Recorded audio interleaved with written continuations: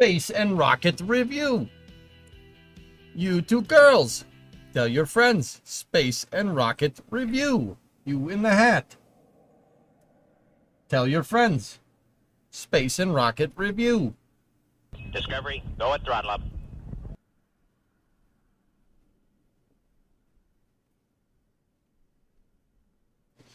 What's going on, everybody? How you doing? Warlock with the 28-month resub. Thank you. Okay.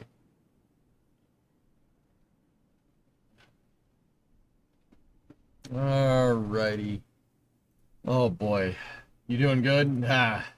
No. I mean, no, if we're being honest. Yeah, I didn't do an early hour stream, or I didn't do the 12 to 4 stream today. I wanted to do Hearts, guys, but yeah, just had some real life stuff to do. Had some real life stuff to do. My schedule is completely borked today. Like, completely screwed.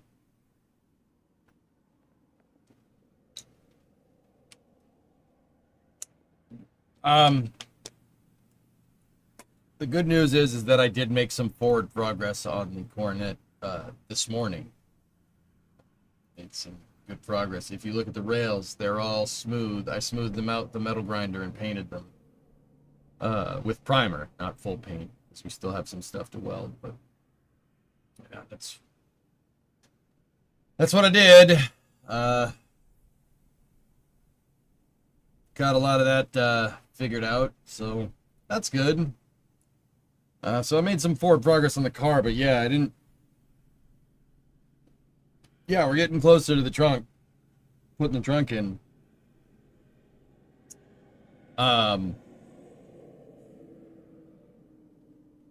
Yeah, dude, I've had such a strange day. I was working in the garage, and then something came to my attention that needed my immediate attention, and that ended up taking a couple hours. No, I don't want to talk about it. No, I don't want to talk about it. So, yeah, here we are, starting up at 4 with space news. Yeah, I wanted to do Hearts today, but we don't have. Yeah, everything's fine. Everybody's okay, Fluffy. Everything's good. It's just PJ had to get a little sassy on the phone with some people. Don't worry about it. Don't worry about it. Starlink broke. Yeah. Remo's just fine, Flykin. Yeah. Everything's a-okay. And I do have a good amount of space news here, and I wanted to show you guys a YouTube channel that's up and coming. That's done by one of my buddies that works at NSF, but we'll get into that in a little bit. There's been some interesting things going on with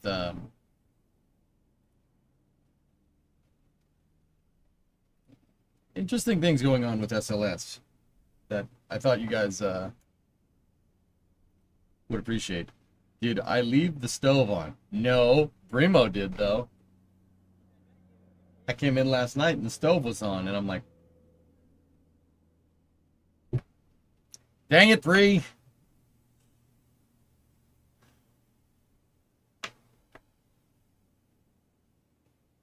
Now listen, Melon Farmer, I just want to get my melons picked. Yep. No, not the neighbor. No. Yeah, it's totally something different, something that I don't want to talk about. But yeah, it was one of those things where I was like, I got a call, and I'm like, oh, that's what's going on. All right, we got to fix this. So I had to make a couple of phone calls about things to some people. It's all.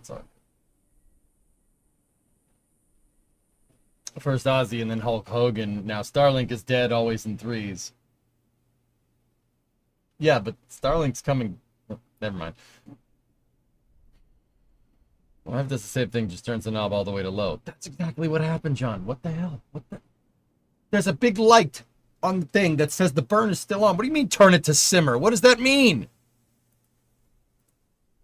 I blew up the building. Why? Because you made a phone call.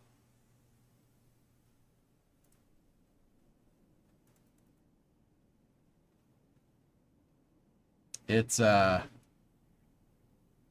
Yeah. Enemy of the State's good. Yeah, Malcolm died, Ozzy, Hulk Hogan. Yeah, it's not,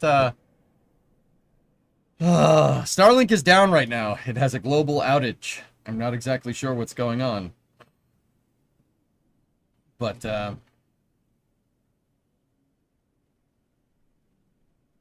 yeah, there's a lot of stuff going on. Hey, you guys want to see something funny? Let's start Space News with this. We need a good laugh.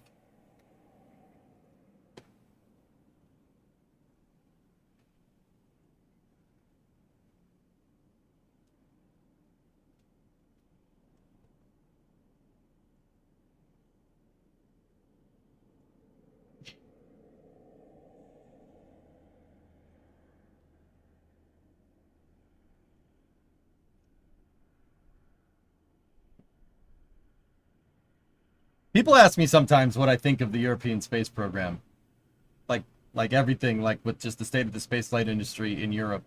And I don't have high praise very often.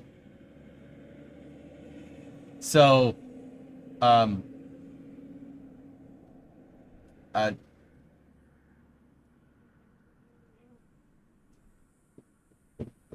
that's I don't have high praise very often for a good reason.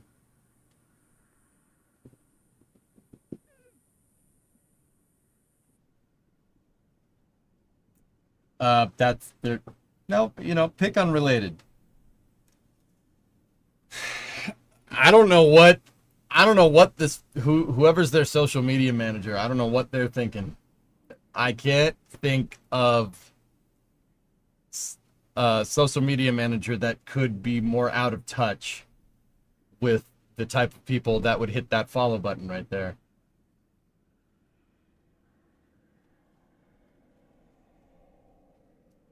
William, I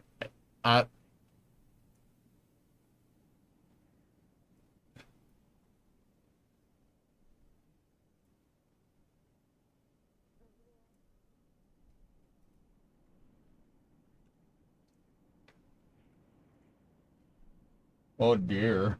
Oh, oh dear. I'm German. I will contact the DLR and complain. Please, please do. It...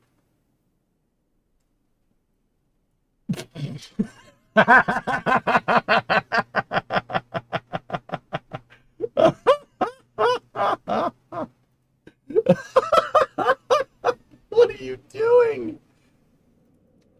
What are you doing? What is this, Phil? What is this?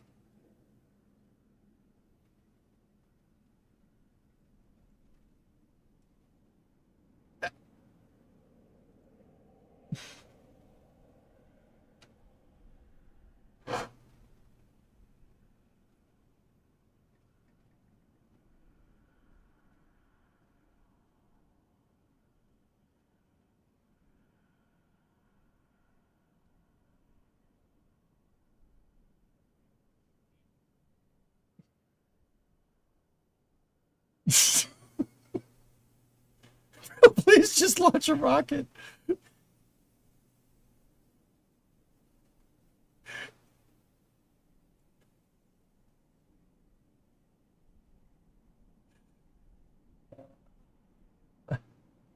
Because that's the association you want as a launch provider, right? Yeah, a missile.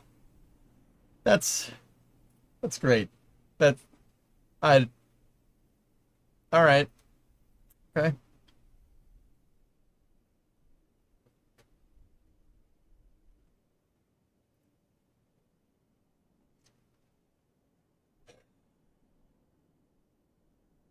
It's accurate though, since Mario Kart World never goes to orbit either.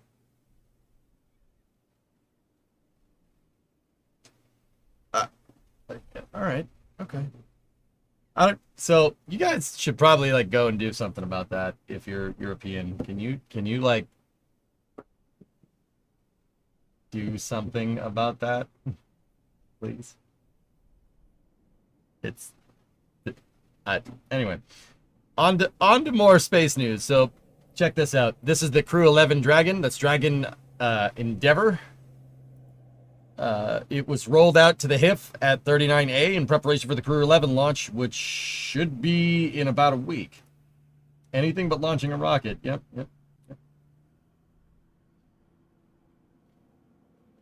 Did you see the Mini 747 left Oshkosh a few hours ago? Yeah, the SP left and a C-17 replaced it.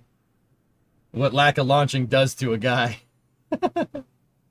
Maybe that's why Stefan Israel left. Yeah. Yep, that's the Crew 11 Dragon. That's going to be launching at the end of the month, I believe. But yeah, Dragon Endeavor looking real good. Roll into the HIF there. This is the HIF at 39A. And they're going to integrate it to the rocket in here. It has this breakover device here so they can turn the thing horizontally so they can pick Dragon up and attach it.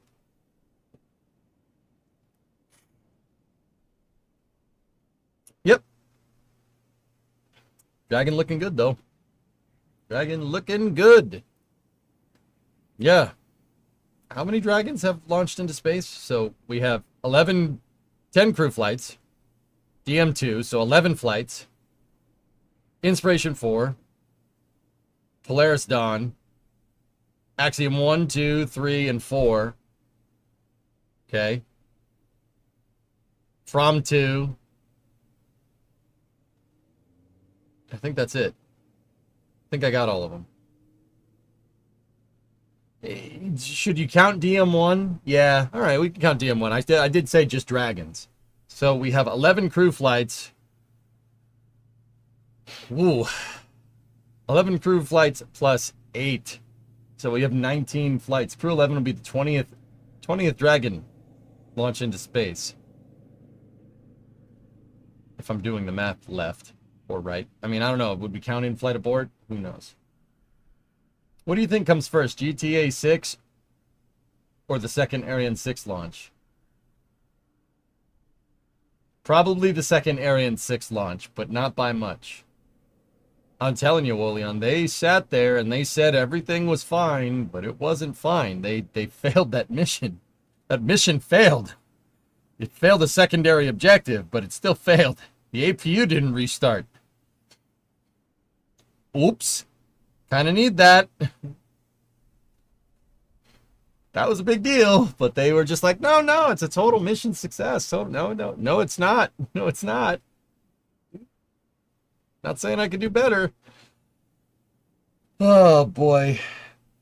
Any coincidence between the Starlink outage and some Tesla superchargers being temporarily closed today? Don't know.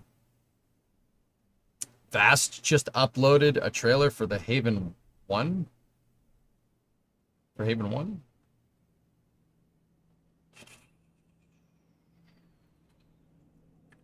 Vast?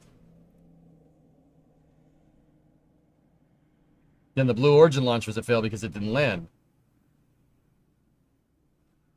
I've said many times, Aqualux, they named the stage, so you're saying there's a chance. They fully intended on getting that first stage back.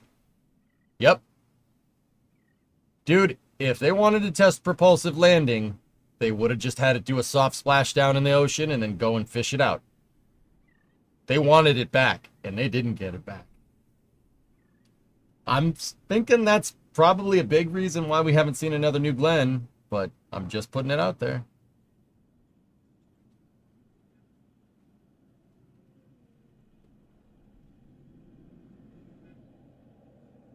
The NSF facility tour was sick. It was pretty cool. It was pretty damn cool. Okay. What else do we got here?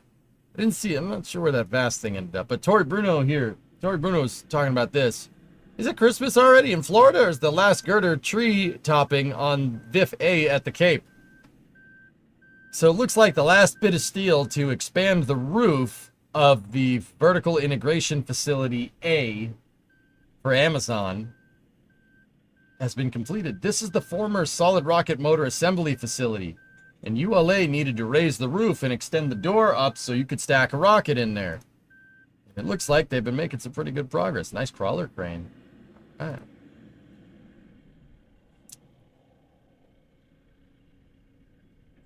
I think the local 808 iron workers are the ones that put that beam in there, and there's a Christmas tree attached to it. Screw APUs. The best part is no part. Hello. Brandon, I have that teed up. Don't you worry. Don't you worry.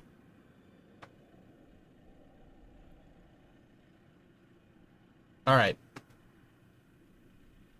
So, that's cool. That is going to be one of 2 vertical integration facilities for Vulcan. The other one is the one that's down, it's that way. It's down the street that way at Pad 41. ULA has started, now has 2, or is on the way on having 2 of these things, so they can either A, do Atlas and Vulcan operations at the same time, or B, do Vulcan and Vulcan operations. Once again, there's the VIF A and there's VIF G. VIF G is the one that's down there that's existed for some time. VIF G is for government payloads, and that one is for Amazon and commercial payloads, which is pretty cool.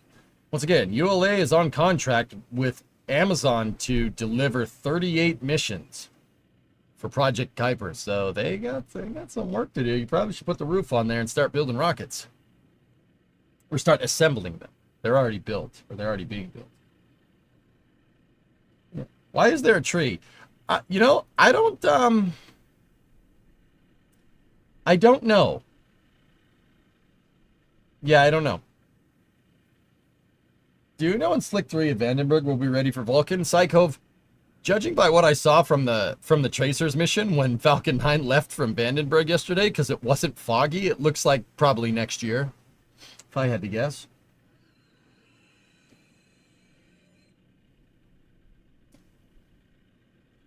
Christmas in July on the 25th. Yeah, there you go. So, good stuff.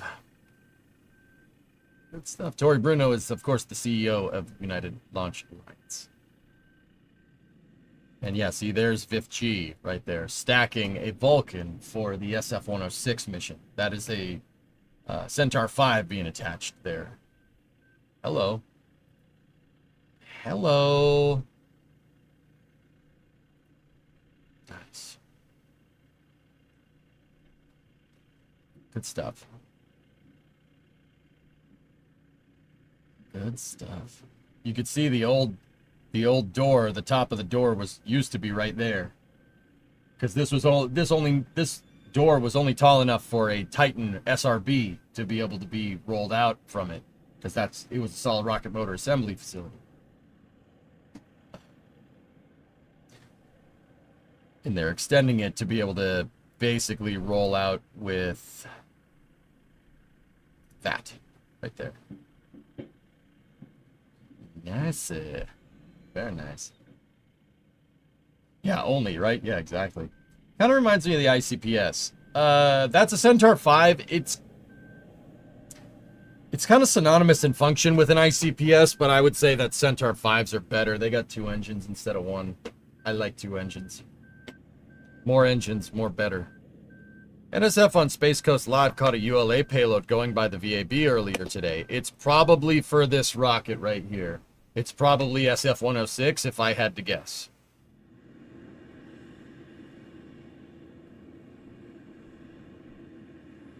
So,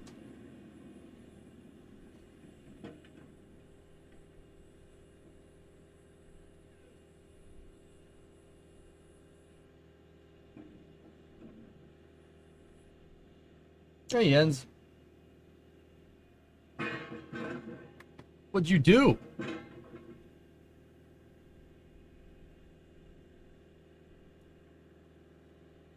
You're still doing MSC for after hours tonight. And I think I'm just doing space news today. I am so screwed today. You ever have one of those days where you got to go to the doctor's office or something, or you got to go to the dentist and it screws your entire schedule and you're just like for the rest of the day? That's kind of what's going on.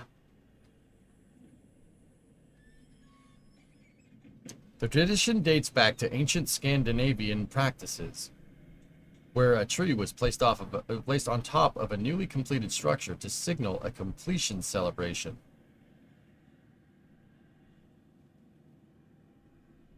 Do I know when the space plane is going to be launched on the top of that thing? No. X-37 missions aren't exactly advertised, dude. Will you do hearts tomorrow? Probably not. We don't have enough time.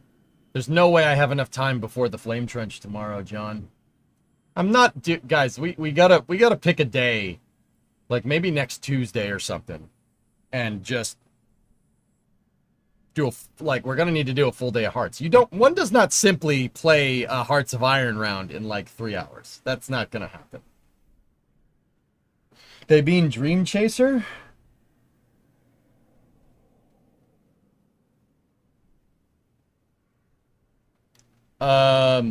Yeah, it's not like they actually advertise. Last I heard, Sierra made this whole big fuss about Dream Chaser getting moved to the Cape and getting ready inserted for flight, and then they went silent about it and haven't posted anything in months.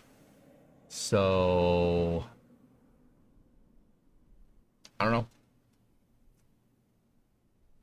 That's like saying we got an hour. Let's play Risk. Yes. We covered that. Aqualex, yeah. So, how many Atlas rockets are left that we know of? 15. 15. 9 for Project... No. 8 for Project Kuiper. And, oh, no, 14. 8 for Project Kuiper, 6 for Starliner missions.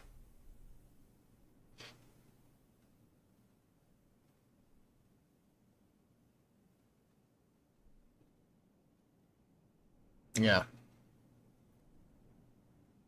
Been more quiet than blue. Yeah, that tells me that something went wrong. They saw something and they're like, uh-oh.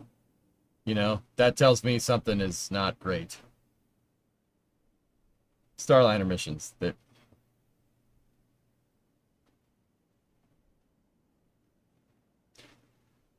I'd like to remind everybody that at the start of this space news, we showed the Dragon moving to the 39A horizontal integration facility for the 11th crew flight. Xerax, just bringing it up. No reason. No reason. It's fine. No particular reason.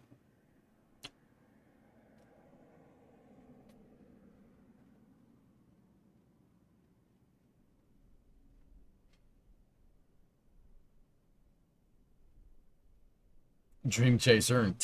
That's right. That's right. All right. So let's see. What else do we got here? Let's take a look. Blue Ring. The first Blue Ring mission will carry Scout.Space next generation space domain awareness owl sensors. Oh, cool. A little bit about the manifest for Blue Ring, which is basically a satellite that you can attach stuff to. You can attach like sensor suites to it and stuff. That Blue is offering as kind of a bespoke service here for launching stuff. Kind of similar to SpaceX's transporter missions, except they're providing the power and propulsion and you just provide the experiment and you just attach it to it, which is pretty cool. A Blue Ring prototype flew on the first Newglen's flight, which is pretty sweet. Remember at the beginning they tried doing that space race thing to get the American flag on the ISS? Yeah, that went well. Yeah, it did something. Oh, Stratego. I used to play Stratego with my dad all the time. Is it a space tug? Kind of. I wouldn't say it's a tugboat. It's more like a space fishing ship. Only it doesn't come back.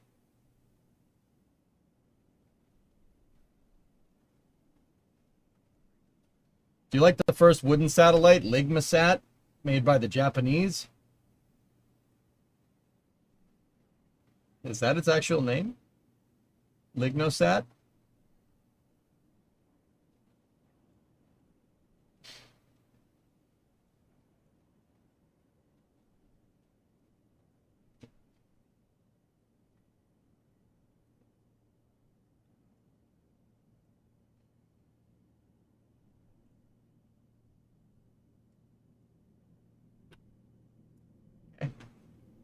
Okay. Okay. Here's a comment from Dave Limp on Blue Ring. Looking forward to flying Scout Space's next generation SDA sensor on board Blue Ring.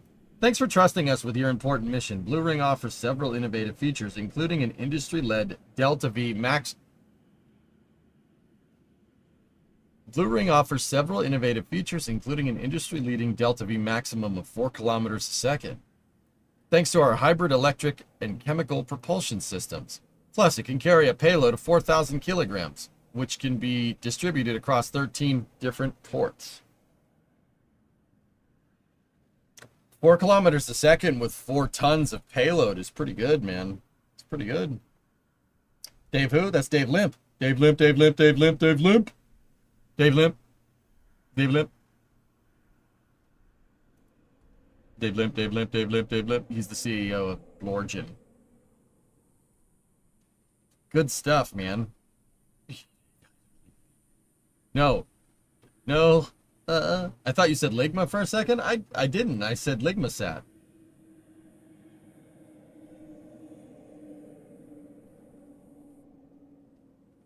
And then? That'll get you to the moon.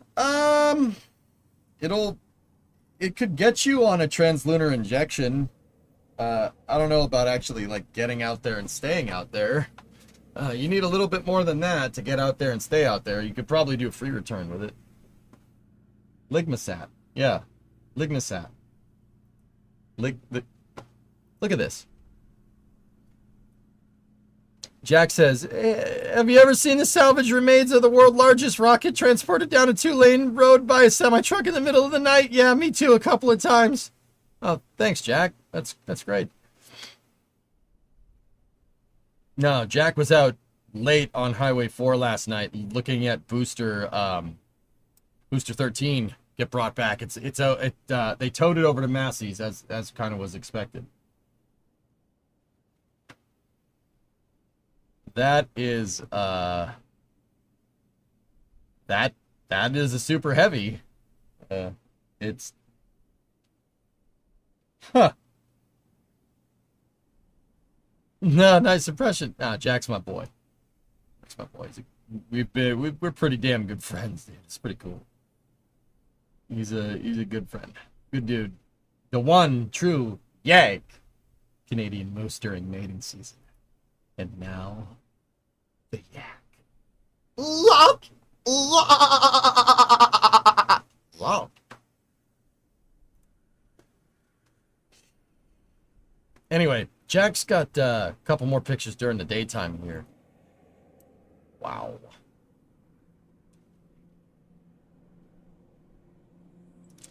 Let's take some pictures here. Let's see. Huh. Oh.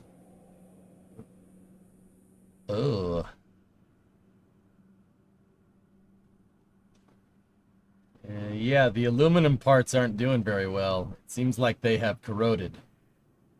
It seems like they might have been a little corroded. Yeah, it's the internet. It's a series of tubes. You know, it's like a big truck.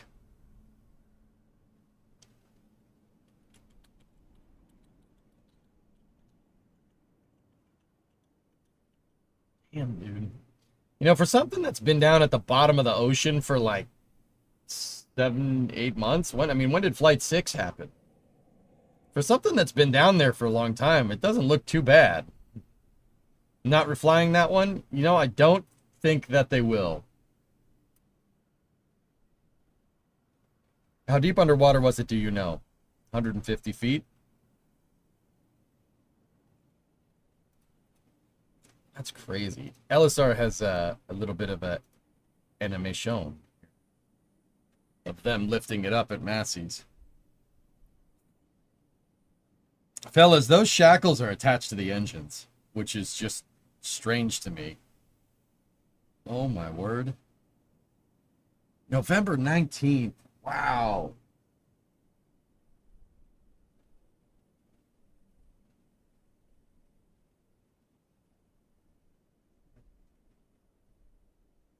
Did that guy just poke it with the telehandler? uh, uh, uh, uh.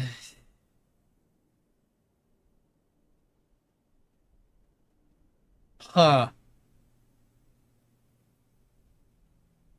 Wow. I got a question. Why is the inner thrust puck only attached to the inner 13 engines, and why does the outer 20 not need a thrust puck?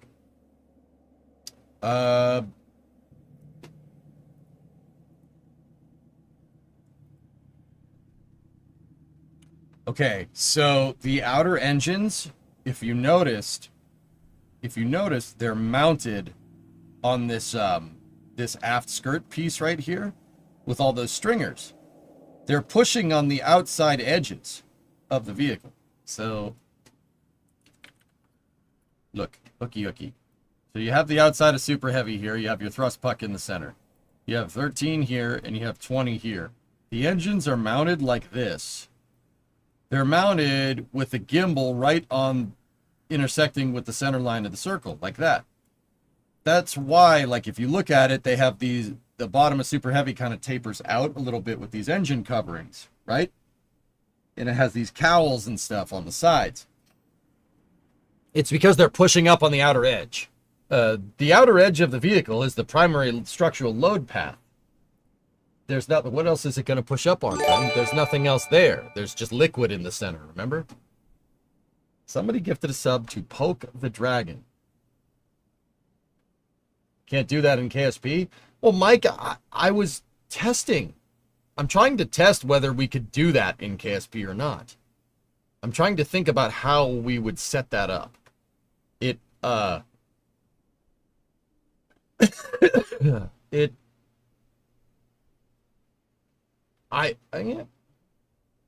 We could do it. Maybe. Hey, Vert, what's going on? Yeah, that's interesting. Thanks for the answer. Yeah, exactly. Yeah, no problem. The inner thrust puck is mounted to the aft bulkhead, to the aft dome on the LOX tank, right? And what that thrust puck is designed to do is designed to transfer load out through the bottom dome of the vehicle to the outer edge. That's why if you look at the aft dome, look at how reinforced it is. Because that aft dome has to take the load of 13 Raptors. Especially during landing. You imagine 20 of these things are just dead weight. Well, mass. Think about all that. They're dealing with it. It's kind of the similar stuff that we're dealing with our rocket in KSP. It's a similar idea. I'm trying to mimic these load paths. I think it can be done, but I think we can make the booster stronger. I kind of want to redesign the first stage based off of what I've seen. But, you know, we'll see. We'll see how that goes.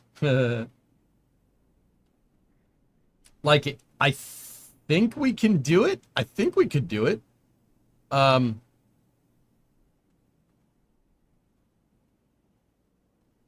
you think with the bigger downcomer, it will fix potentially giving the need for... Well, that inner downcomer is this diameter, if I'm understanding how this all kind of goes together correctly. That will make Super Heavy way stronger. It'll make it way stronger. And judging by the amount of stringers and the amount of ribbing that we saw on that tube that SpaceX posted, the big tube.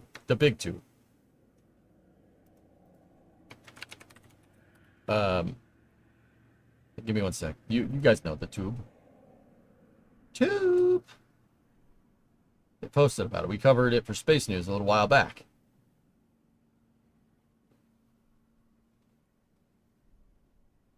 I'm trying to find it. Give me one second. Here it is. So, Graham, look at how strong that is. Look at how reinforced it is. Look at how much ribbing that thing has on it. Now, you know, we can't see the inside of this, but if you look at all the dots. There's internal stringers here. So it's something along the lines of those things. See those right there? This one. So see this internal baffling stuff right here? See those? That's what's on the inside of that damn tube, right? That's what's on the inside of it. So they might be working on distributing the load through some of the transfer tube.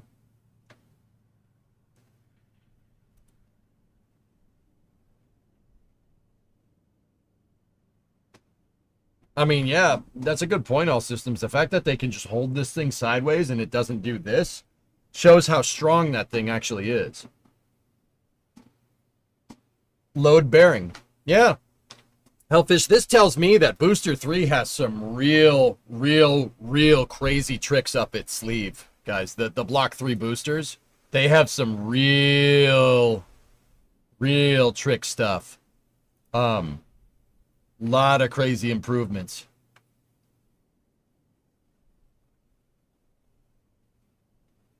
You know what the crick you can do with a stainless steel tube?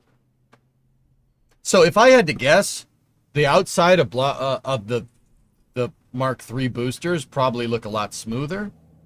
It seems like SpaceX is trying to take as much of that ribbing, the stringers that are on the outsides of the vehicle, and trying to put it inside of the vehicle so they could not only use the stringers for structure, but use them for tank baffling too. That's a guess. Big guess. Don't know. Like, this thing is entirely structural. There's no way this thing isn't going to carry some of the load. Tank baffling, yes, to make sure that the propellants don't slosh around during ascent. You have to worry about that because you don't want... You have a pickup at the bottom of the rocket, right? And I drank all the bottles of water. You have a pickup at the bottom, right? And if the rocket's like turning for, say, a flip and burn to boost back, right? Your propellants are all sloshing around. And if for 1 second, for even a fraction of a second, the pickup gets exposed and ingests all of it basically will blow up. The whole engine will explode. We basically saw that with Booster 14 when it did that emergency landing thing. SpaceX really tried to come in at a steep angle and they sloshed the propellants too much, and during startup it did not like it. It immediately popped. Now, I don't know if ullage ingestion was the cause of Booster 14's RUD, but it definitely looked like it. You don't know for sure, but will it go right to its thighs? It'll go right to its transfer tube. It'll go right to the transfer tube, and then it'll blow up. Anyway, good stuff. Good stuff. Yeah. That's crazy, dude. See all this outside stuff? I'm wondering if SpaceX is getting rid of this. You might not need this reinforcement here, if you're carrying the load through the transfer tube. I learned a lot from Block 1 and 2, and I think this will definitely work. It's not the worst idea, dude. Hey, Dan. He's excited for Flight 10. Yeah, man. Yeah, the guy poked it with the telehandler. It's like, boop.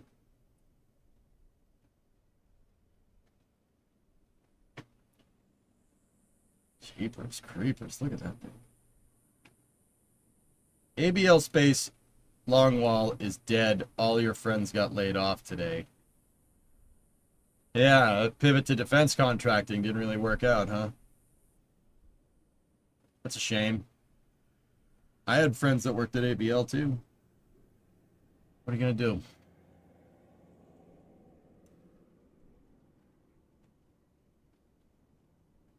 Yeah, Elvis, I get it. I get it. Nova gifted a sub to Mr. Space. You gifted a sub to the Baron? I have a delivery for a Baron. Sucks about ABL. Um, yeah. Yeah, it's unfortunate. Um,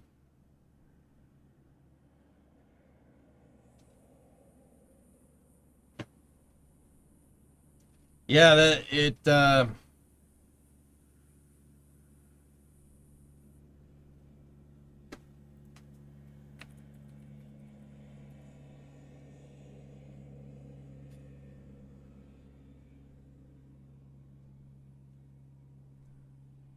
yeah, that's just a shame.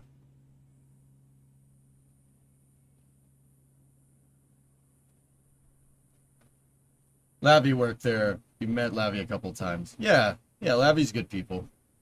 Lavi helped me with my streaming setup when Ernock and I were doing the Excellent Adventure. Lavi helped us fix the streaming setup in an In-N-Out parking lot in Pasadena. Long story short, that was fun. But yeah, hey, it's such is life. Sucks, man.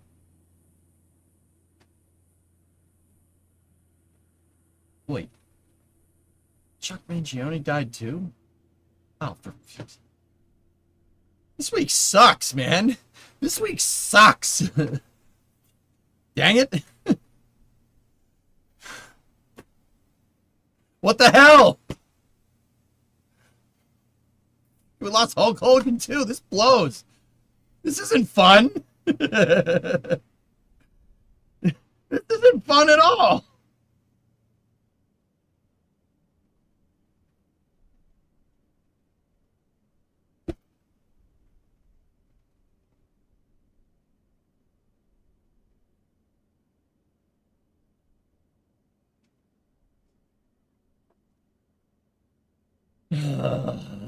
Bulk Brogan. Kyron, you're trying your best not to add to this month's tally. Please, please don't. Like, how about this year's tally? Can we not do that, please, bud?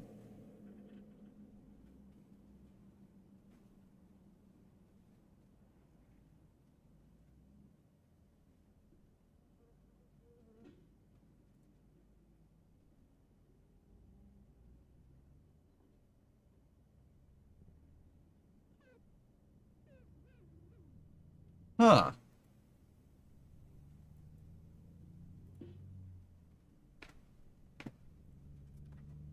Wait a minute. Wait a minute. Wait a minute. Wait a minute. Wait a minute. What the hell? You Theo died from the Cosby Show. Malcolm and Eddie died too. I don't want to. Whatever. Whatever. Look at that. Look at that. You guys know who that is, right?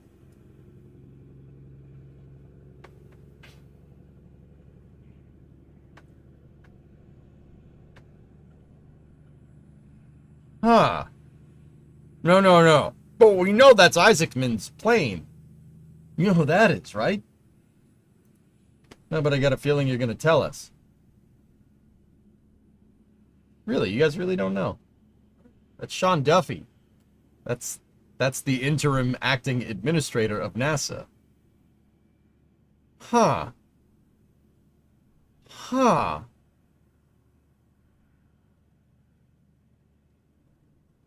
Huh.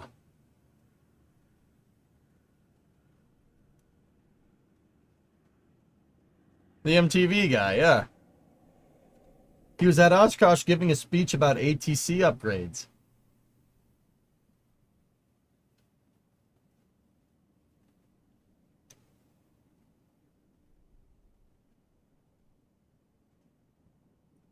Curious.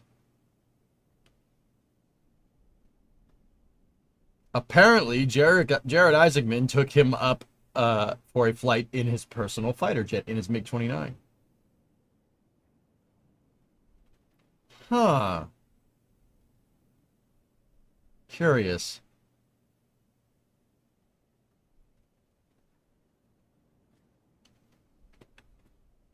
Strange tweet.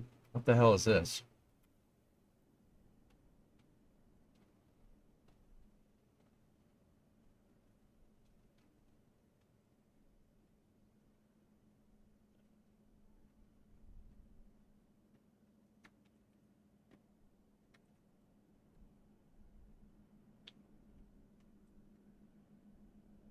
Forgive me, guys.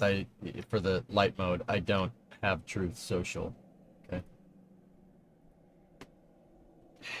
Everyone is saying that I will destroy Elon's companies by taking away some, if not all, of the large-scale subsidies Okay, wrong. He receives from the U.S. government. This is not so. I want Elon in all businesses. Everybody is saying that I will destroy Elon's company, take the say of some, if not all. No. You got that the wrong way around. You got that the wrong way around, champ. You get rid of all SpaceX's contracts. You get shafted, not him. You got it the wrong way around. Think about it. I'm a police officer. Your life will be over. No, mate. You got it the wrong way around. I'll kill you. Your life's over. And they're not subsidies. They're contractual services. So, nope. Wrong on 2 counts.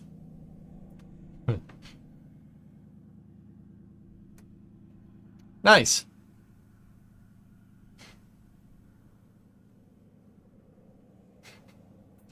Nope. Nope. Try again. Nope.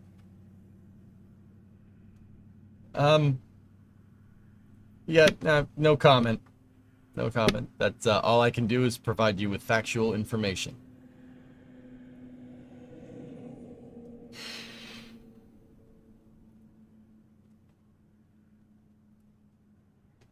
You know what I mean? Just factual information.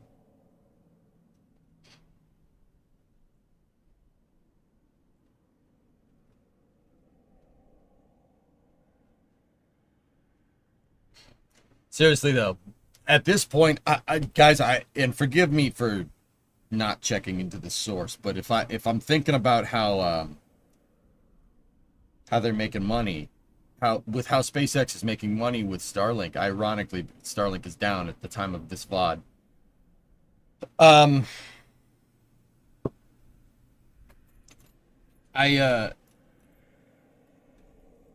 Dude, they could pull every contract. They could, like, if you pulled all SpaceX's NASA contracts, it accounts for like less than 10% of SpaceX's revenue at this point.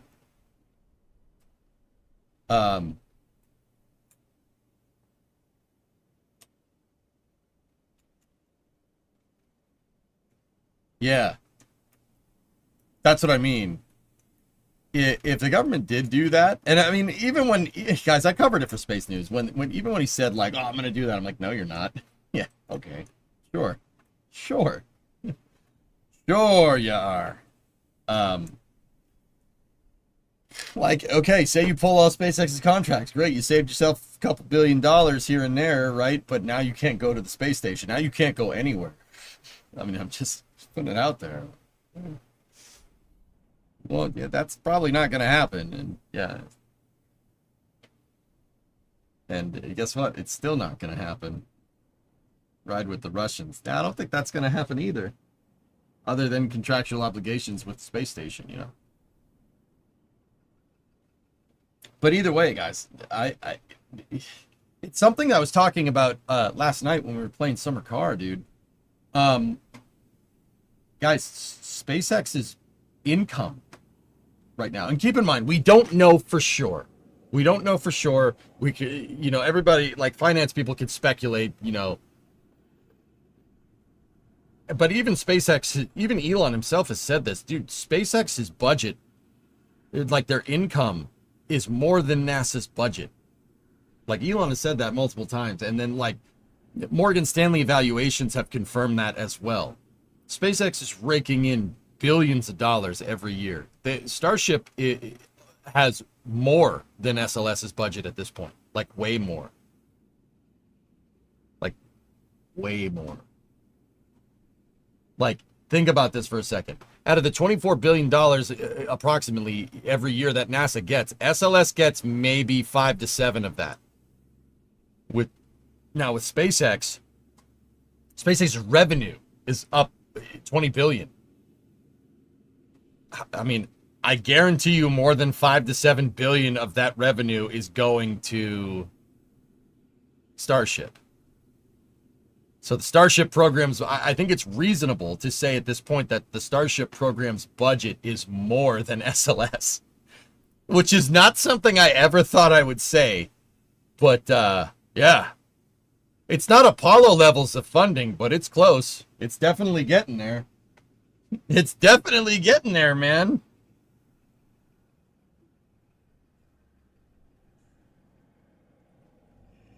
Like, that's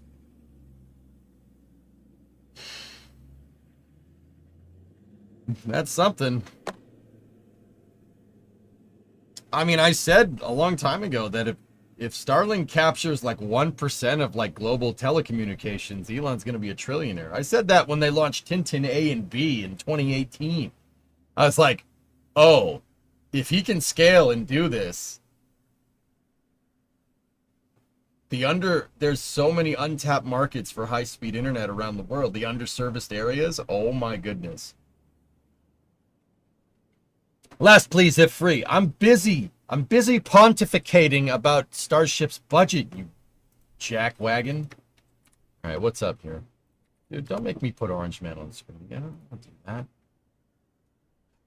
News. After Trump officials launched a review of SpaceX government contracts, they determined they couldn't eliminate most of the contracts because they are critical to the Pentagon and NASA.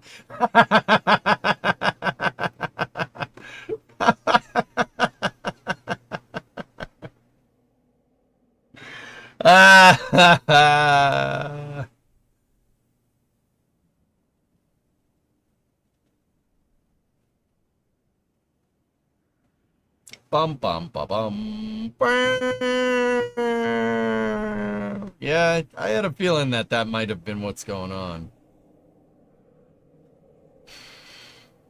Like, it's kind of crazy, man.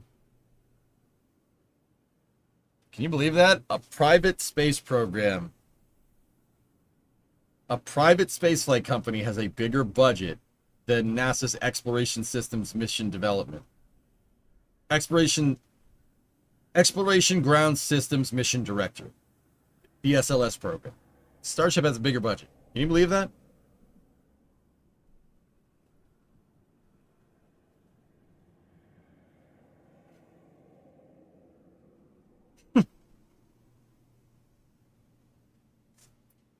I don't think. I mean, I kind of knew this, right? Like, I saw Elon tweet it. Like, now I'm like actually thinking about that for a second, man. Like, you know, everybody says, because for the longest time, dudes, everybody was saying like, and by everybody, this is just something that you'd see get pushed around on the internet all the time. You know, oh, can you imagine what SpaceX could do with that money? Could you imagine what SpaceX could do if they just took SLS and gave it to some dude? They don't have to. They're just doing that. That's nuts, man.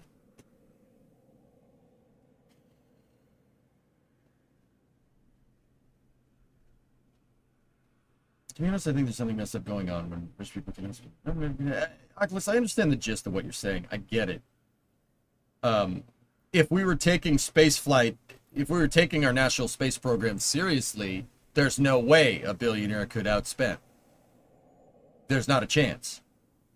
If we were taking our national space program seriously, I get what you're trying to say, but I think that's the bone to pick, that just spaceflight is not a national priority, and that's a problem. I've been saying that's a problem for a decade, and I think that's something we can agree on, yes? Goalie had a thought. Okay. Funny you should say that, right? It's weird.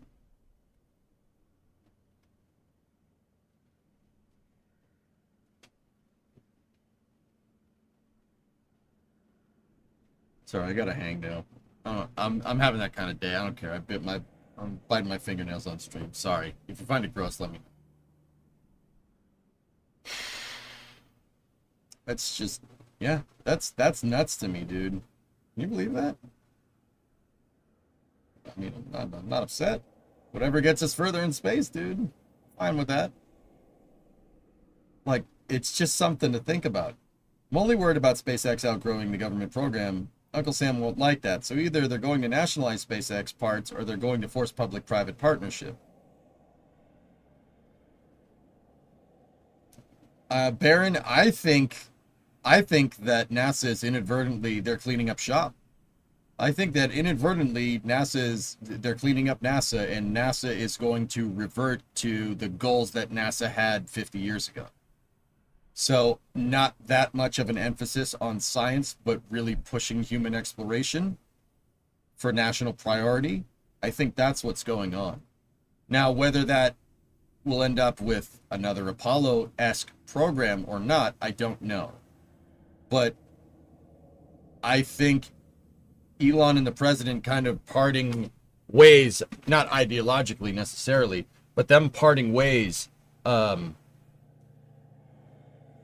I think that set up an interesting precedent. I think, if you really want my personal opinion, I think that the incumbent administration now thinks they're in a space race with SpaceX and China, if you really want my honest opinion. That's what happens when an unstoppable force hits an immovable object. I think inadvertently NASA will end up with more funding. And I think the SLS program will get expanded, if you really want my honest opinion. I don't think they'll try to nationalize SpaceX. I really don't. I doubt it. Okay. See Joe Barnard's tweet that fits right in. Yeah. Yeah, I saw the one with, yeah. Yeah, here. This is what Joe is saying. I agree. Joe's saying crude exploration of space is such an important endeavor, and I wish it wasn't tied to so much political and social nonsense. I want to talk about this stuff without people assuming I fully support or am fully against some affiliated organization or movement. Everyone needs to touch grass. And then Jack posted a picture of himself touching grass, and then I replied to that. And said, that grass is dead, dude.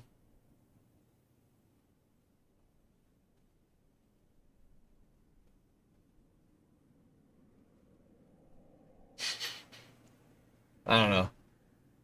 I was trying to lighten the mood. In retrospect, that probably wasn't funny, but hey, whatever. It's fine. I see some green. All right. Yeah, Joe B is cool. I'm good friends with him. Rarest, like, being good friends with another content creator means that, you know, if we're at the same program together, we're probably hanging out. But the thing about every content creator, you know, me, Das, Joe Barnard, Matt Lown, Scott Manley, we don't really get that many opportunities to hang out with each other, which kind of sucks because we're all kind of scattered to the wind. But yeah, Joe and I'd like to think that Joe and I are pretty good buddies. Like, Joe, if you're out there, dude, I love your work.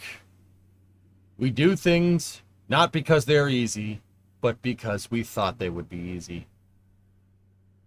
I can relate. Very much, actually. Like, very much so. Discovery, go at throttle up. The Space Pope, Tier 1 9-month resub. Hi, what is this? This is the Space and Rocket Review. Haraki. This is where we talk about what's going on in the space program. Particularly, we're talking about where SpaceX's budget, space exploration technology. So Elon's spaceflight company, their budget for funding their program has surpassed NASA's human. So NASA has a division called Human Exploration Operations Mission Directorate, or it's called Exploration Systems Development Mission Directorate. That's basically NASA's human spaceflight program, like the Moon program, so the Artemis program. It's not called the Artemis program, like on paper, but SpaceX's budget for their rockets for exploring the solar system have surpassed NASA's. And it's kind of just a very interesting place to be in.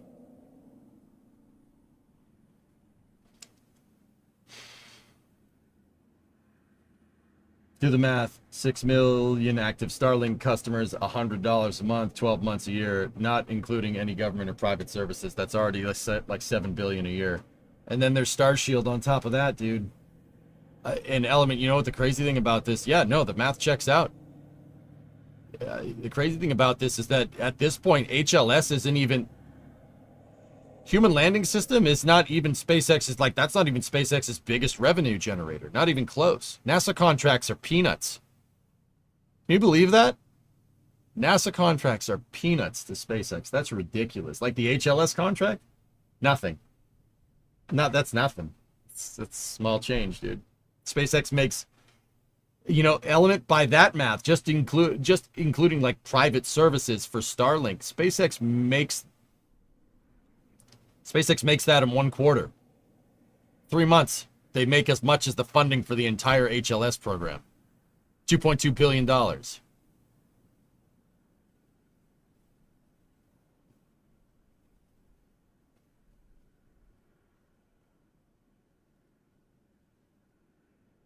That's crazy. That's crazy, dude. Don't forget all the services like cruise liners and airliners, dude.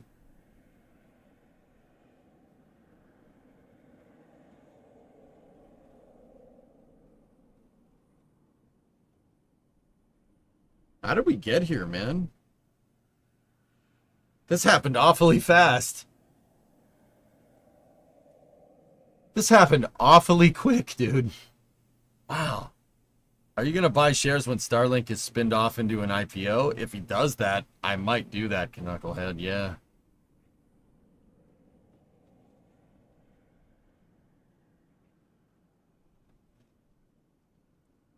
Blake, what's up?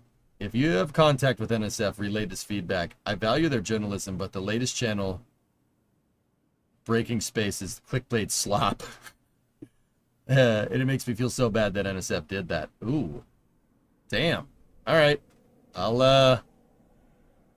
Your feedback is appreciated, man. Is it? Oh, jeez.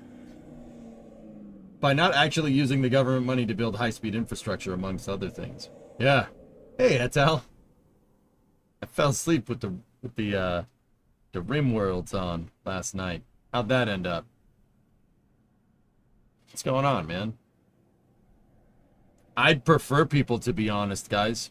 I don't take criticism to heart. Criticism of the stream, criticism of NSF. Now, there's only so much I can do with NSF. I'm just a contributor there. Well, I am doing Flame Trench tomorrow, by the way.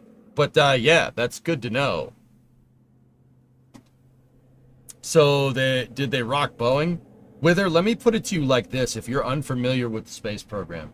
I started Space News today with news that a Dragon 2 spacecraft is being moved to Complex 39, a Falcon 9 launch site. It's being moved to Complex 39 for NASA's Crew 11 mission. So the 11th crewed flight on a Dragon capsule for NASA going to the space station is launching in about a week. Okay? SpaceX and Boeing got the Commercial Crew contract at the same time in 2014, and Boeing got double the money that SpaceX did. And Boeing has launched people to the ISS, but not back. They had to be brought back on a Dragon capsule. SpaceX has successfully moved 9 crews to and from, well, 10 including DM2. 9 crews, or 10 crews to and from the space station, not including, that's just NASA missions. Not including commercial missions. If it's commercial missions, add another 4. All right, so between commercial and NASA, 14 crews have gone to the ISS on a Dragon capsule, with not including the crew 10 that is up there right now, and the next crew that's going to fly. Starliner has moved 1 crew up there, and it was just 2 people. And that's it. Both of them were contracted through the Commercial Crew program round 1 funding. Were basically contracted for about 6 flights, give or take. So, they were both 6 Starliner missions and 6 Dragon missions, operational. SpaceX has not only completed those 6 Dragon missions, they have gone on for another round of 6 to Crew 12. So a contract extension. Starliner has not launched 1 operational crew to the ISS. The crew that went up there was a test flight. So did they rock Boeing? I mean, I could sit here and tell you that spaceflight is difficult, and it is. And I think one could make the argument that Boeing has no experience making spacecraft, human-rated spacecraft. Boeing traditionally has made core stages. They've made rockets, not the spaceship. That's different. So I don't blame them for being a little bit behind, but at this point, it's just kind of sad. Like, at this point, it's just like, okay. Both got 6 missions. Why did Boeing get more money? Because that's what they put in for the bid, and somebody at NASA was like, ah, okay.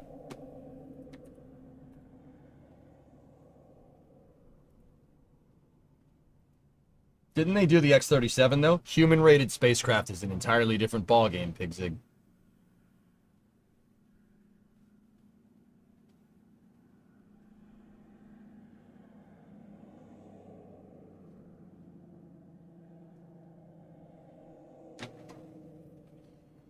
So, okay, fellas. Just...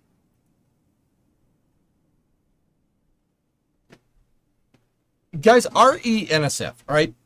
Safe space. Completely safe space. If you have criticism of NSF, that's fine. If we're going to do this, let's do this. So, if you guys don't like something like breaking space, let me ask, what do you want to see from NSF? Like, what would you like to see? Because it's very... you know... To be honest, Blake, if you're still over there in the YouTube chat, it's not the first time I've heard that. I've seen people on the internet, on X, not happy with it. What would you guys like to see from NSF? Just out of curiosity. Dragon 1 was SpaceX's first endeavor into spacecraft like capsules, though, so that's why they've gotten 2 iterations of Dragon before. Dragon 4, 1 iteration of Starliner. Well, SpaceX started with non-human rating requirements scrap, and then parried it into human rating, which is why their contract was less. No puns. All right. Flame Trench is your favorite. Look at all the SLS core stage delays. Yeah. Keep doing what they're doing. No need for extra channels. Okay. To be honest, the current coverage of NSF is very extensive, and Breaking Space IMO adds to it quite well. I don't see the clickbait claims of breaking space, to be honest. Okay, sure. Came here from NSF, I love the longer streams. Well, that's something I do.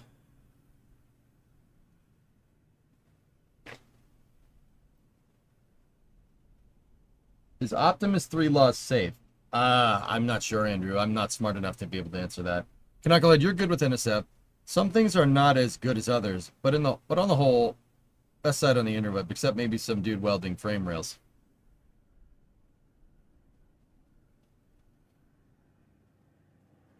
Let's not get ahead of ourselves here, okay? Okay.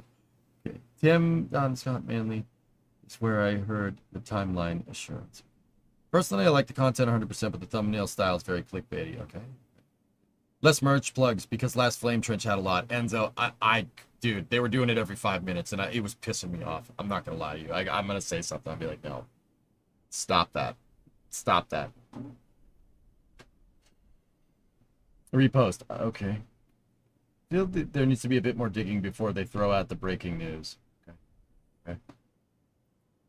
NSF is like a gem of data and info. Talk about something from L2, shuttle history specials. Just don't do breaking episodes with bad editing and video subject can be said in 30 seconds. NSF pulls 15 minutes out of it. Ugh, yucky. The videos they make are just bits of Twiz and posted days earlier. I prefer dedicated videos or something like that. I was only listening earlier, but that guy was right about breaking space. Okay. Not about breaking space specifically, but I wish NSF was more reactive on launch streams. Like some Starship streams, I feel like the commentators suppress their excitement to act professional. That's not the first time I've heard that with her. No, that's a great thing. That's the PBY-4-2. That's so cool. What a rare plane. You think Starship could actually launch in 11 days? No. Jeff, I agree with the merch plugs. There's too many. Okay, not about breaking space. Yeah, Wither, I got you. I love NSF, and they brought me to your channel. New concepts are fine. I'm more annoyed by the ads every 5 minutes on launch streams. It wasn't always like that.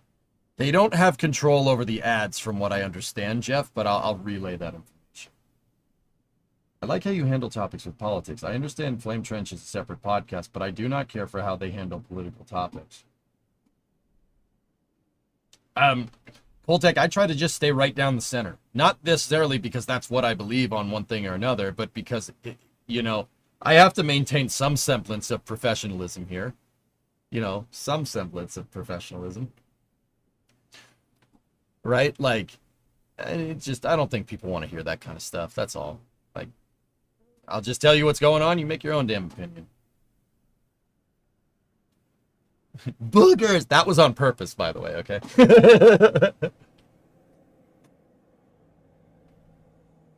MOEJ, lead don't follow. Priority on more and continuously improving journalism that breaks new information and makes something more complicated, more understandable than chasing the algorithm. More, if you build it, they will come mentality rather than chasing the ball. Yeah, Aqualex, I get that. I get that feeling. Yep. You're right. We love space and rockets to escape the reality. Brett, that's always been my modus operandi. I rarely get political. The only time I do is when we're not spending enough money on space. Like, spend more money on space, you douchebags. Like that's it. That's the extent of my axe to grind, dude. I mean, SpaceX is kind of putting their money where their mouth is, to be quite fair, which is why I brought it up, This politic thing is too severe. Really? Huh.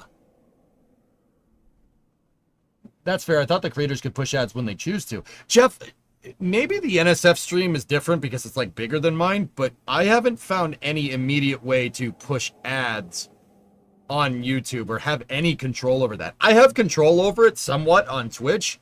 Like, I can tell it to run ads every once in a while, but I'm not entirely sure how YouTube works on that end. If I figure something out, I'll get back to you. It might be out of their control, but also, dude, I grew up with computers and stuff, but I find as I get older, I'm turning into an old man, and I'm like, yeah, I don't know how this works.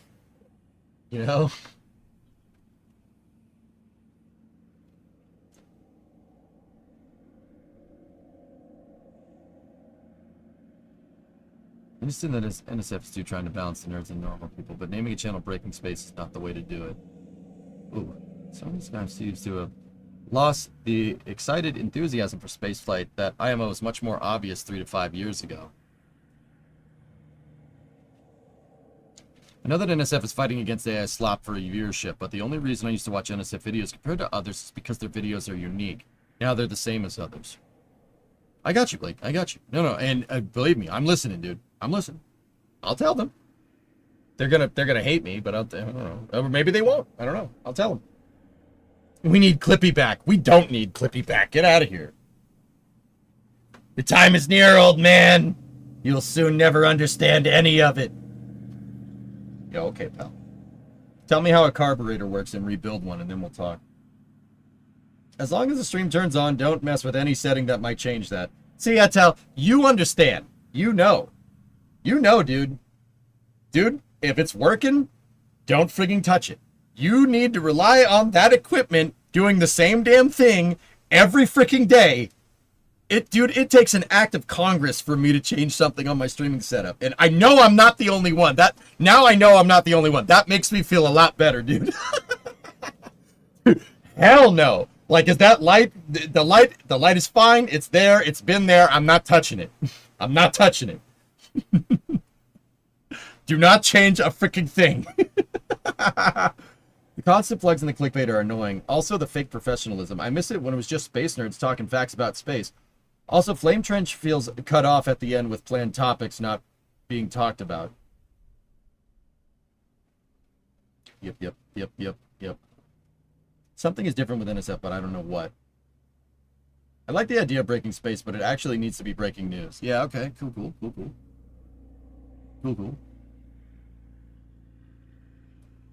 Feels flat, maybe it feels flat. Okay. Alright. I honestly wish NSF would stream on float plane. Huh. Okay.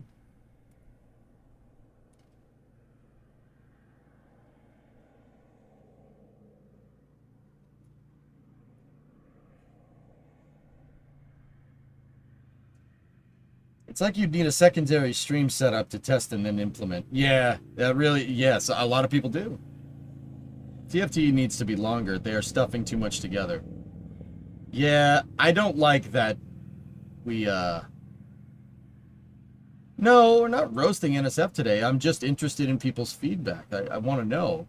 Because I'll tell them, like, what are they going to do? Tell me you're a dick? I'm Rick James. He's Charlie Murphy, all right? It's fine. Don't worry about it. I tend to not watch NSF anymore in the show. I just get something else on there. Damn, Joey. All right, cool.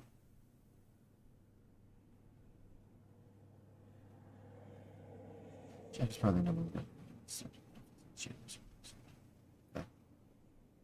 I haven't watched the last 4 flame trenches, and to be honest, I don't miss it. Okay, one man. Yeah.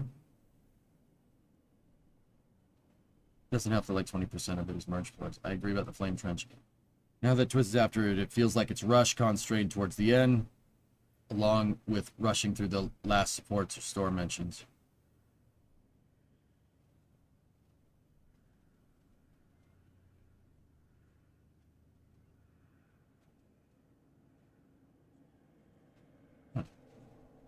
Okay, cool. Yeah, no, fellas. Like, I'm not safe space. Say whatever you want. I'm taking it in. Agreed. Add an hour to Flame Trench. Eliminate the post-stream session with members. Yep. Hey, Blitz. What's going on, buddy? How are you? Could they not just release Twists on Saturday instead? I don't know. I could ask, Spoil. I'll tell you what they say. Found the combination of your coverage and that of NSF very good and enjoyable. Thanks, sir. Right on. NSF introduced me to y'all. I enjoyed both, so thank you.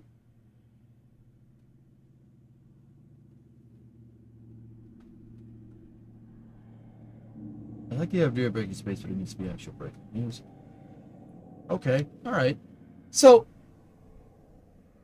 it seems like a lot of this stuff here, one more start Flame Trench on time. Sometimes that's my fault, David. I will take ownership of that one. Sometimes that's completely my fault. Hey, Muffin. 72 months. What's up, dude?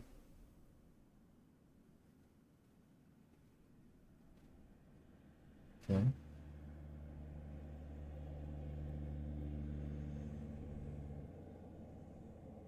Yeah, all systems. All right, I got you. Elon rebooted Twitter. When actual news networks started using NSF clips, I saw a corporate shift. Interesting. The BO105 is back on the EAA stream? Yeah, all right. I've had that EJ fills the gap that was caused with the loss of Chris G with the random historical space facts. Dude, I had some big shoes to fill with Chris and Thomas. Like, there's some big freaking shoes to fill, dude. I always try to bring my A game when I'm on there. I always try. I try. Sometimes it's hard to get, to kind of get it going, You blame SpaceX. I want to see more documentary videos, not only about rockets, but about astronomy, ground systems, and people on the ground. So, okay, Derek, let me ask you, dude, and this is kind of a blanket question for everybody here. Okay, so you guys understand, like, if, say NSF was going to do, like a documentary on Starbase, or a documentary on Firefly, or a documentary on ESAR, or something like that.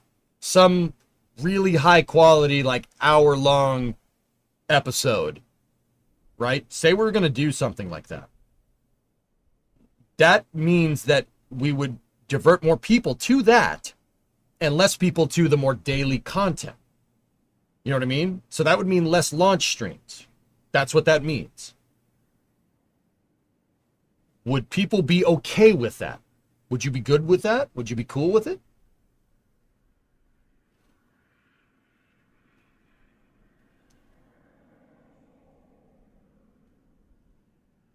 I'm not industry, but limiting on a certain topic a set amount of time. Yeah, Element, I don't like the time slots either.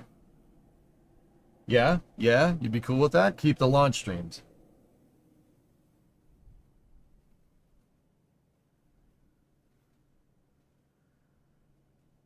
You can also blame SpaceX for launching so frequently. Must keep launch streams. Okay, okay. Some people would, but the general public wouldn't, I fear. Yep. It'd be cool if NSF could do something more with the memberships. I mean, they have the red team. Aren't the options. Okay, Scott. Yeah, I got you. Quality over quantity. Yeah.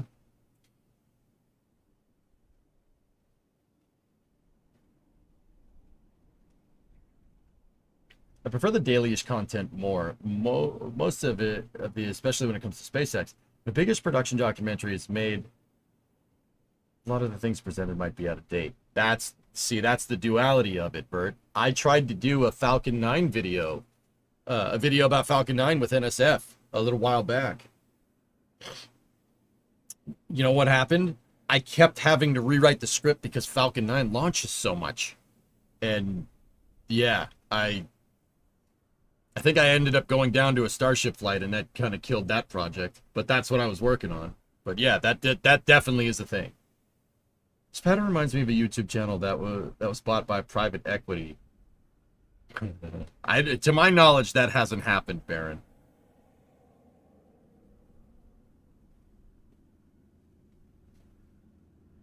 SpaceX is the exception. Any other documentary should not be outdated.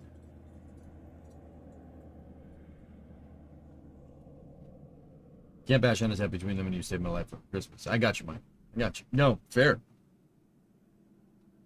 You wish Twist was on Saturday or later into the night to allow Flame Trench not to have to rush through topics. Okay. Tim has talked about how hard it is to make long-term space documentaries successful. It's tough, guys. It's tough because we all want to do that awesome 2.5-hour production on a spaceflight company. We all want to do that. Dude, that takes years to get that, well, months to get that right. And you can't, this is the problem with content creation. You can't not post anything for a couple of months. That is career suicide. It's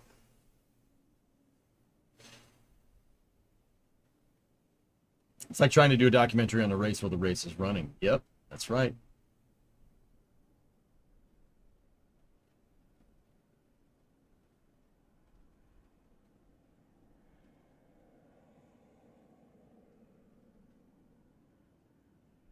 Interesting.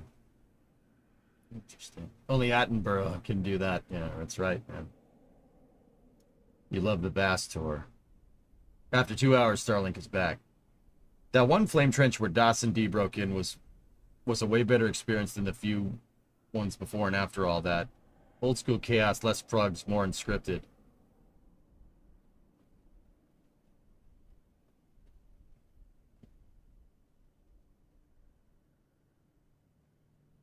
Orange, yes and no. NSF makes a good deal of money, but the streams require the streams eat up, like, Starbase Live, Space Coast Live, McGregor Live. Those eat up a good deal of the revenue made. The data connections for those are absurd.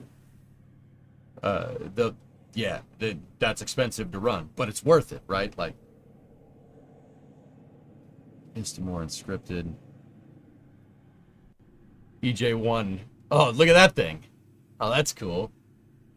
I gotta do some virtual field trips or something like that. VFTs could be a good thing to do. Yeah, absolutely. Really, really like the interviews that NSF does, but they kind of get lost in the algorithm. Got lucky with the Vast visit. Only just saw the Stoke interview the other day. Okay. Yeah, keeping those streams going 24/7, 365 is expensive. As far as I can tell, Vance, and I don't have the books. I don't see the books for NSF. I'm not that cool. As far as I can tell, that's where a good amount of cash goes. What about short tutorial videos, about 10 to 15 minutes? Like, for example, different types of orbits and how to achieve them. I could be the VFT guy for NSF. I would love to do that. It's not a bad idea, dude. Yeah, Derek, we could. Yeah, we could,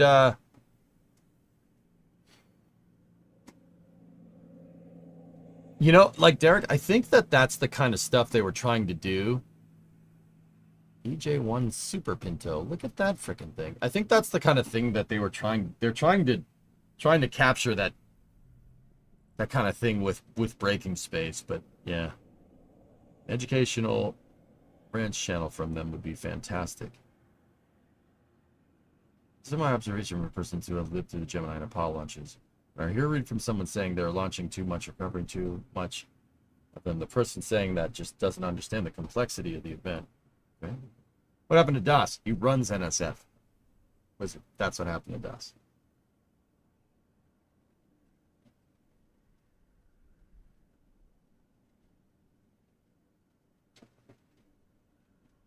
I feel like some of the guys need to find their enthusiasm again.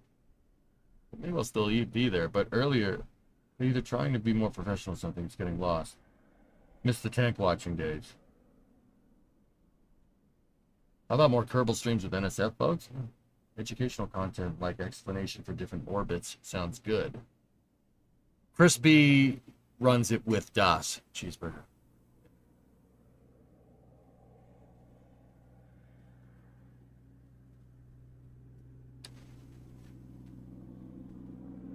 What are the chances NSF will feel we're all wrong to make these suggestions? Well, I don't know. I mean, Lord, this stream is this stream, and I ain't about to talk to NSF behind their back. I will tell them. I will give them your feedback, dude. Like, I'll give them your feedback. Doesn't bother me. You know? What is Leo? What is the range? What is Geo? Stuff like that would make good videos.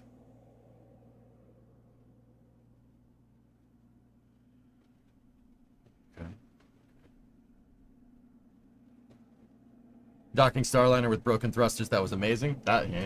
See, that's my wheelhouse. I was good at that.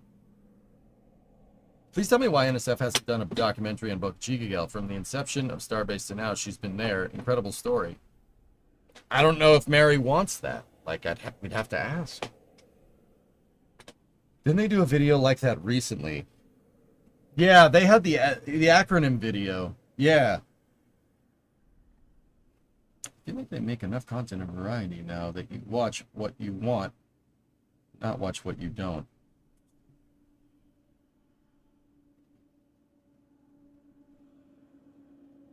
It's okay, EJ. Once an organization stops listening to feedback, the end is near. Yeah, spoiled, exactly. I'm going to tell them. I'll tell them everything that you guys told me. You know what the thing is, spoiled? Like, and everybody, hear me out here for a second. I'll be honest with you. This isn't anything a lot of the guys that are there, this isn't anything they don't know. It's just,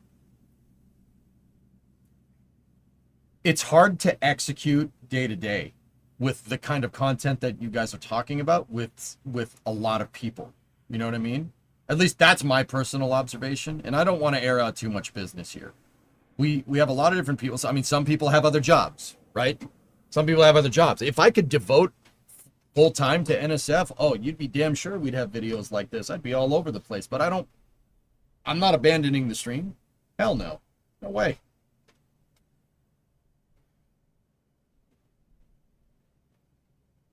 You reported breaking space because it was all NSF content, but nothing said NSF. Is NSF struggling? No, not really. Some viewers gave feedback, Hibbit, so I said, for this segment of Space News, you guys tell me.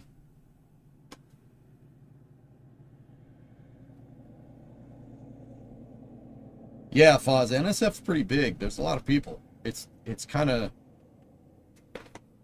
you got to keep the ship on the right keel, and day-to-day execution gets really difficult, especially when we all work in different parts of the country. Some of us don't even work in this country, you know what I mean?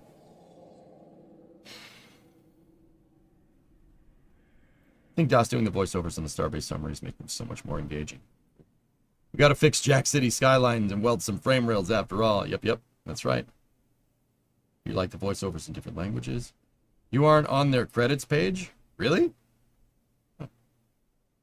Oh well. The problem is they don't get any views with information videos, so they go for the lower quality things that get more views. The algorithm is hard to predict, Akimi.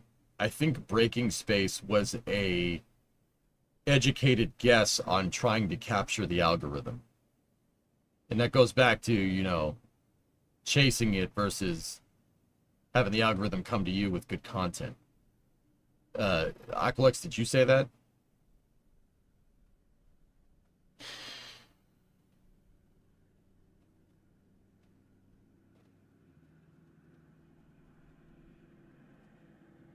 It's a black box. You have issues with it on the RGB team. Yeah, Vant, for sure. Hey, Dadder Mage, what's going on, dude? How are you?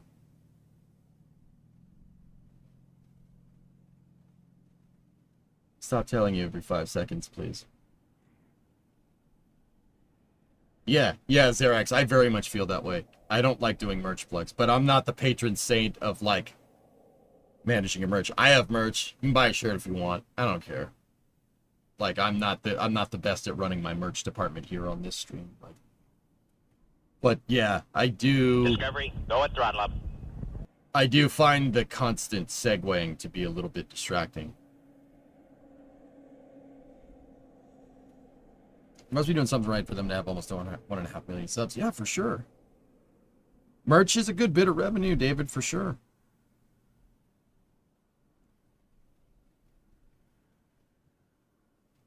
Okay. Till EJ, it's the socialist. Oh, yeah. Yeah, that's me. You know, give me your money, right? Right, Foz? Yeah, because, you know, that's something I do all the time, right?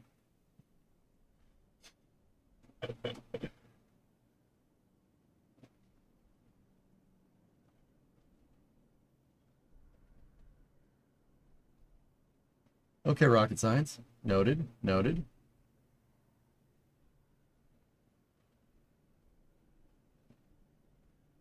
I feel like it'd be okay to not cover every single Starlink mission. I mean, Black Eagle, to be 100% honest with you, it's not worth it. It's not worth it. A Starlink mission at 2:30 is not going to get... You're not making money off that. All you're doing is ruining your sleep schedule. Like, full stop. It is much better to just show a replay of it the next day for me, for like Space News. Just show a replay. Can I get feedback for stuff here? Is that okay? No. No, not on this stream. Go away.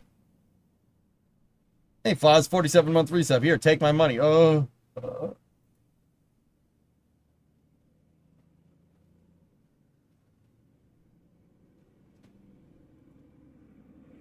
Yeah, any Starlink mission that's at like 2, 3 in the morning, unless it's like a high profile thing, like a 30th flight of a booster or something, which we might see soon, not worth it. It really, honestly, it's just you're pissing time away doing that. Yeah, it came back sleepy from what I understand. Yeah, okay, Tessa, I got you. All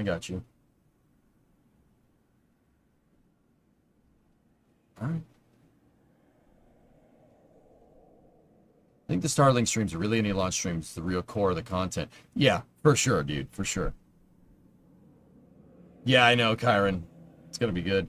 Does anyone here try to use Starlink website for managing multiple business accounts, constantly changing minefield? I haven't. I don't use Starlink, dude.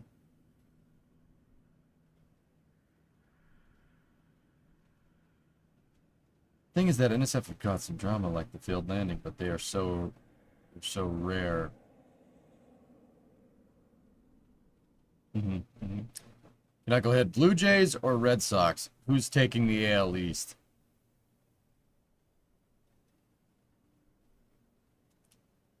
What's the here, let me look at it. I mean, if we keep interleague play, it's not doing very good for the Red Sox right now. Toronto's on top, 60-42. They're way above 500. So are the Yankees. So are we. The Rays are existing, and the Orioles also exist. For a childhood shelter, there are more launch streams, more better. I think the Yankees will do it. I think Toronto will take the wild card, and Sox will get the second wild card. I think. That's my guess. The Yankees will break late in September. They always do. Well, not they always do. I have a feeling they're going to this time. But then again, I have a feeling the Sox are going to do better too. That guy almost crashed. The guy on EAA almost crashed. That was close. That guy was like this high off the ground. That guy almost crashed. Why is there a woman jumping? Okay. It's the drunk skit. I looked over and I saw the plane going at the ground at a high rate of speed and I got a little concerned.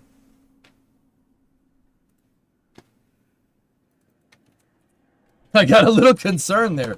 But anyway, fellas, it's good to have your feedback. I'll be honest with you guys. It's interesting because I'm telling you, it's not anything that we don't know. A lot of that stuff was stuff I've heard people at NSF talk about, dudes. We know. Like it takes a second to retool it. It takes a second to change things. Okay, there's a woman running down the runway on EA. Okay. It's this part of the skit though.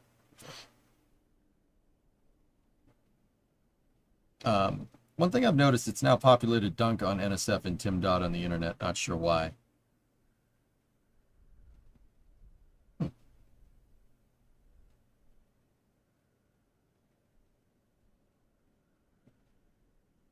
Maybe just have non-commentary streams for Starlink instead of canceling altogether. Neptune, I'll be honest with you, I don't think NSF has any plans on getting rid of them. That was just my own personal observation.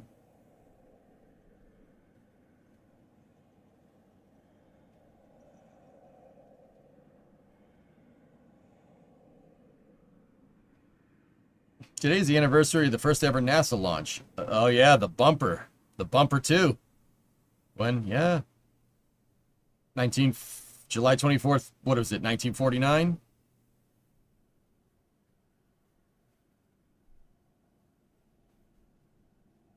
Huh. Okay, what is this? And you guys also linked this. Oh, Senegal joined the Artemis Accords. That's cool. That's always weird. Okay.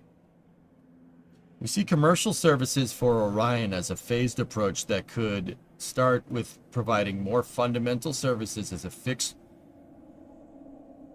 a fixed price with less oversight, more efficiency, and could significantly lower costs. I'm sorry, what? Bro, fix your heat shield. Okay?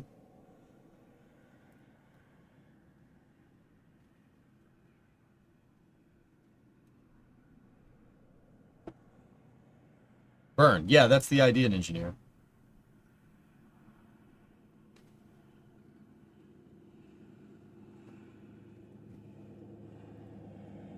NSF used to be like a bunch of nerds. Feel like a bunch of nerds keeping out over rockets. Now it feels corporate.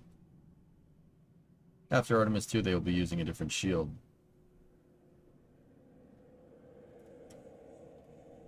Yeah, that's what I'm afraid of, man. Last. What's on your mind, Tessa? But to get back to the bid, I would love to have something like once a month, one VFT a month, Saturday, Sunday, like 11 time. So when people can make time to watch and interact with the ES and EU. Just fly. We speak about price later, yeah. Yeah, Tessa. I mean, noted. Generally, though, what kind of commercial mission would Orion fly on? Whether I'm asking that question myself. Yes, Goatman. Lockheed Martin Space follows me. They like me for some reason, and I'm not sure why. I am not sure why. I don't know what I did to deserve that follow, but okay.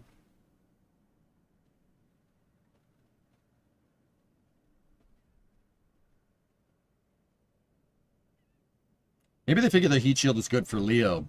Yeah, with what rocket though?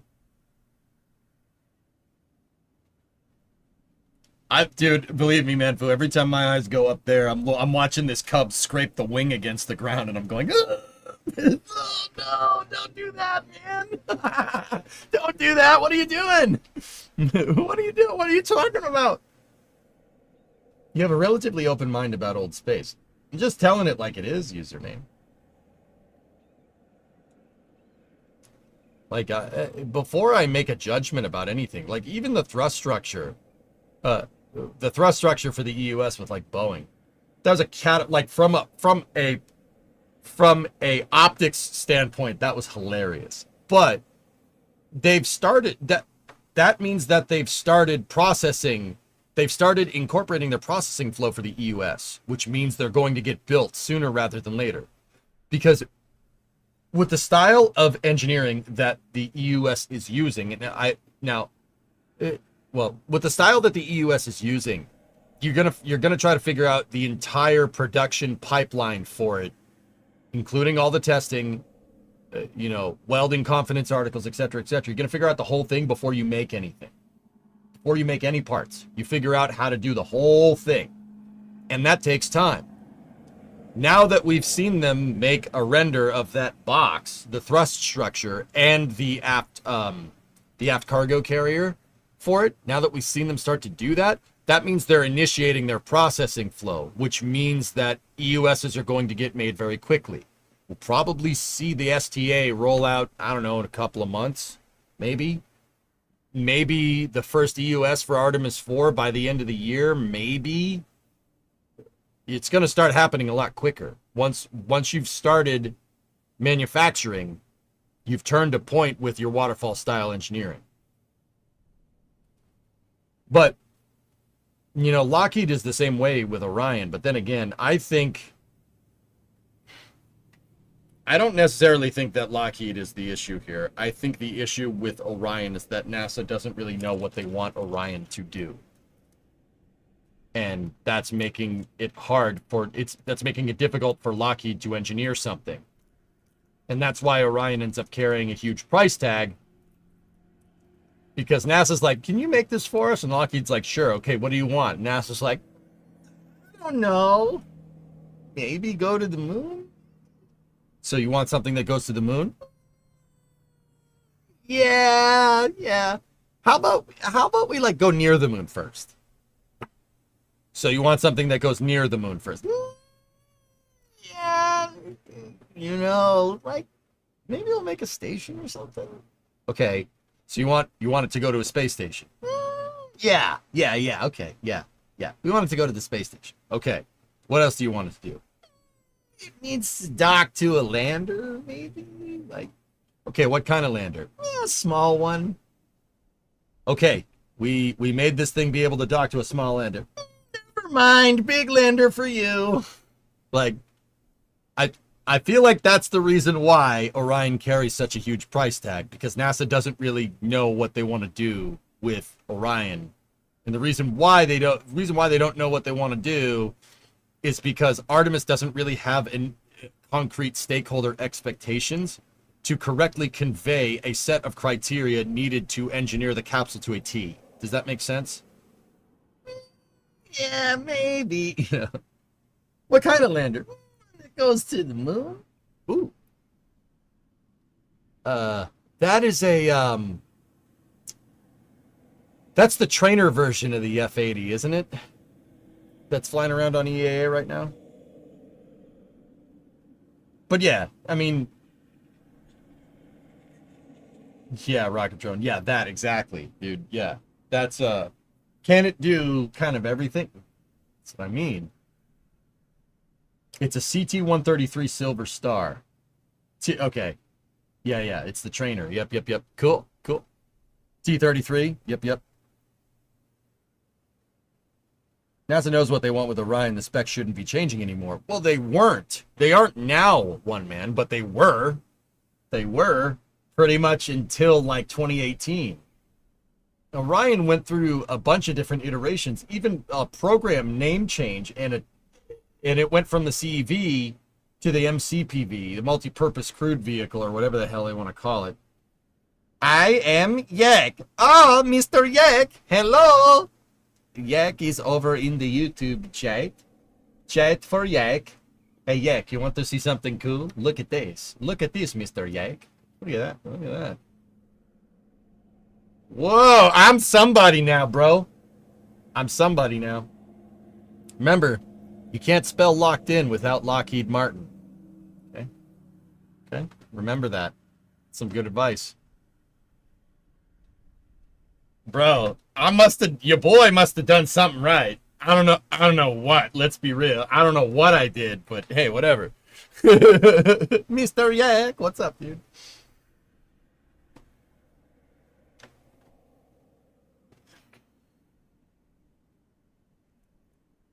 I mean, I don't know, guys. I've been watching those F-35 demos at Oshkosh, and I'm pretty damn impressed. What is this? Sources report that NASA Glenn management is planning to close GRC flight operations and move its aircraft to NASA Armstrong as a means of consolidation. Huh. Yeah, yeah. Yeah, that honestly tracks.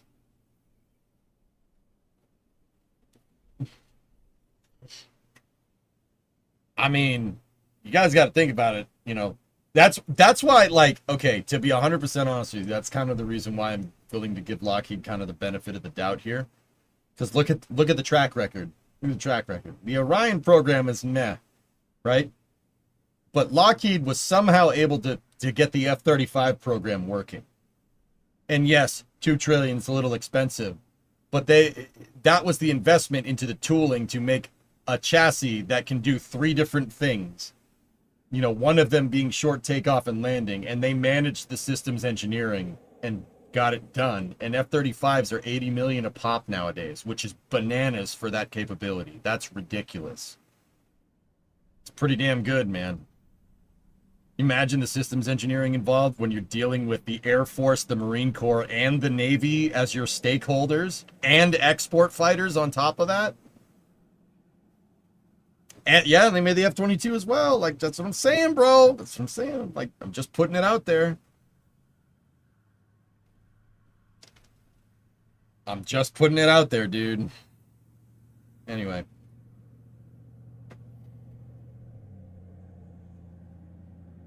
You admit it. You know that we know you're giving them the benefit of the doubt because they follow you. Joking. No. I don't have any affiliation to Lockheed. I think that's super cool that they follow me. I also think they really need to get that freaking heat shield working, because the skip trajectory doesn't work too well with a blocked Avcoat heat shield, does it now, guys? No, that didn't work very well. Interesting. Maybe if we tested it more, that probably would have been a good idea. Probably smart. Should probably do that.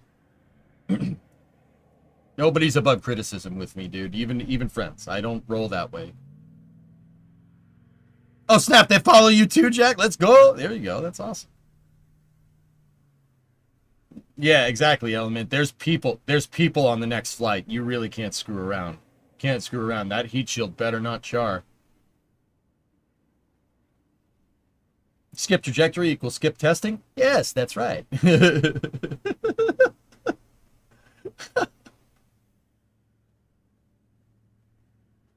So if Lockheed Martin offers Orion commercially, what would they do for a service module? See, Rocketron, I'm very interested. That is a very interesting question. I'm very interested in what that answer would be. What do you like? Because, you know, public partnerships between countries works with national space programs. But if you're trying to sell Orion as a commercial service, a horizontally integrated supply chain like that is not going to work very well. That's just speaking from what I see in the industry. I rip on my friends the hardest. That's right.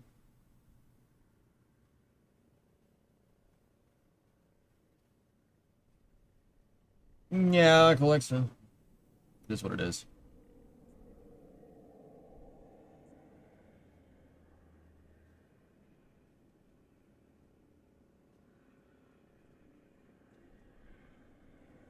To be honest, the heat shield doesn't seem like a Lockheed problem, IMO. It's sad. The heat shield, once again, the heat shield is NASA. After EFT-1, NASA decided to switch from a honeycomb Avcoat to a block Avcoat design for their heat shield. The reason why they did this is because with the block Avcoat, you can test the heat shield on the ground, and it's a little bit easier to manufacture. The honeycomb heat shield is extremely difficult. It's very manufacturing intensive. It's not that it couldn't be made. It's very manufacturing intensive, and because you have to build the heat shield essentially, you have to make the heat shield essentially in one piece, right? You can't test individual components.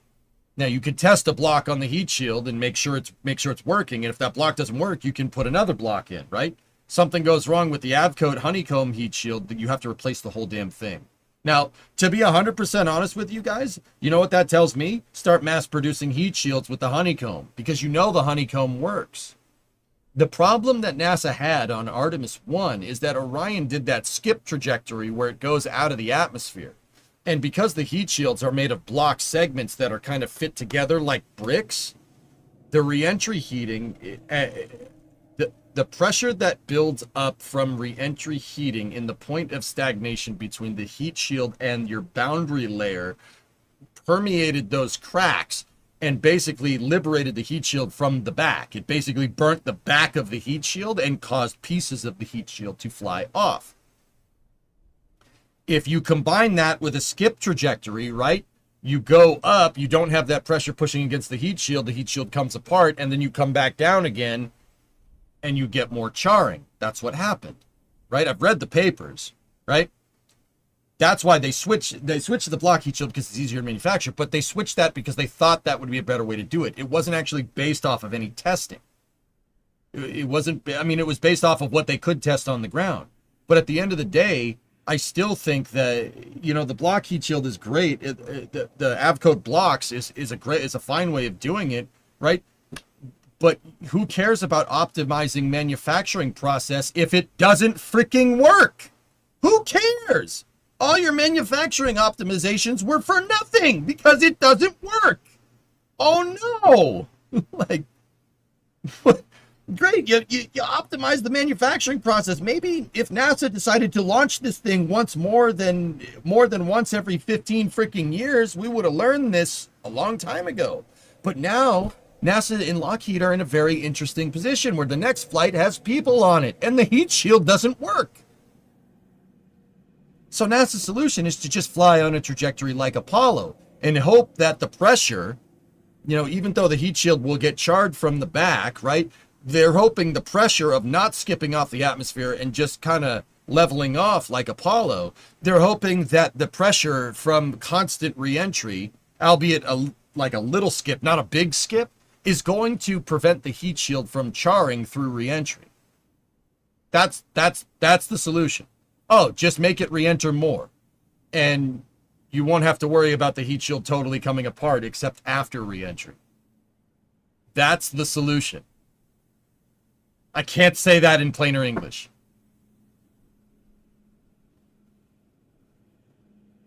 Okay. I am an armchair engineer. I just talk about the space program. I don't do this stuff as my job. However, I have been following the space program for decades. Discovery, go at Very throttle up. in-depth into the past years, down to the nuts and bolts. Every single thing that I've learned about the space program in the context of this situation is raising a gigantic red flag. Like, nope, don't do this. That's not a good idea at all. Every fiber of my being says, do not do that. Like, don't do that. And once again, I'm just EJ. I don't know. I'm sure NASA has thought about this more than I have. But I don't like that. I don't like that at all. I wouldn't test heat shields that way.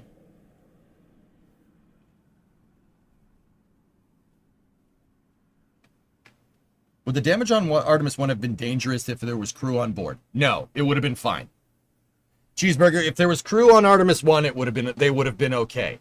But that's the thing. That charring is deviant engineering. You do not go into reentry with the expectation that your heat shield is going to come apart. Pretty sure NASA's done that in the past. It has not worked correctly. I'm talking about the Mercury missions. The retro pack got stuck to the heat shield. Not wanted behavior during one of the Mercury missions. Bad idea. There are other instances that resulted in casualties, and I don't want to talk about that. But deviant engineering like that is, and just saying you understand the problem and we're going to do this slightly different is kind of, in my mind, that's ignoring the fact that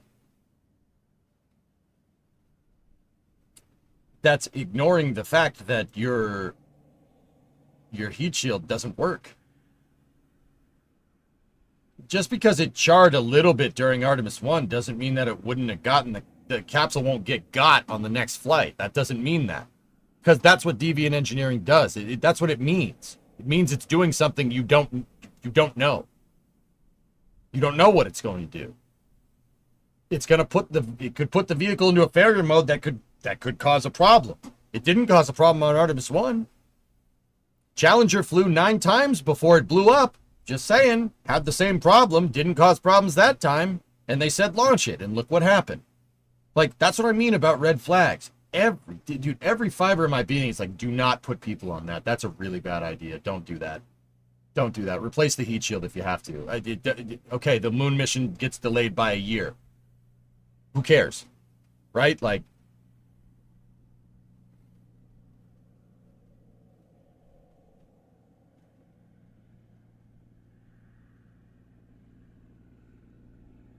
anyway, so what have they been doing this time to come up with that solution?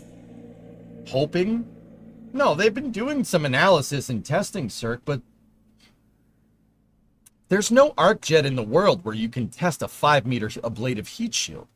There's no way to test that heat shield down here, and that's what I'm getting at. Great. You optimize the manufacturing process. That's fine. That's awesome. Good. Great. You optimize the manufacturing process and the damn thing doesn't work. All right? Why would you start optimizing manufacturing processes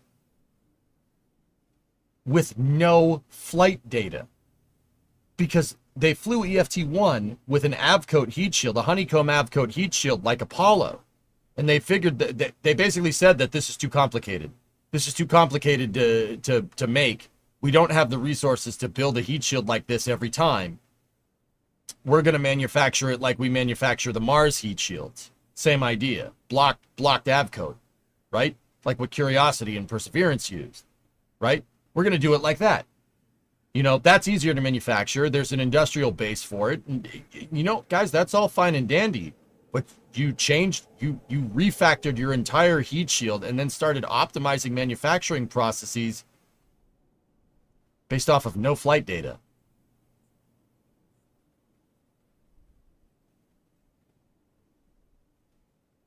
No flight data. And you can't test heat shields. You can't do an all-up test of a heat shield down here. There's no arc jet to simulate that.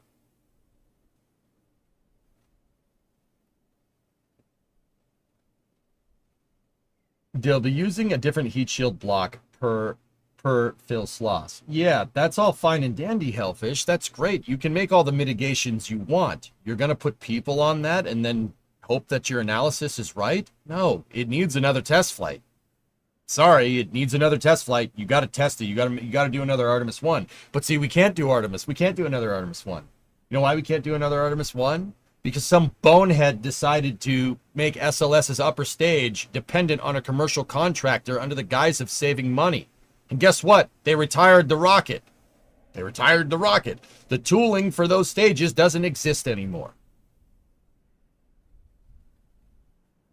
Seemed like a good idea at the time. You know? That's great. And there's no doubt in my mind that NASA could figure this out. But guys, at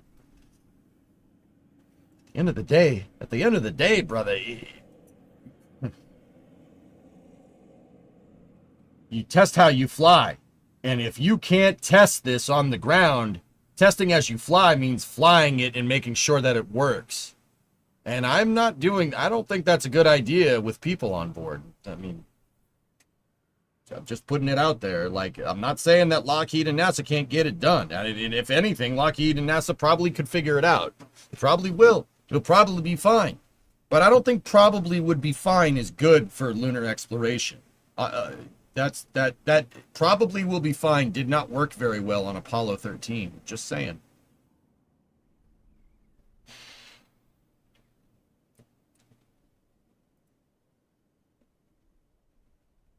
I mean, yeah. Edmana, yeah, of course. Tell me something I don't know. Although, Edmana, if you want to hear something interesting, dude, Sean Duffy showed up at Oshkosh and Rook took him for a flight in his MiG-29. Curious. Yeah, Logan, that's what I'm saying, dude. That's what I'm saying. It's not great.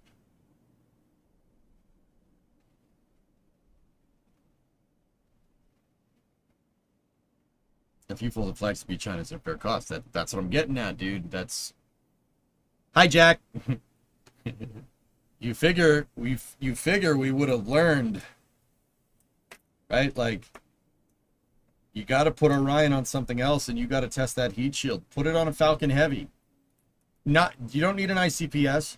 Put the SPS on top of a Falcon Heavy second stage, with an Orion adapter. Just put an adapter to Falcon, from Falcon to Orion. You don't need an upper stage.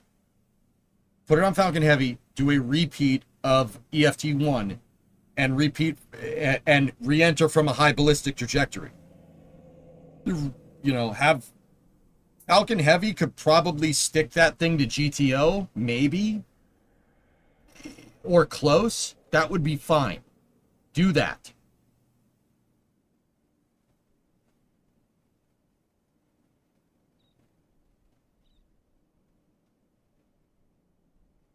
Yeah, rarest, of course.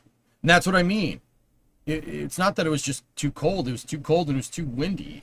And they said, well, the SRBs have launched in the cold in the past and they work just fine. They'll work this time without empirically checking, right? What's the difference between engineering and just scattering yourself as a wind, writing it down and collecting the data and doing the analysis? That's so damn important. And they didn't do the analysis on blow-by, and then it came back to bite them.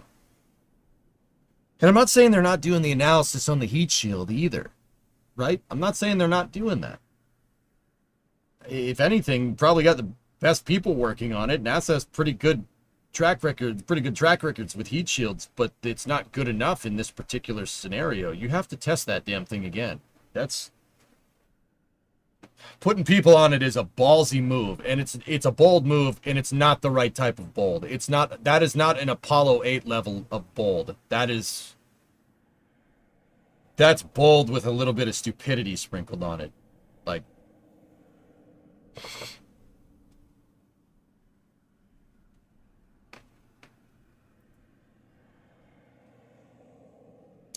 Yemi 262 is up. Oh, dude. Oh, man, that is a pretty damn good repop, dude. That's a pretty damn good replica, if I do say so myself. Look at that freaking thing, dude. Look at that thing.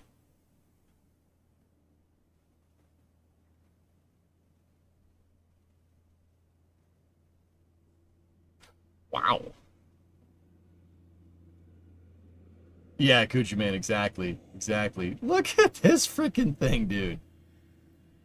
Yeah, Oshkosh has an ME-262, dude. Look at all the L-39s just hanging out back there, dude. There's four L-39s. There's a couple of MiGs just chilling over there. What the heck? There's another MiG right there. Nuts, dude.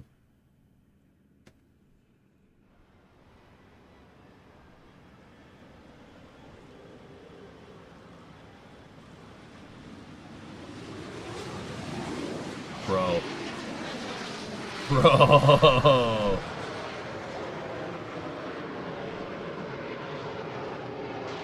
Relatively short takeoff roll.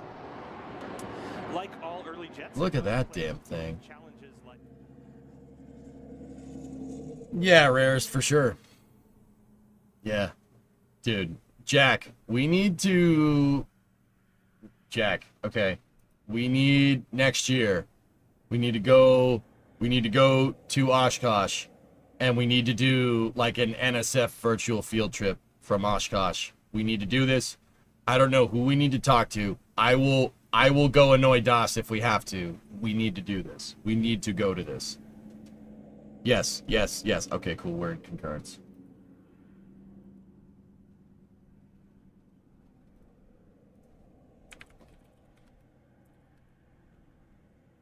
Like, we need this needs to happen. I was talking with chat about Jack, before you popped in, I was talking with chat about stuff that NSF could do, like other things that we could do and like what we could work on and what do better. this was like at the top of the list, going to stuff like this, you know? And I'm like, oh geez, don't twist my arm, bro. Please take my eyes, but not the shirt, you know? Like,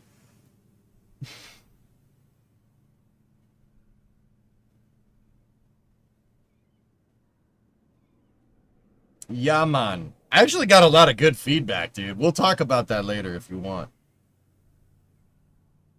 Look at the swallow. Very nice plane.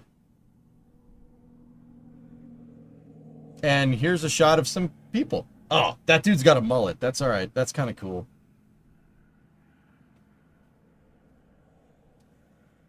Max speed is 560. Service ceiling 37,570. TWR 0.28. Wow, that thing kind of sucks.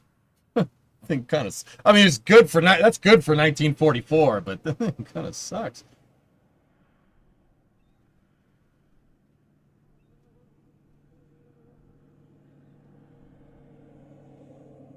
Yeah, exactly, Black Eagle. That's what I'm saying, dude.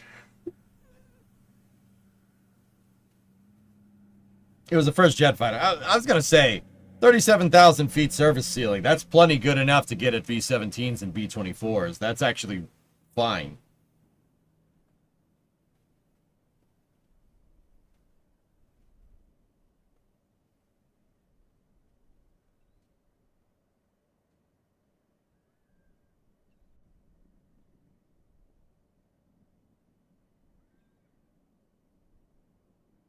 Flying 262. Yeah, I know, Arsenal. That this is why I'm talking with Jack over there in the YouTube chat, and I'm like, Jack, we gotta go to this, dude. We have to go to this. Jack, I'm gonna steal Kevin's RV, and we'll just use that as a base of operations. Is that fair? Is this a plan? Is this a plan? Jaeger once said, the first time I saw a 262, I shot it down. All right.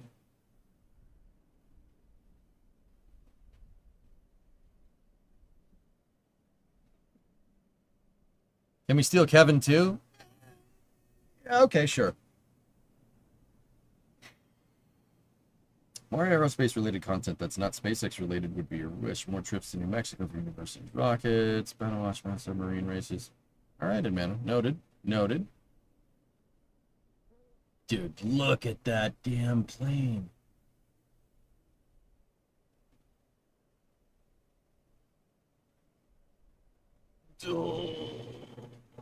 Okay. Yeah, they just did Spaceport America Cup at Mana. Yeah, it's in Texas now. They do have a big RV park right on the airport grounds. Okay. No music, by the way? Oh, for real? Construction numbers. So the 5 airplanes that were built that yielded this one followed on from the wartime production by Messerschmitt numerically. What you see with this airplane when it's on the ground is an incredible stance given to it by its struts being aired up correctly and serviced for flight. So airplanes that you find in the museums are generally not having, you know, the nitrogen serviced in the struts. Getting a look at this thing on the ground is an incredible opportunity to take yourself back in time and see just how much of a leap forward in technology this really was. It really is, yeah. Can't play the music. YouTube gets angry.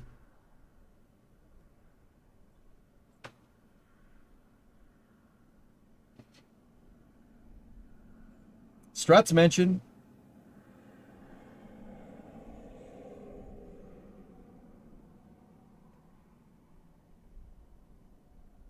You know, I was saying, like, those numbers are kind of for what it is, but you know, I'm just thinking, picture yourself like, you know, a B-17. You're like a B-17 tail gunner, and that thing pops up behind you. Can you imagine the noise?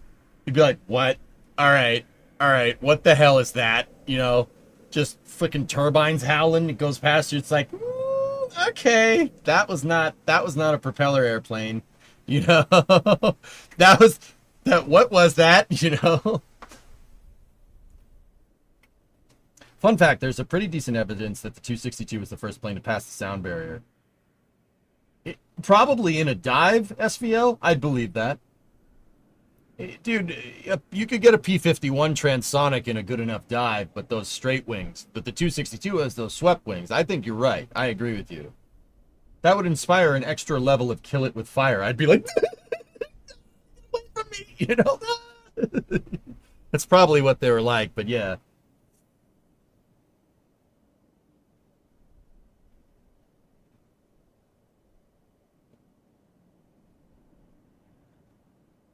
Right before you turn on the audio, they were talking about how accurate this 262 is. Messerschmitt gave it an actual serial number. Whoa!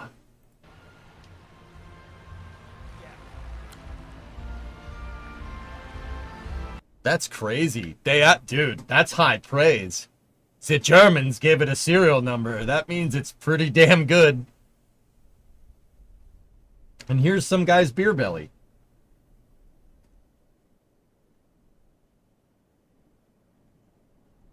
That's pretty impressive. That's super cool, actually. I don't want to be proud of that era in your country, but they're making some dope tech. You can separate the technology from ideology, Black. We had no problem doing that when we took Von Braun. Tech is tech, baby. Tech is agnostic of ideology. Better believe that.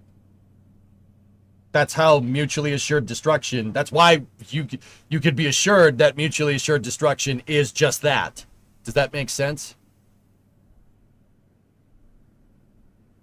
I'm American. I'm red-blooded American. You know, World War II, that was the enemy. Shoot it down. But I can appreciate the technology for sure. I don't like the people that flew it. I'm not going to lie to you.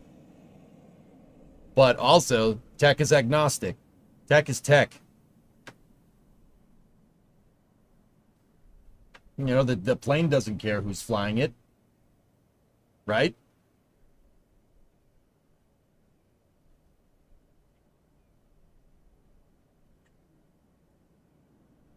Dude, look at that. If anything, I'm happy that that plane is painted historically accurate so you can talk about stuff like this and teach that, look, there's bad people that existed, but we dispatched that. Sometimes, you know, if you're Germany watching the stream, hey, sometimes when your buddy is doing something dumb, you got to punch him in the face. Do you want to punch your buddy in the face? No, but he was doing something pretty dumb. You were out of line, okay? So you got punched in the face. It happens. Can you imagine being in a B-17 when a comet went roaring past? Yeah, that would be a little concerning. And that's like part of the reason, like when I talk to you guys about stuff, that I stay very middle in the road because, you know, SVO, that's a good way to say it. Science is science no matter what. Like, it is, technology and science is agnostic of ideology. That's something to understand.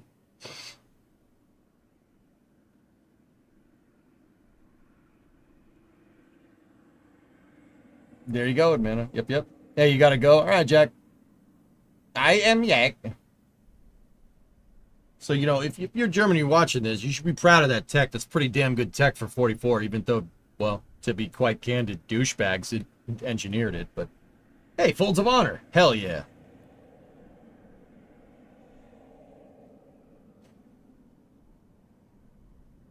You believe it about science, but not about tech. Science drives technology, dude.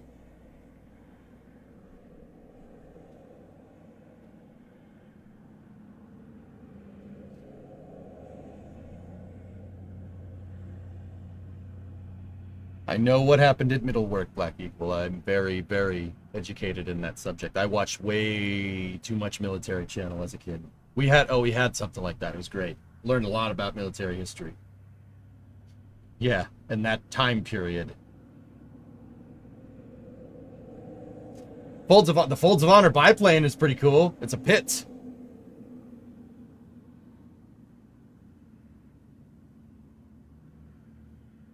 If they are following the list still, the KC-46 should be next.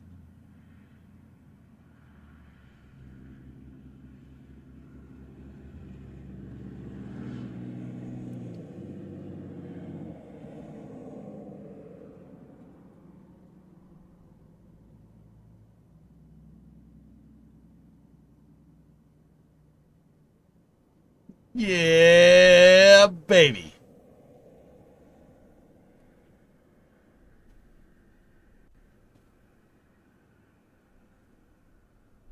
Cool. What is the TWR on a Pitts? Actually, I think a Pitts is pushing 1.0. I'm pretty sure it is a very high thrust to weight. That plane doesn't weigh anything, dude. Where's Oshkosh? Wisconsin. Pitts are stunt planes. They make stunt planes. Biplane stunt planes, which is pretty cool.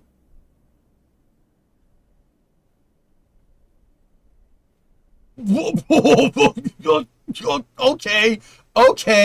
All right. Nope. Still good. Still good. You gonna puke yet? Dude, look at that. Look at that thing. Yeah, that's awesome. Dude, think about, that plane is super freaking light, but think about how strong that thing actually needs to be to do something like that and not have the wings just go, like.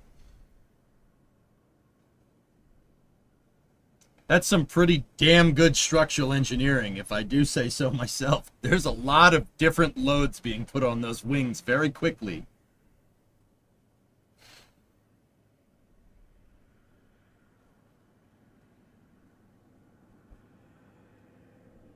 Oh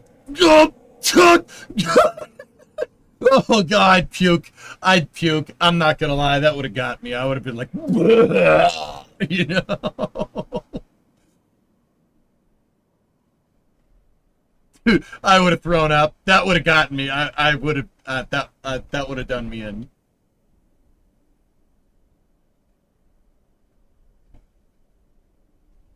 Oh, that thing is crazy, dude.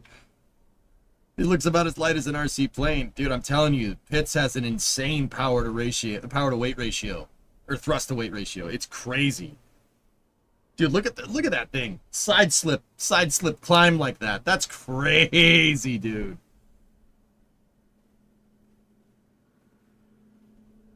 Okay, Nader. You should probably bring a bag. I'm not gonna lie. If we do get to do that, yeah.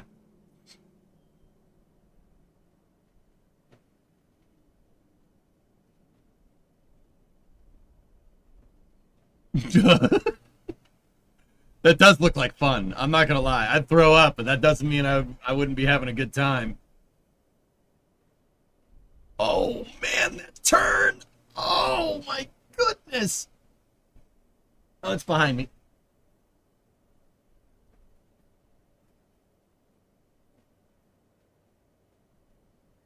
How's that thing flying with the weight of the pilot's balls? Yeah, I don't know. That's why it's got two wings. You know, you need the extra lift. Guitars, you be sure to take a lot of pictures when you're there tomorrow. All right, cool, yeah. Sweet, dude. Look at that freaking. Oh my goodness, dude, that thing is fast. Look at how fast that thing's go. Okay. Yes.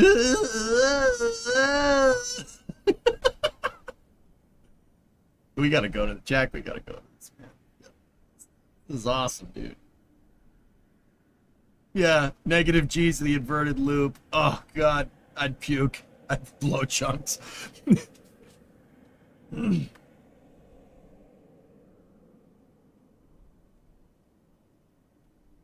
On the old MREs, the Beads and Frank said not for in-flight use. That's awesome. What engine is in the Pitts? I'm not sure.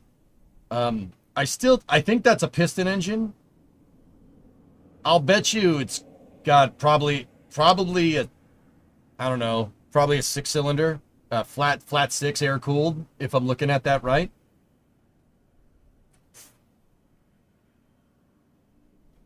Oh yeah, Sad. It does look pretty sick. What do you think the highest G-forces during any stunt like this air show have been so far? I'll bet you that F-35 pulled some Gs.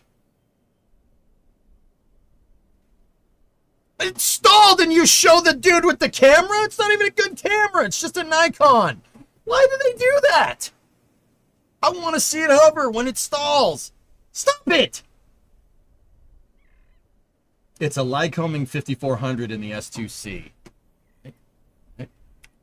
Lycoming 5400. Or Lycoming 540. 6-cylinder horizontally opposed fixed-wing aircraft and helicopter engine. 8.9 liters? Dude, it's got a 9-liter engine. It's 540 cubic inches. That thing has a 540 cubic inch engine. No wonder it's going so fast. Holy crap. 350 horse. Dude, 350 horse in a plane that light is no joke. That's really, really crazy power to weight. That's nuts, man. That plane does not weigh very much, dude.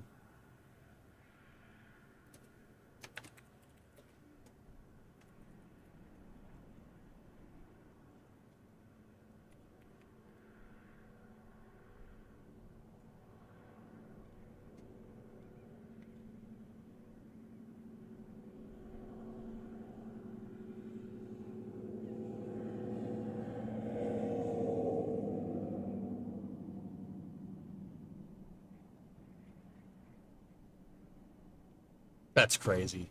That's crazy. That is a lot of power, man, for that thing. You have a Lycoming AEIO 580. Oh. In your extra. Huh. Okay. And yet this dude's just, you know, doing his thing. Whatever. Just chilling. Where's the fuel? I don't know. I don't think this plane has wet wings. If I had to guess, the fuel tank is right behind the O in honor, the first O in honor. It's probably right there. Keep it on the center of mass. You wouldn't want wet wings with a stunt plane like this, because it'll slosh around in the wing and make it go all over the place. It's probably a tank right here. That's a guess. I know nothing about Pitt's biplanes. I know nothing about that, but that's what I would do. Like, if I was engineering this plane in KSP, I'd do something like that. To the cruise as the Yeti. Direct your attention to the right as you face the runway. The KC-46 will be deploying its air refueling boom to simulate prepping for air refueling. Yeah, I got you. During the air refueling, receiver pilots and the KC-46 boom What game today? operators must work as a team, maintaining a stable platform for upwards of 20 minutes with only 20 feet between the aircraft. Ladies and gentlemen, from the right, dude, look at the this boom is waggling. KC-46A Pegasus. So, fun fact, guys, there's a little wing on the refueling boom. You see it right there, and you can control the pitch on the boom. So the guy that's controlling the tanker, right? He can control that wing, and the wing you can change the angle of incidence to get it to go up and down. See how the wing on the back, when they retracted the boom, when it went up, the wing flattened out? You can change the pitch on that wing to get the boom at different angles, which is actually super cool. It's really smart. So that's a KC-46. KC-46 is our basically a tanker 737. It's a 737 that just carries fuel. If I'm remembering right. To circle with the left hand. Yeah, that's definitely a 737. The gear is a dead giveaway. To your right. Is it a KC-46 is bait? Is it a 67? 67, not 37. What's the 37? Yes, you're right. It is a 767. I'm getting it confused with the 737 that has that thing on the back, the new AWACS. I forget what it's called. I got confused with that. You guys are right. It's a 767. I'm wrong. Delivery of the KC-46 in 2019. I think it's the E7, yeah. And now has around 80 airframes in service. Now, the aircraft has a fuel capacity of over 212,000 I think it's the wedge tail, pounds yeah, of the fuel, E7, or yeah, that 31,000 thing. Gallons, I got them which can confused carry in my over head for a second. 7,000 miles unrefueled. Sorry, they look very With a similar. 65,000 Except for the pound antenna, but cargo you get the idea. capacity.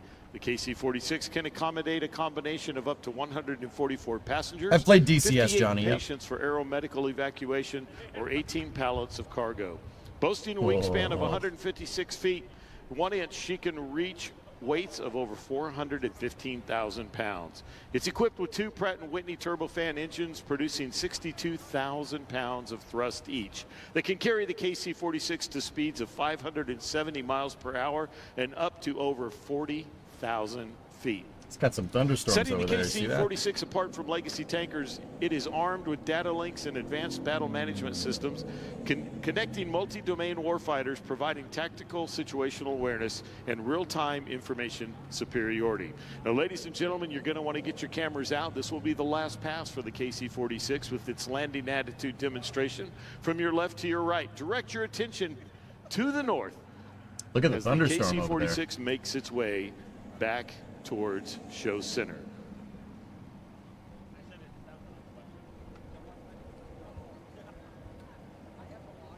$65,000 pounds. It's definitely, yeah. You guys are right. 7.6, not a 7.3.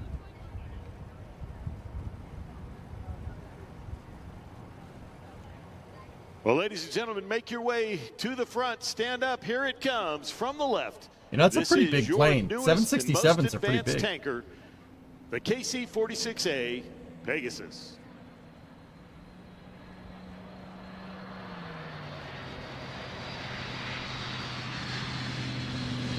It's a beautiful plane.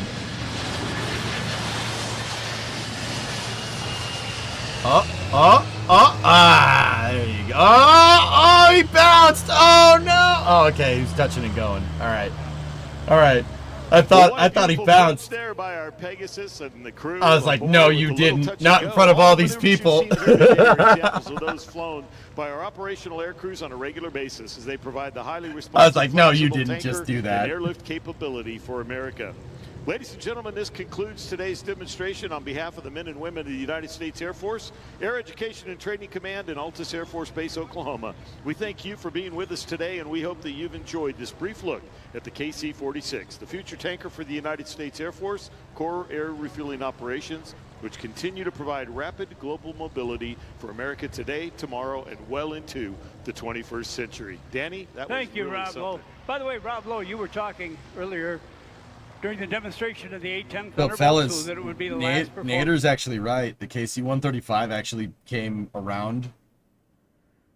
It's developed from the same line that made P-47 that made the 707, but it was developed in conjunction and actually flew first. I mean, the 367-80 was the first one, no doubt. But oh, what a sick plane. But yeah, he's right. The interesting thing is that, guys, Boeing in the 60s needed a short-range plane. They were trying to capture the short-range market because they had the big planes that could go long distances, but they needed a smaller jet plane that could go shorter distances. So what they did was they took a 707, they shortened it and gave it 2 engines, and they called that the 737. Interestingly enough. And then eventually the 737-300 switched, I think it was the 300, switched to CFM56 engines. And the KC-135s ended up getting that same upgrade because there is lineage there between the two. So 707, 727, 737, and the KC-135, albeit all different planes, do share a lot of common components. Like if you look at the front of a 707, look at the flight deck of a 707, like from the outside, you look at a 737, they're very similar. So KC-135s did end up receiving upgrades that Boeing did to the 737, but with 4 engines. So you can kind of say that a modern KC-135 is a 737 with 4 engines, because it kind of is, but also it's not. It's a different plane, but they're very, very similar. Also a P-47.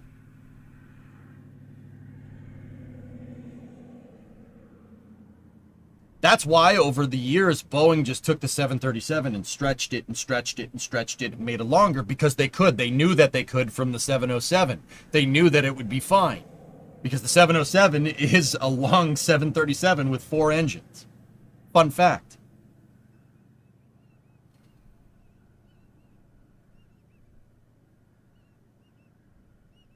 Pretty crazy, right? So they, on the outside, they all look super similar, especially like a KC-135 and a 707. They do have a lot of interchangeable parts, but structurally they're a little bit different. The wing box is different because it had to be reinforced to carry the damn fuel. Fuel is a little heavier than passengers, unless they were moving your mom, in which case your mom would need to fly in a KC-135. No, I'm not sorry. Reason, watch the due to P-47. damage with the controls by being shot or engine problems, it is said that the pilot would rather fly the airplane down to the ground into a crash landing than bail out. Why? Because the reputation of the airplane was that it would protect its pilot in a ground emergency landing.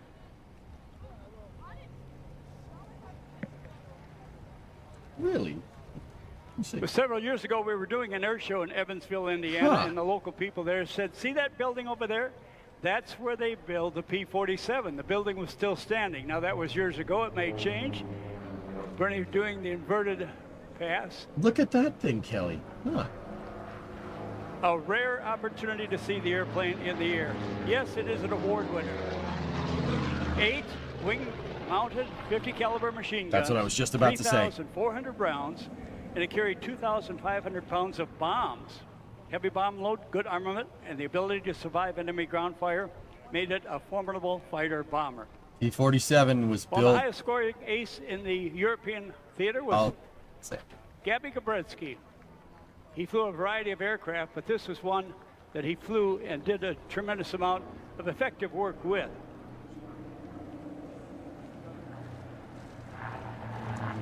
And the record books say that over 15,000 of these aircraft were built in the 2 locations, Farmingdale, New York, and the town of Evansville, Indiana. P-47s flew more than 500,000 missions and dropped more than 132,000 tons of bombs and targets. And by the way, going into research about the aircraft that were in Europe, P-47, high and to your right, carried and did more sorties, more missions by far than any other of the aircraft. When they put water injection on the airplane and drop tanks underneath the wings, it was also one of the aircraft that could escort our 4-engine bombers deep into enemy territory and back without getting shot down. Dude, that thing with no payload on it is fast. 10 young men from across the U.S. were able to live another day. Yeah, P-47 is a pretty damn good plane, but it's really designed to operate closer to the ground. It's not really a good bomber escort. The bombers, so the U.S. had this problem, particularly in like 42, 43, 44.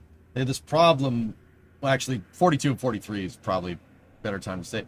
The P-47 couldn't fly as far, doesn't have the range of the bomber. So they'd have to let the bombers go, and the bombers would fly deep into Germany, basically unprotected. That ended about as good as you think. Watch Masters of the Air if you want to understand how that went. That didn't end well. It's because the P-47 it's not really designed for range. It's basically what would become a close air support plane. It's kind of, think of the P-47 escorting a bomber.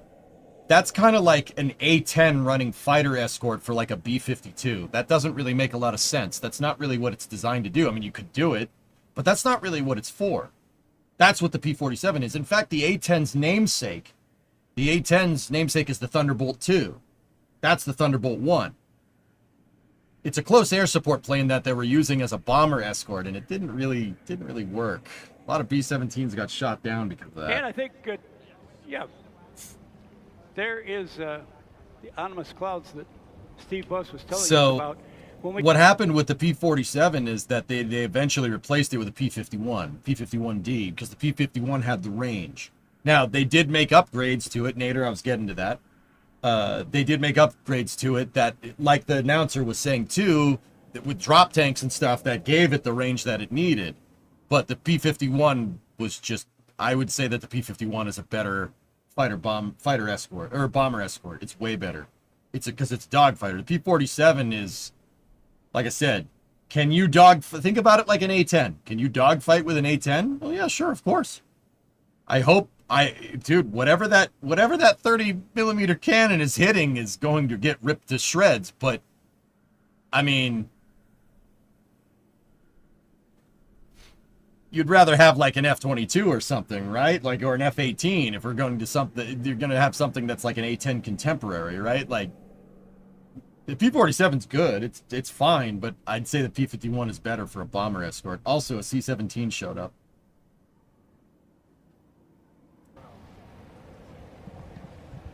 Starlink update. The outage was due to the failure of the key internal software services that operate the core network. Oof. It's funny because the P-51 and Vasquez on the other runway. I hope the P-51 and the P-47 basically swapped roles. Yeah, exactly, Pigzig. They hadn't really figured out ground attack yet. Like, they hadn't really...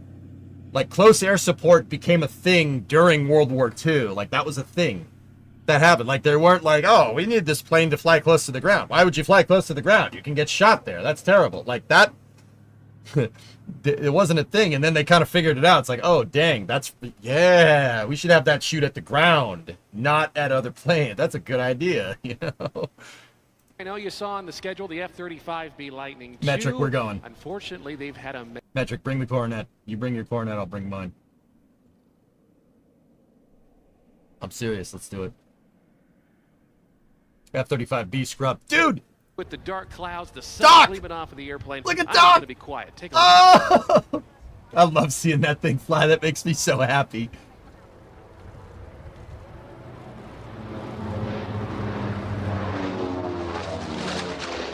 Listen to that noise, dude.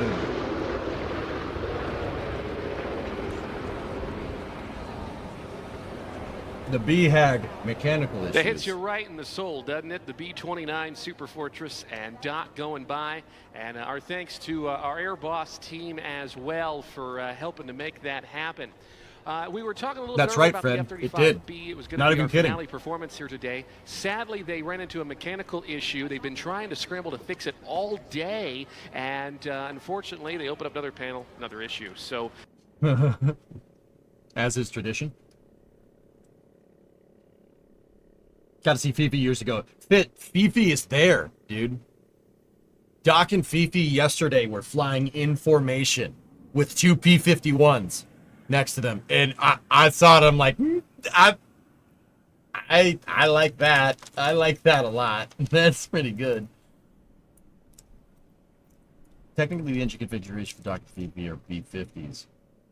Do they have WASP majors on them? Cool. Well, wait a minute. If it... Yeah, might never happen again, right? That's why it was wild, dude. I couldn't believe it. How many B-52s are left? Oh, hundreds of them. You don't need to worry about that. We're never running out of B-52 parts. I would, but I had to sell it to help pay off my flight lessons, unfortunately. Oh. Flight lessons, though. Okay, that's fair. You traded the Bluesmobile for this? No, for flight lessons. All right, I can see that. And that's it for the show today. Rob, can you tell us a little bit of what we can expect at the fun? Tracers is happy and healthy on orbit. There, perfect. folks, at 8 o'clock Good. Down Good. At the Fun Fly Zone, we will have Twilight. Worthy trade? Flight Fest. Yeah, I can see that. Amazing lineup for you there, full of excitement. We're going to start off with the STOL demonstration. We've got 12 pilots going to take all the action up to the max of the excitement meter right there. It's going to be 12 aircraft. Dude, NSF has to get a press pass for this. We have to see if we can get a press pass and like have like a streaming setup in the booth over there or something. Get D and DOS out here with the tracking cameras and like have Jack and me do some commentary and get Gene up there too. Like, dude, this has to happen. Like, can we get press passes for this? Is this a thing? Like, can we get media accreditation for Oshkosh? Like, I think you can do that, right? Like,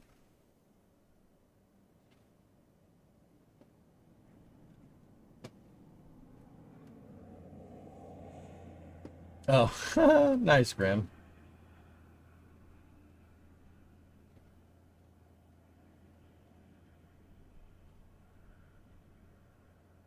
There's stuff you have to do to be able to stream there. Yeah.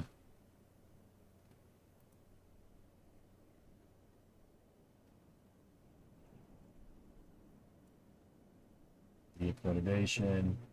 Yeah, I'd be curious to see what the process is for streaming.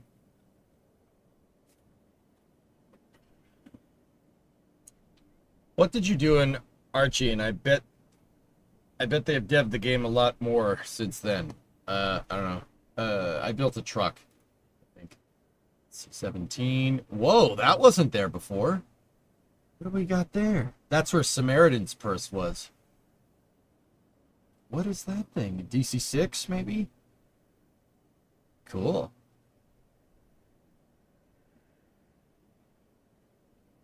U-2, just chilling. Some MiGs. T-38, P-80, F-86. There's the F-86. Oh. I'm sorry. Shut up. Can't play the music. Holy crap, dude. That just warms my heart seeing that thing fly. Or just moving on its own power. That's insane, man.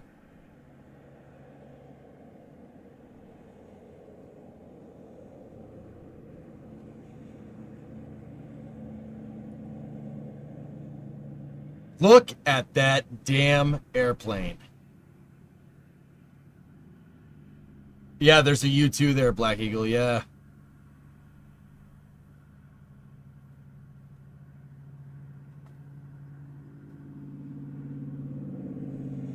That's a working B-29. I can't believe that, dude.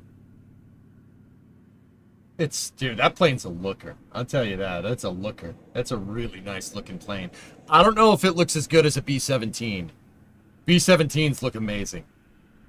But B-29s, they were cooking when they made this thing, man. But the B-17 just looks like,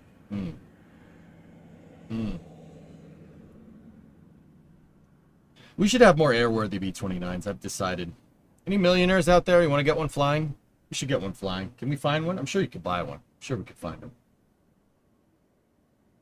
I worked on a B-17 one day and asked them the operating cost per hour. $6,000 an hour. Well, yeah, it's not like parts are plentiful for that thing fit, right? Like, quick, check GovPlanet. And then there's the Lank, even better with 4 Merlins. Yeah, but you guys are stupid and demolished and scrapped all of them. Now, see, we didn't scrap all of them. We used them for target practice. So, that means there's still some around. They just got a couple of holes in them. We still have 2.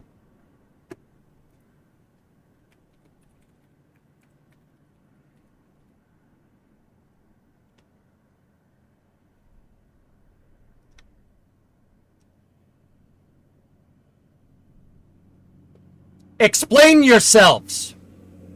Explain yourselves.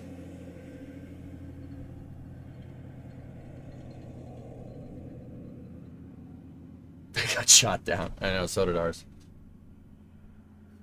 You watch Rebuild Rescue? Yeah. Yeah, that's, what is that, a Cessna 410, I think? It's not even that's not even the good plane. That's not even, you know, four Merlin engines are good. But personally, I'm a fan of power to weight.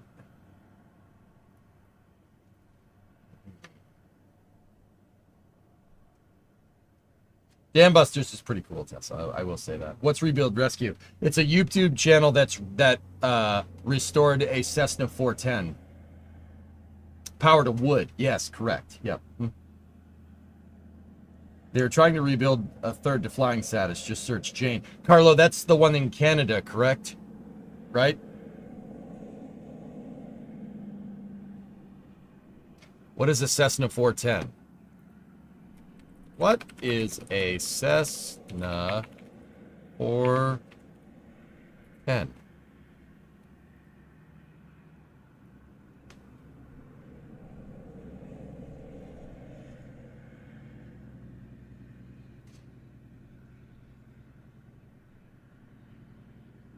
Or is it a 401? I knew I got the acronyms close. Is it a 401?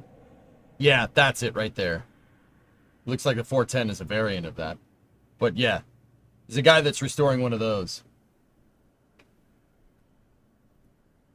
Jane is in the UK. Well, actually, you know what? Let me go back to that thing on the Lancaster. Welcome to the rabbit hole that I spent way too much time looking up last night because I'm a nerd. I looked at how many B-29s are still around. We got about 30 of them in varying states of decay. And there's more crashed. There's probably like 50 or something total. How many of these things are still around? We got to go down to surviving aircraft. List of Lanc survivors. All right, let's see.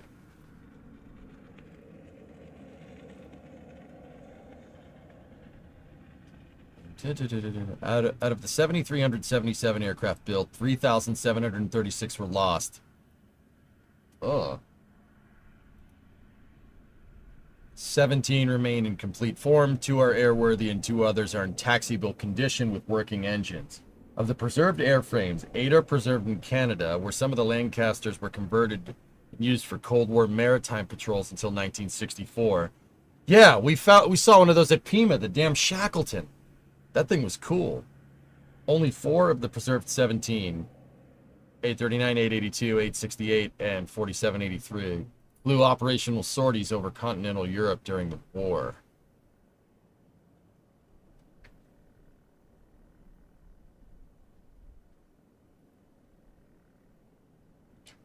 Is it bad, fellas, if I see something like this and I'm like, okay, that plane looks in pretty good condition. What's it going to take to fix it? What's it going to take to get it airworthy? I don't want excuses. What's it going to take? What, do we not have enough Merlin engines? I'm sure we could find some.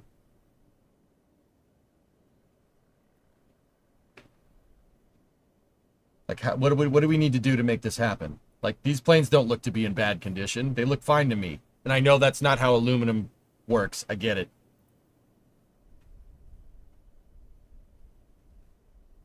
The Lancaster was going to be used as an atomic bomber if the B-29 and the B-32 didn't work out. Interesting. Like, look, see, that plane's stored inside. That can't be that bad. Fix it.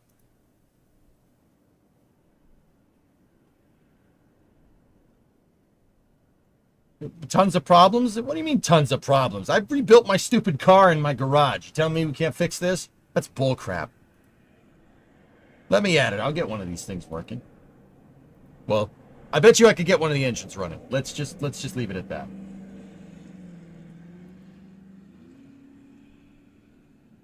Hey, we have one?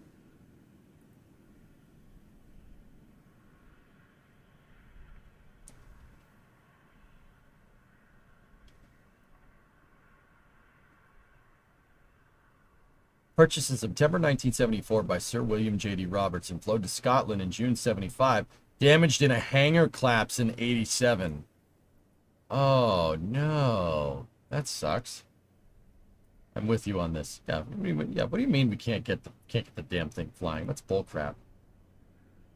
Look, there's some parts. You're telling me those parts are in bad condition? Get the friggin', let's get it. Let's go. Come on. That one might be a little rough. Yeah, that one's probably that you probably can't take parts off that one. What about this one? Yeah, probably not that one either. Yeah, that's probably. I mean, dude, you could use those stringers are okay. That stringer right there is fine. You know, that engine mount looks good. We should get Concorde back online. We should get Concorde back online. It's a good idea. All right, which one of these is Jane?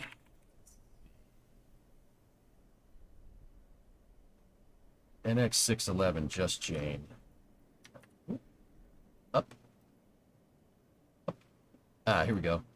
Talking about this guy, right? Yeah, baby. Janie looks ready to go.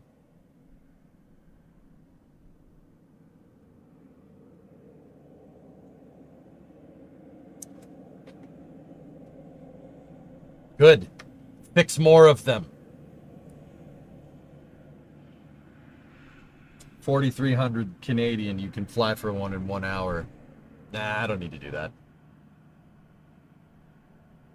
Oh, that's a Duxford. You tell me Duxford has one and that's not airworthy? Come on. Come on, guys. Drop the ball here. Jane can be taxied. All right, cool. Cool. Look, all these static displays. Nah. See, that one's airworthy. All right. We need more. More.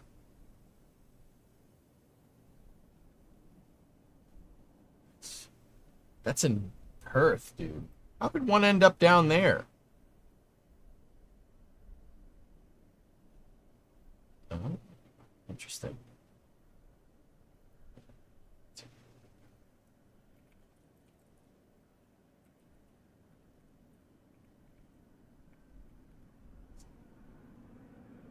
How many of these we got? You guys lost 3,700 Lancasters. What the heck are you doing? You guys were doing the night flights. What the hell's that about?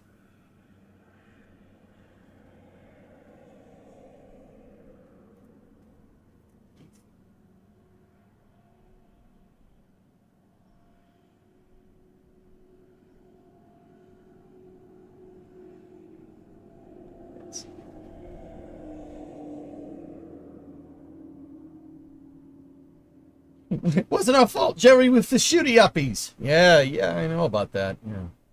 We lost a lot of B-17s doing that. But we were doing it during the day. What the hell?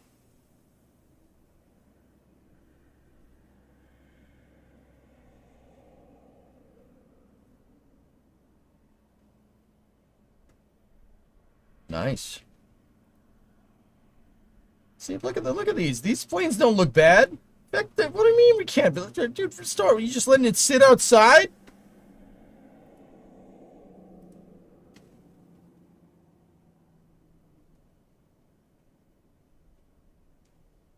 What is this? That's my truck. What is that? Anybody know what that is? That's my truck.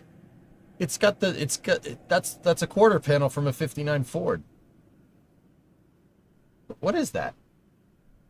You should do that to your truck? Yeah, that's a good idea. Oh, wait, no.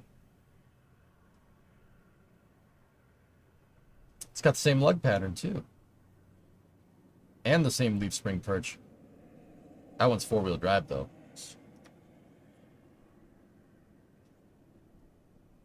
See, these planes aren't in bad condition. Like, look at that one. That one's in California. What are you telling me? We can't fix that? It's a Dodge M37. It's got Ford parts on it. This aircraft survived only as a nose section, recovered from Aberdeen Proving Grounds. That's a shame. Oh, that one's in Duxford, too. Flew 105 missions over North Korea. Wow. 105 sorties from that plane.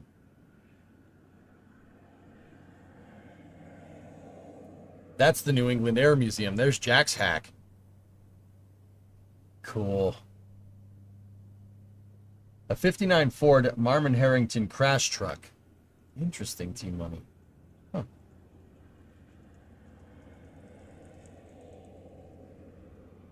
Hey, what's this stream about? Seems cool. Hey, and I'm EJ. This is my space and rocket review. I am an aviation nutcase, aviation and car and spaceflight nutcase. I usually I use this to talk about what's going on in the spaceflight industry, but Oshkosh is going on right now. The EAA Air Venture Air Show in Wisconsin, and I have planes on the brain, dude. Right now, what I'm actually looking at is how many B-29s are still around, and I'm like, the only two airworthy B-29s are Doc and Fifi, and they're both at Oshkosh right now. And I saw them flying in formation, and I was like, that sent me down a little bit of a rabbit hole on stream, right? Like, you know, how many B-29s are still around? We have 26 in complete form, right? And then there's a bunch of other ones that are just crashed or used as target practice. And I'm thinking, like, what the hell? Like, come on. I mean, well, we don't need to make that plane airworthy. That one can stay where it is. That one probably could be airworthy. But let's just leave that plane where it is. Sounds awesome. Subscribe. Right on, man. I also play, I play Kerbal Space Program a lot, and I work on my cars in the shop. Right now, we're working on that. I'm restoring this pile.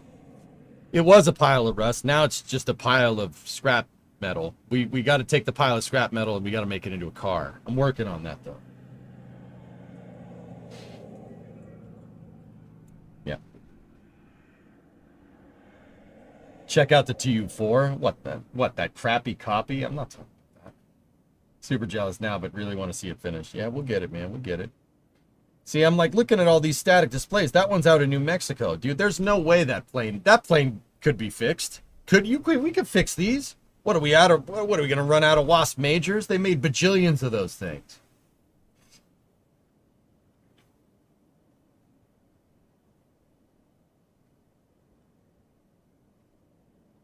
Kermit Weeks has a few B-29s in a private collection. Potentially one should be flight restore capable. Yeah, like look at all these things. Dude, that plane looks fine. The sheet metal looks fantastic. But then again, that looks like it's been restored, but who knows? See, known wrecks. Look at this thing. Slicks chicks. Crashed. Oh, it collided with another one. Higher shelf stones in Breaklow or Bleaklow. Yeah, that one's not. I'm gonna go ahead and say that one's probably not getting restored. Yeah, that one there. Yeah, okay. We would have Needed Bird if Ebird if some dope didn't burn it down.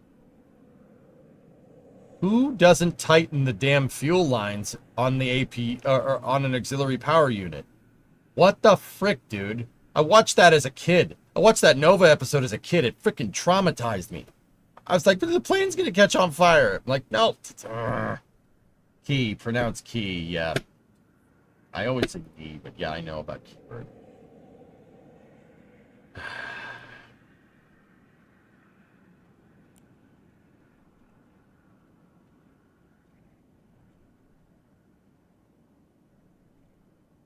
Well, Graham, do you know the story of Keybird?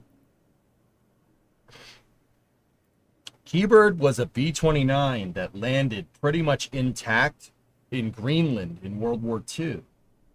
Crew had to abandon it because you hadn't taken off. It landed on an ice shelf, right? And in 1995, a test pilot, a retired Lockheed test pilot, raised enough money to go and restore the B-29 to airworthy condition on the damn ice shelf. And the idea was to get it good enough to fly and fly it to what the hell's the name of the air base in Greenland? Thule. And he did. They restored it. And when he was taxiing it to take off, they forgot to tighten the fuel lines. There was a fuel leak on one of the auxiliary systems, and the plane caught on fire and burnt to the ground. Yeah, that's what's left.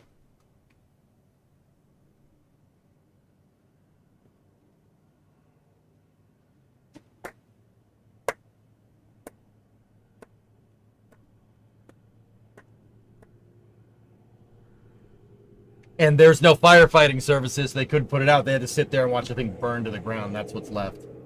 After they fixed it, dude. Yeah.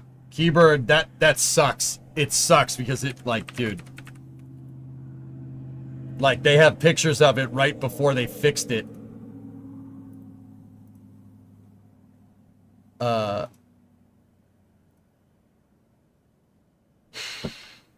Now I'm looking at pictures of it, and now I'm getting upset. 5 more minutes of this, I'm gonna get mad.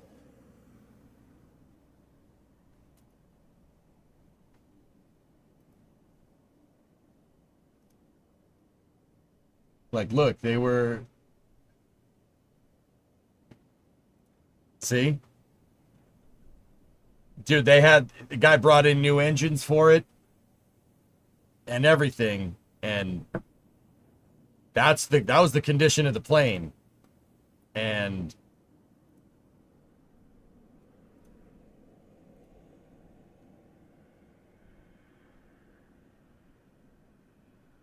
not like this.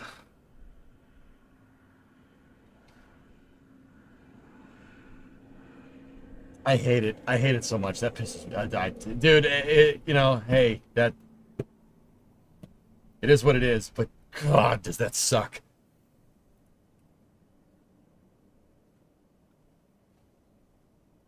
It's so upsetting. It's so upsetting because that plane was in mint condition, like, because it was just in the ice shelf. Like, that's the thing. It was in the ice shelf and it's absurdly dry up there. It's just cold. There's no humidity. Because any humidity that would be there gets frozen, right? There's no humidity in the air. Anybody that lives in the wintertime knows about this. You get chapped lips in the wintertime because it's so damn dry. That plane was basically, not intact, but basically intact. Which sucks a lot. Did someone... Wait a minute, what's this? Hold on. A little bit of a rabbit hole here.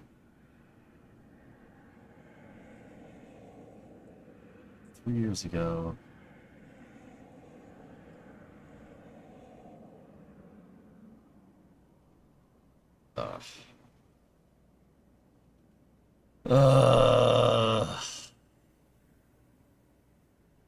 What gets me is that they just left the plane. Like, the plane has two good wings, and the wing box seemed okay. What gets me is that they just left it there. Like, but then again, that's kind of the whole idea. You're not going to fly it out. Oh, that's so depressing.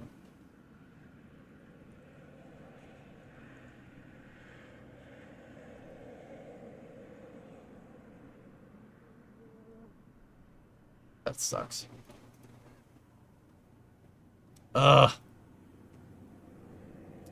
New pics of the Neutron pad. Ooh, what do we got?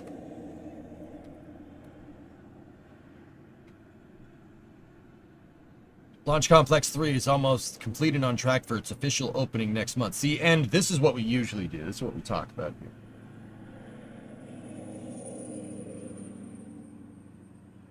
So, hey, look at this. Dude. Whoa. That's made some progress since the last time we've seen it. Oh, wow. So this is Rocket Lab. Rocket Lab is a commercial launch provider. This is their next generation launch pad for their rocket called Neutron. Neutron is a not fully reusable.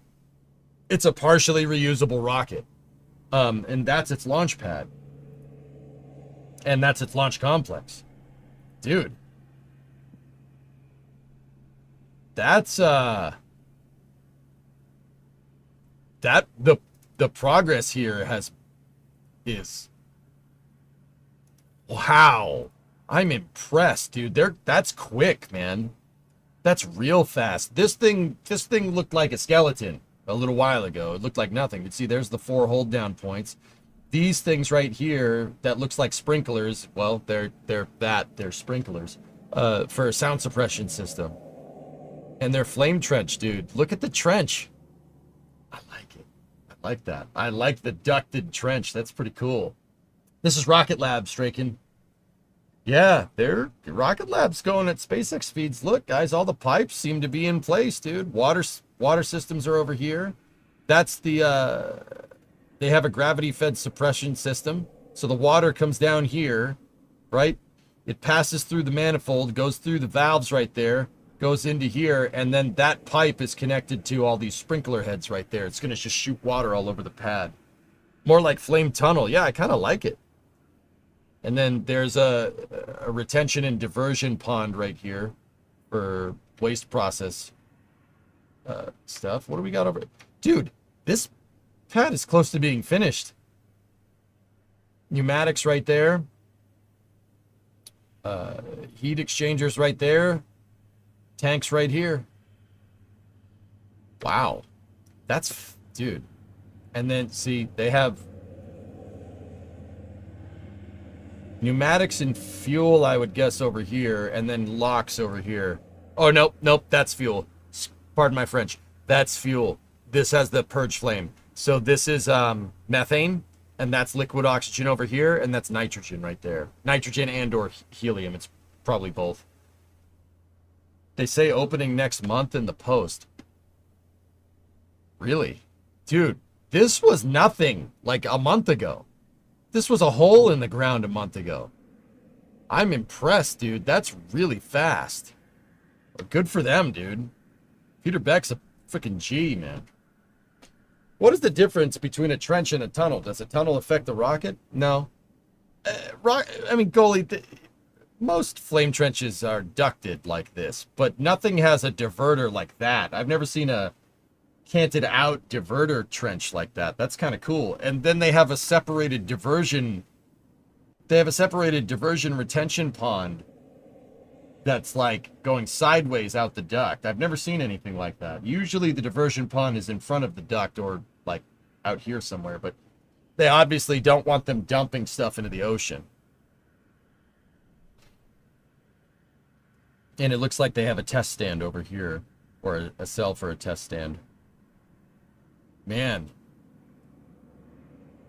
This is drainage. Drainage and retention over here. And over there. You see the drain pipes?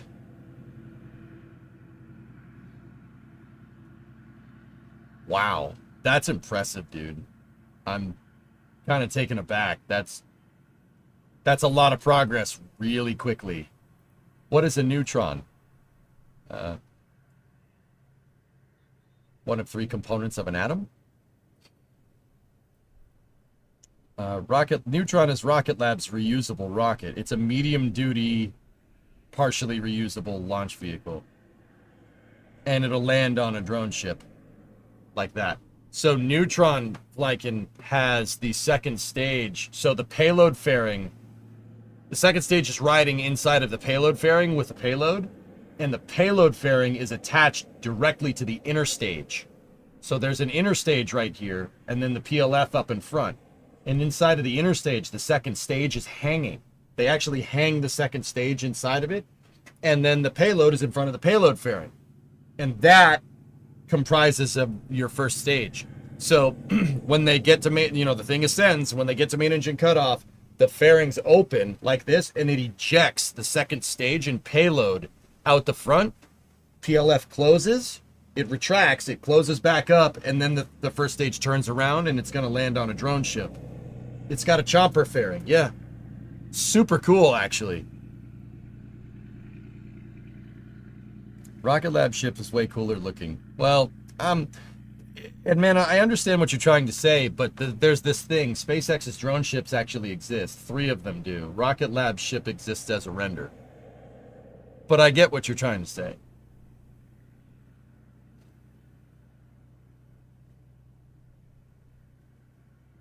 Well, that's a good point. What are your thoughts on the water tower proximity?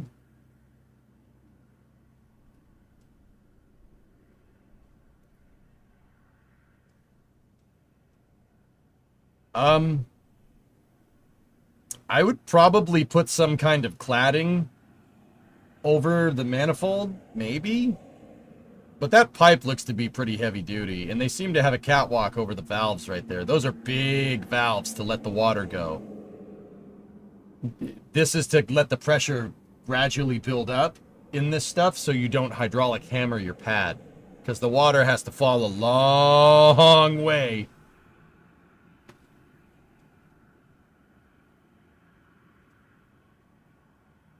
Guys, I don't see anything wrong here. Is it closer than I would have? Yeah, sure. I mean, I would have put the water tower over here somewhere. But so that does beg the question though, dudes. I was just saying I'd put the water tower right here, but also at the same time, I think the water tower had to be right there. Because, and maybe you guys can answer this, how is Neutron getting put on that?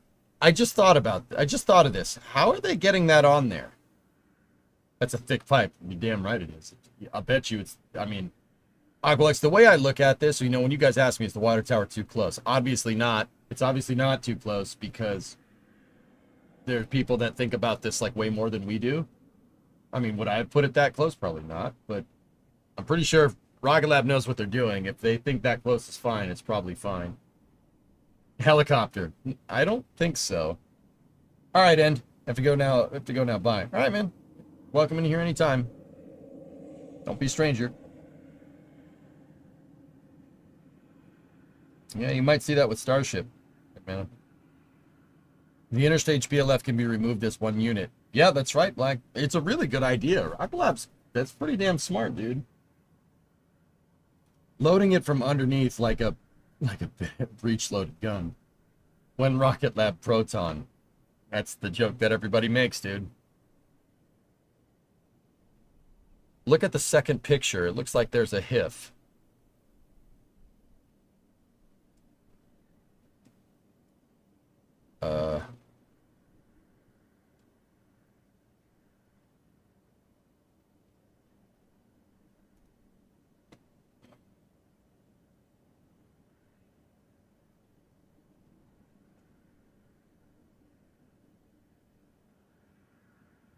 Where? I don't see any HIFs here. Top north? That's Antares. That's Antares in MLV. That's the Eclipse's integration facility. You can't use that one. I've been inside of that building. Top left.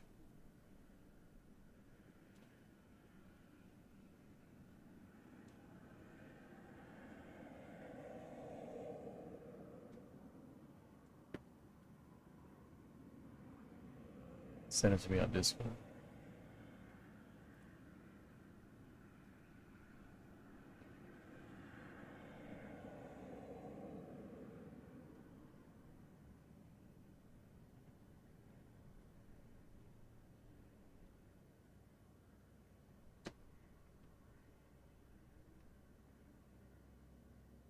That's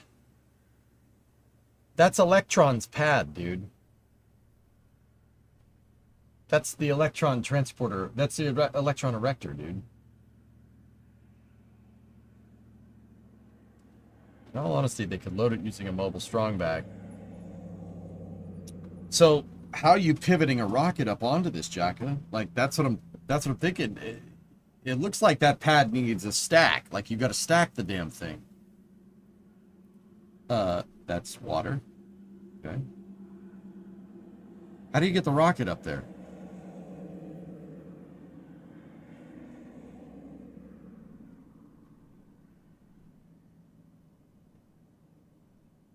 Vertical, horizontal integration. I'd say vertical integration for payload. A crane?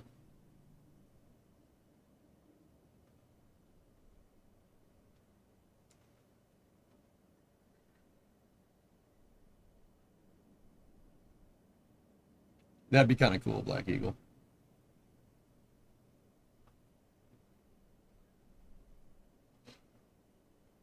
Discovery, go at throttle Hey, up. Gary. Launches and boosts back, obviously.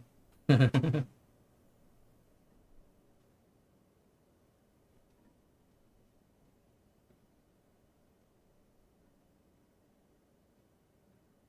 booster does not land on the... And even if it did, how do you get it up there in the first place? I'm genuinely kind of wondering now. And, you know, that's my next thing. Like, you know, they put the water tower off to the side for a reason, and they're clearly grading something over here, right? Something is happening right here. Like, I'm curious what they're going to do in this area. I'm thinking like a HIF. Or, not a horizontal, a vertical integration tower, like a mobile service tower is probably going to move back and forth. But see, then again, if that was the case, don't you think they would have started building this already? They clearly have another solution, right? Because if this needed a mobile service tower that needed to move back and forth, like, clearly, don't you think they would have built it? Maybe a ramp? That's not a bad idea.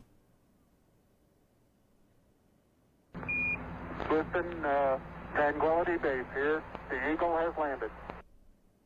A Neutron walks into a bar and asks, "How much for a beer?" The bartender replies, "For you, no charge. Also, hi Jason."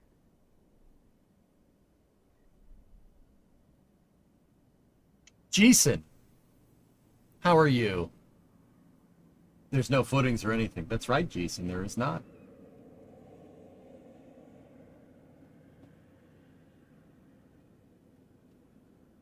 What about a subgrade erector like Delta 4?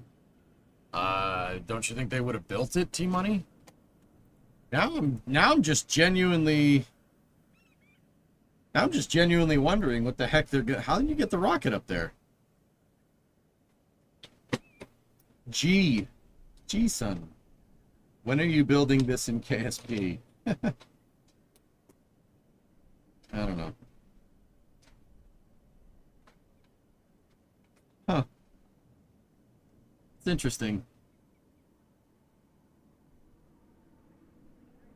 Either way, pad looks great.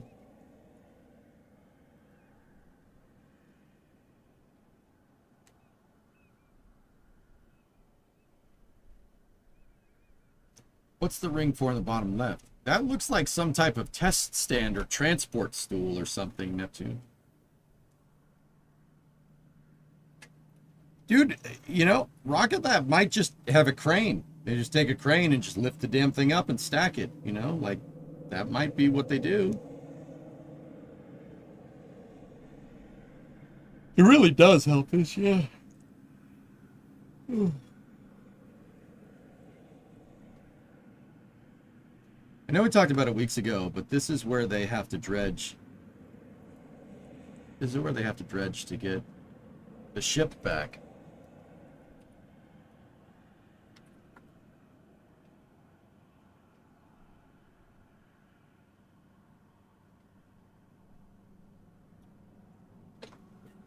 Oh, okay. Quick, to Google Earth. Boop.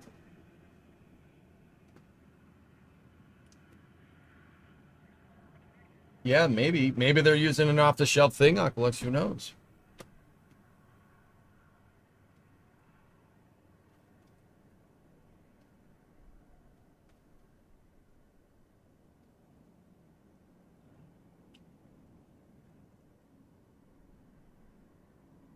So Mutter, they're going to use that. They're going to build a heavy dock right here. Looking at that right. North Seawall Road, Wallops Flight Facility. They're going to have to bring it in and dredge it. Yeah.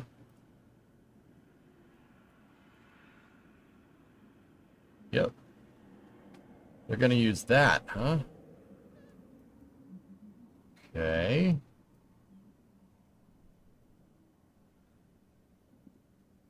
And then they're going to tow the damn thing all the way back.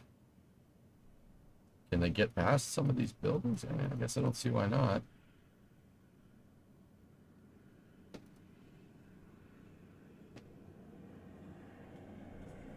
That's in Tari's horizontal integration facility right there.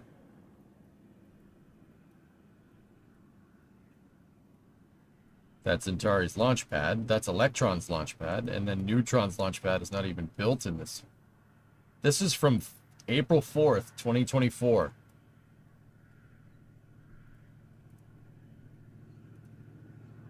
Wow.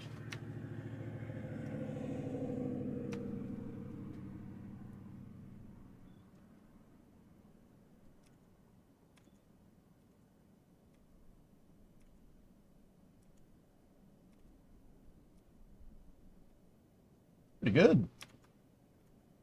Hey, that's pretty good.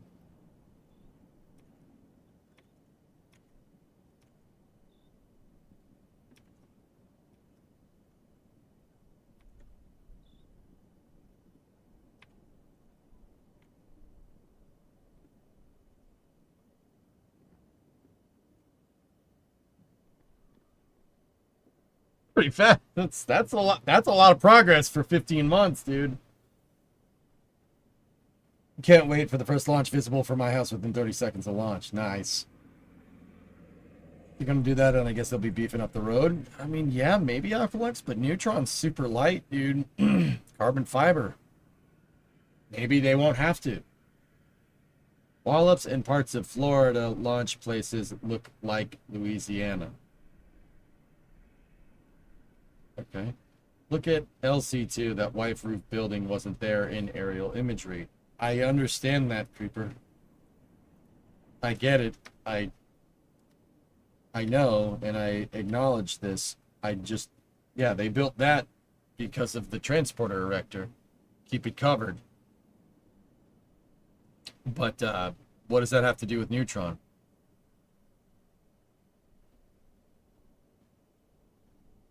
When was the last Antares launch? NG-19. No, Deadbringer already said it. Where's the landing pad? No landing pad at the site. No RTLS for Neutron. Rocket Lab got rid of that, as far as I can tell. They are going to. They entered. Oh my God! They entered into a contract with Bollinger Shipyards to build them a drone ship.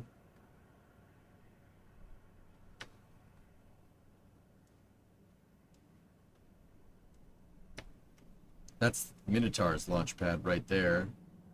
Minotaur, Neutron, Electron, Antares, and then sounding rocket pads everywhere.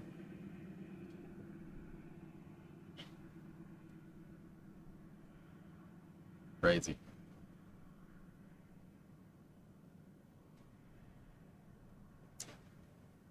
From the Neutron user guide, during launch operations, the launch vehicle and all launch vehicle assets are transported between facilities using the Neutron transporter assembly. This trailer configuration is a double wide 4 front axle and 6 rear axle platform, using one modular transporter at the front and another modular transporter at the rear. That doesn't really explain how they're going to get that up there, but that's cool. Hey, Warlord. What's up, man? Been a minute since catching you live. Is there any reason the new playlist on YouTube show the newest episode first instead of the original or first episode? If it's on the VOD channel, it's just the order the drummer's uploading it, dude. Or something that YouTube changed. If it's on the Prime YouTube channel where I stream, it's not something that I'm doing consciously.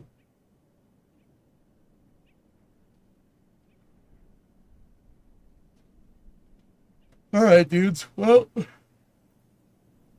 we ended up talking about a good deal of stuff.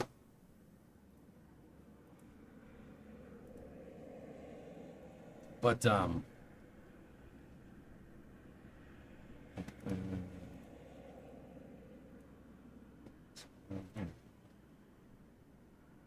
DC-8 has its strobes on.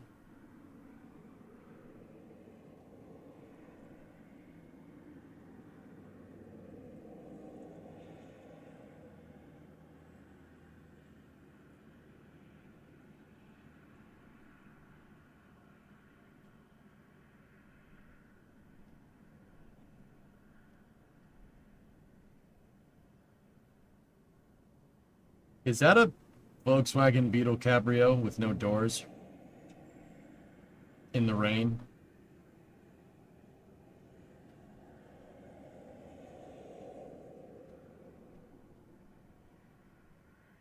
Nice, man. I didn't think you were. I just figured to point it out before it becomes a headache. I'll look into it, dude. Wing. Wing. Wing. Wing. Wing. Oh, cool. Wait. That's a Grumman Goose, right? Look at the landing gear on that seaplane. Look at that thing. That's cool. Hey, Geeson, look, a goose. Jason. Look at it. It's got a little nose. You can boop the nose. Boop, boop, boop, boop, boop, boop, boop. Honk.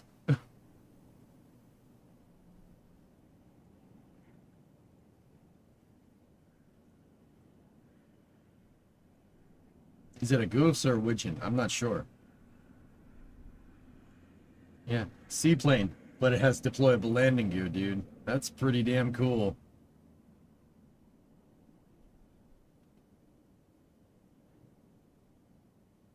Oh man, it's really coming down out there, huh?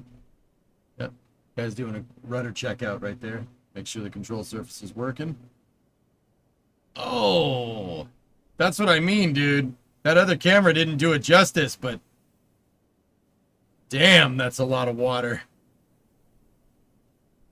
You're drinking the wrong water.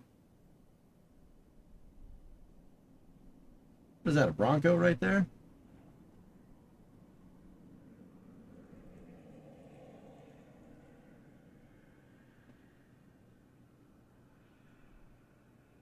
Yeah, the UH-1. I see its blades moving up and down. Oofda. Yeah, see, they're Navy planes. It's fine. They don't mind.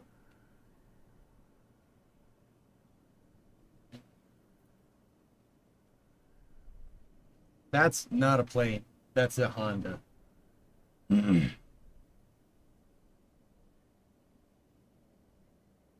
Yeah, Aqualex, that's what I just kind of put two and two together. I don't think I've ever seen how they're going to put that thing on the pad. Oshkosh. Yep. It could be a plane. With enough thrust, anything can fly. Look at the space shuttle.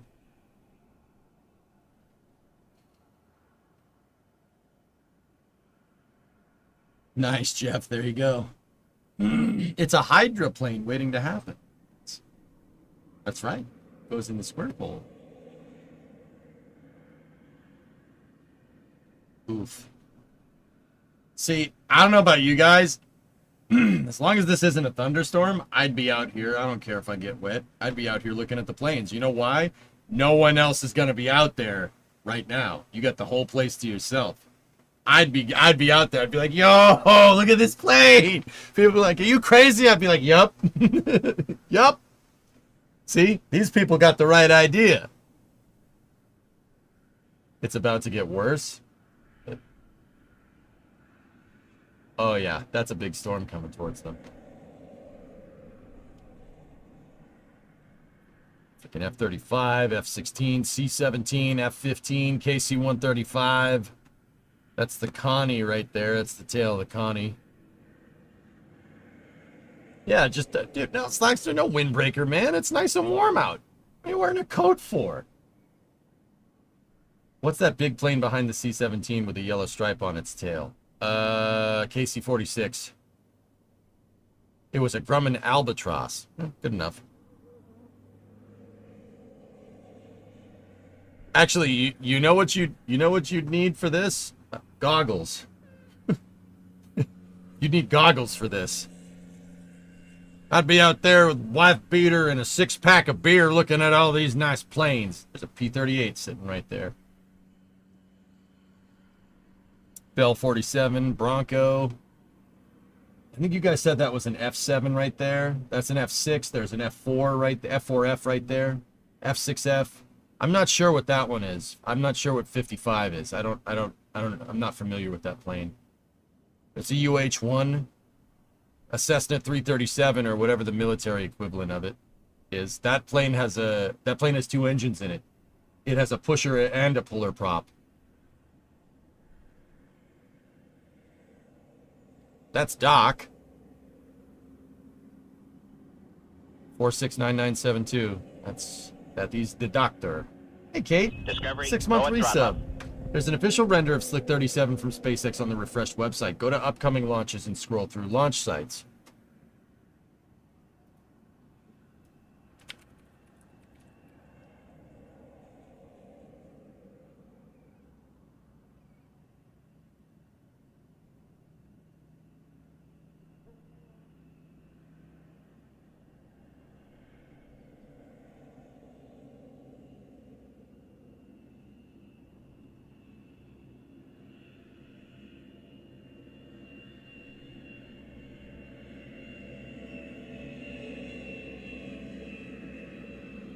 So that kind of seals the deal as to what the plans are for the former Slick 37B is. That's interesting that each one of those pads has its own fuel farm sitting right next to it. And the blockhouse is intact. Awesome. No one destroys the blockhouse.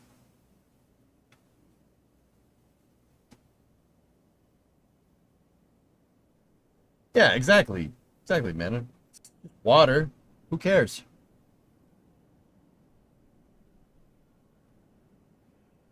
Catch tower, though.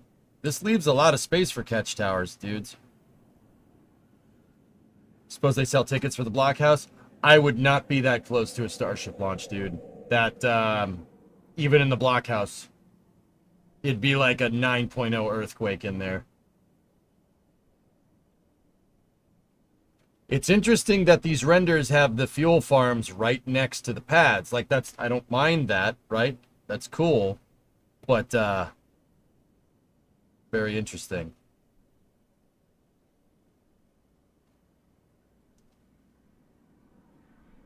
What is a blockhouse? That's this thing right here.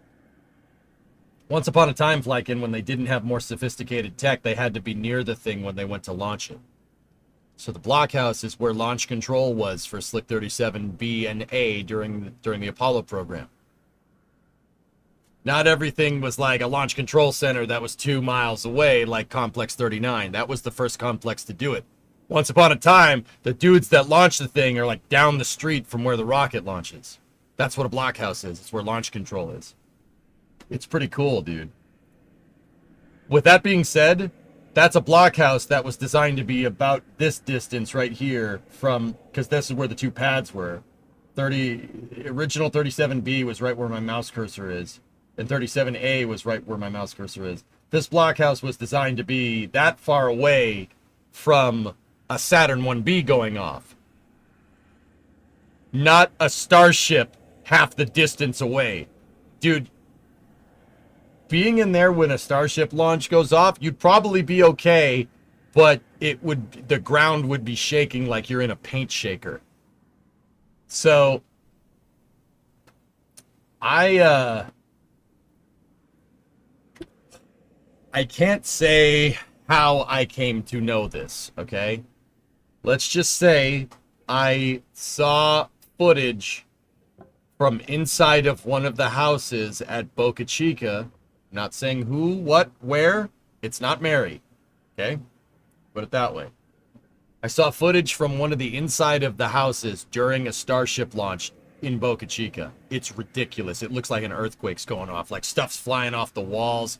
Pictures are falling. Like, it looks like it's crazy. And the sky looks like an atom bomb went off outside because it's so damn close. Show us. Can't show you. I'm not saying how, when, or where I ran into that, but I saw footage from like a Ring camera inside a house at Boca Chica in Boca Chica Village during a Starship launch. It was ridiculous. Like, don't get me wrong, you'd probably be fine inside of the blockhouse there. You'd probably be okay. But also, it would be like being in a paint shaker.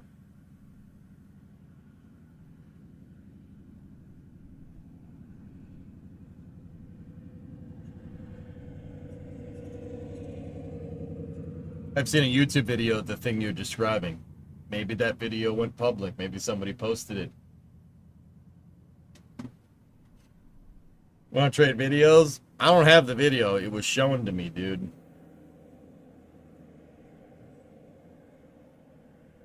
Did you see my message yesterday in chat? No, Seagrass. If I didn't reply to it, I probably didn't see it. What's on your mind?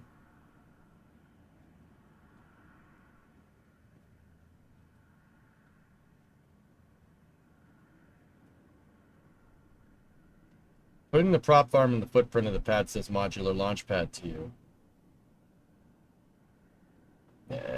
Aqualex, this just tells me that you could put another pad like right next to this. But it's interesting that they have the Delta 4. That's the platform right there where Slick 37B, the Delta 4 pad was. You could still see the grade there and the ramp going up to it. It's just covered in grass.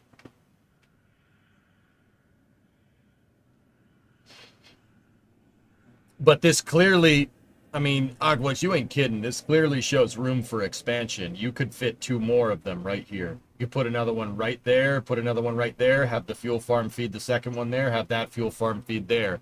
And the air separator unit's right over there. It's basically in the woods right there. I mean, they got to grade it and everything. I think the DC-8 is taking off.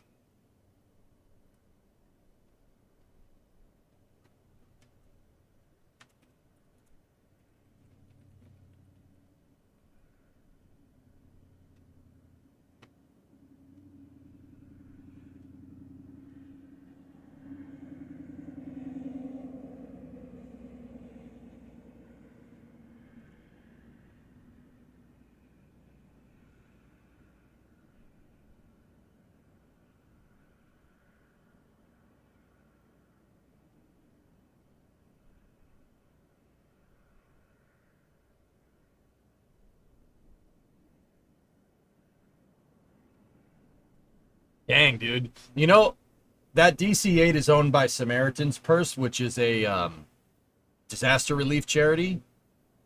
Dude, they have...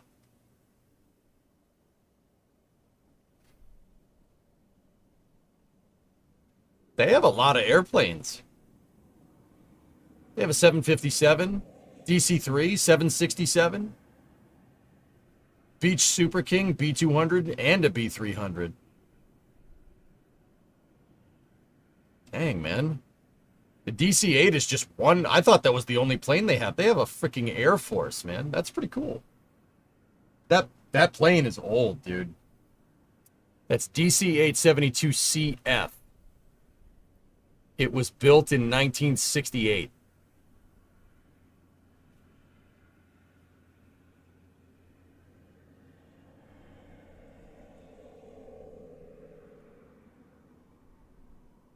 The DC-8 is getting replaced by a 767F. West, when you're ready. Roger, we're looking at it right now. It's pretty awesome. We're still IFR, sir, but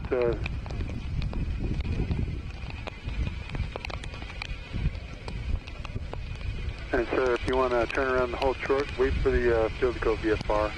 You can do that, sir. Huh.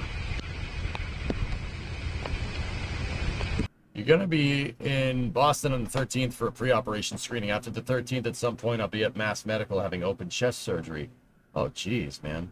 Well, hey, Boston is the best of the best, dude.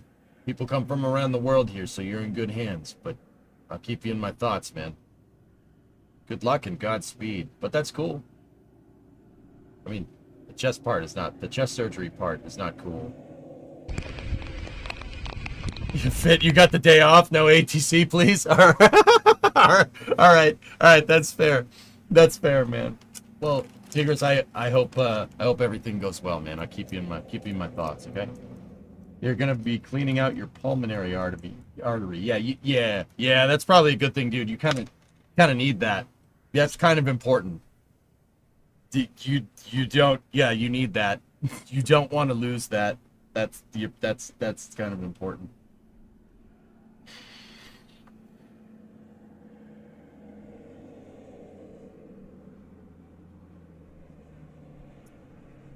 It's raining a lot at Oshkosh. Respect the hell of folks are all actions of little talk. Yeah, exactly. Admana, yep. SpaceX updated their website. Yeah, check this out. They have a render of Slick 37. Do they have a shot of 40? Oh, they do. 39.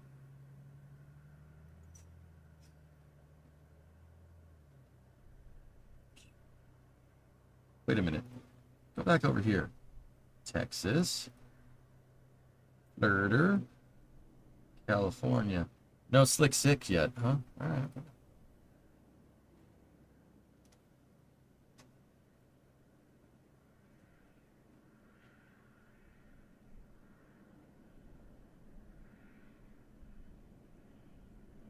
Yeah, but do they have a render of a box?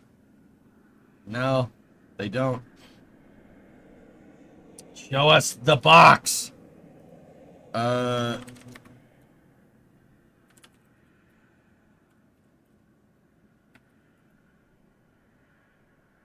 Okay.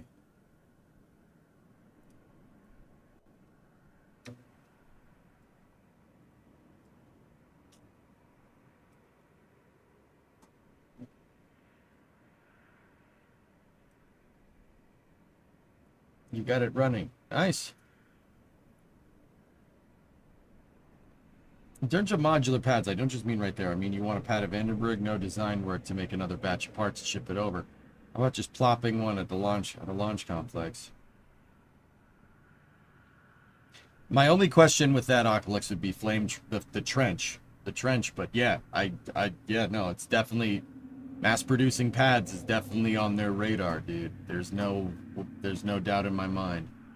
Also, the box. Does pictures of the square hole OLM count as a box? Yeah, of course. Nice. Wait, did you disable on-screen celebration bits? No. How desperate do you have to be to announce you made cat of a small square on stilts? That's not... See, Flykin, the optics of it can't be ignored, but that's not what's going on. If you read carefully with what Boeing said with that EUS update, they've said they've started the process, they've started the manufacturing process for EUSs, and this is just one of the first pieces that they're making. Now, I'll say it once, I'll say it again. If they've started fabricating flight hardware, and they did say that in that article, the box is just a test article. It's for the structural testing article, right? But they do have the flight article manufactured as well, meaning they have two boxes. But more importantly, that means that they've started the processing flow for manufacture of stages, which is by far and away the most important thing out of that whole thing that nobody seemed to get. That's why I've been trying to explain it. That means they've started principal manufacture of all of EUSs, which means they're going to start building them, and they're going to start building them, well, let's be real. They're not going to start building them fast, but they're going to start coming at us quickly, faster than what we've seen, considering we have seen nothing over the past, well, how long has the EUS been on the books? Since like 2016 or something. So it's updates. It's not just about the box. Updates are going to come at us pretty hot and heavy over the next couple of months, if I had to guess. That's just a guess, But once again, the optics of it can't be ignored. That's hilarious, dude. You guys, they couldn't even show you. They couldn't even show you. Like, what is so secret about a jig with a box? Like, ITAR, what are you talking about? Like, it's a freaking box. It's a thrust structure. I'm pretty sure China knows how to make those. Like, pretty sure.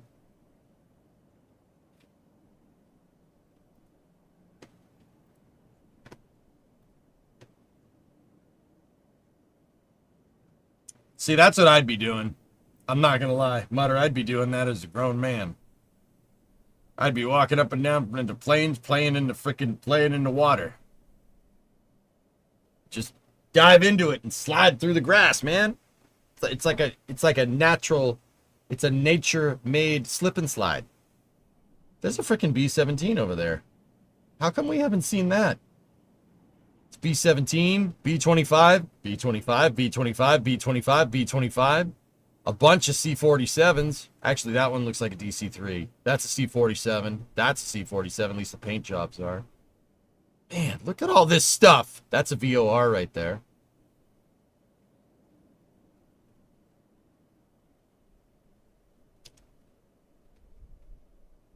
Just came out. Discovery, go at throttle up. What is this, public? Are you trying to get this stream muted?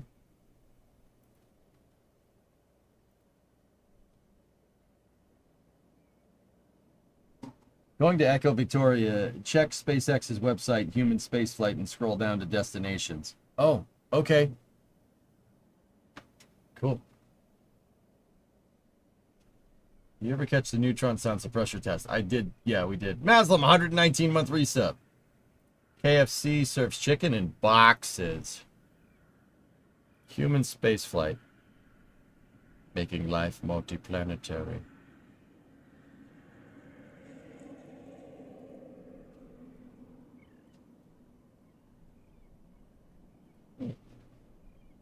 Ooh. Only 24 humans have flown to the moon. 12 walked on its surface. No one has been back since 1972.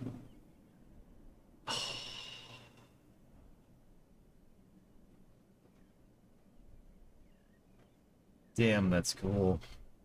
Still, yep, okay, yep. Just needed a daily dosage to remind me that Apollo is one of the greatest achievements of humankind. God, is that cool? Look at that thing. The DC-8 just took off. I freaking... Oh, there he goes.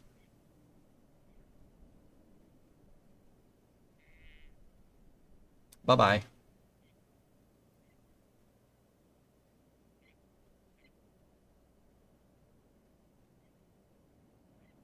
So that plane was made while the Apollo program was still going, by the way. Yeah, it's old.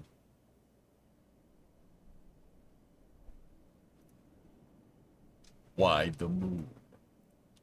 The moon is one of Earth's closest habitable neighbors and provides an opportunity to gain valuable experience for missions to Mars and beyond.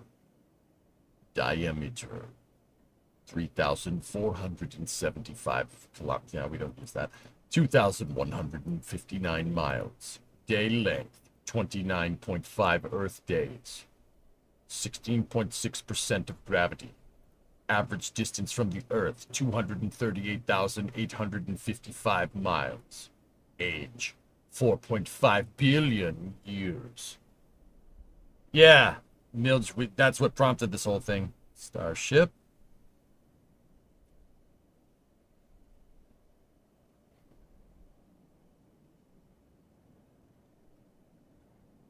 Whoa. This infographic below outlines a typical approach to a mission around the moon. Lunar missions, such as the one depicted here, would typically last 6 to 7 days. Why is SpaceX showing a free return trajectory on their website?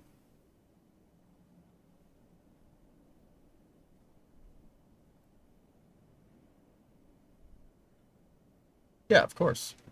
Yeah, Jeebus and stuff. I'm gonna put that up there in case that albatross takes off.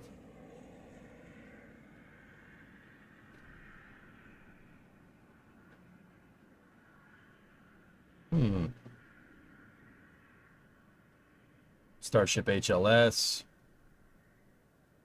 Cool. What about mirrors? Mars and beyond. We'll do this in a different post. The road to making humanity multiplanetary. A city on Mars. Establishing a self-sufficient city on Mars will require upwards of 1 million people and millions of tons of cargo to be delivered to the Red Planet. No, I'm not doing that. Okay, anything cool here?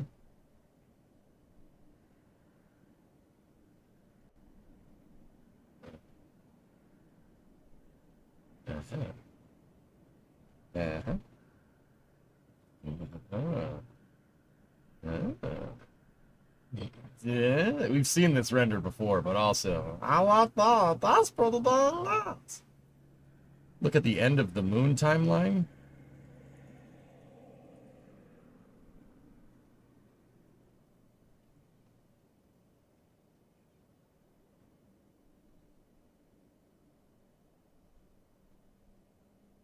What about it?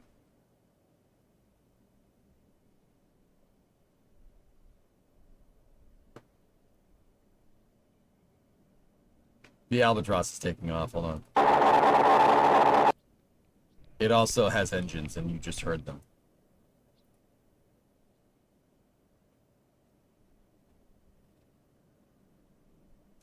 Dude, we gotta make the a cargo plane in Kerbal with the hull like that.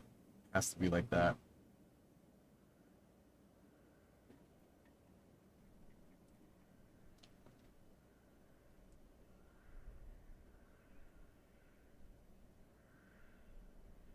That's a Grumman albatross, dude. The landing gear. I want to see the landing gear retract. That's why I'm like, dude, we got to see this.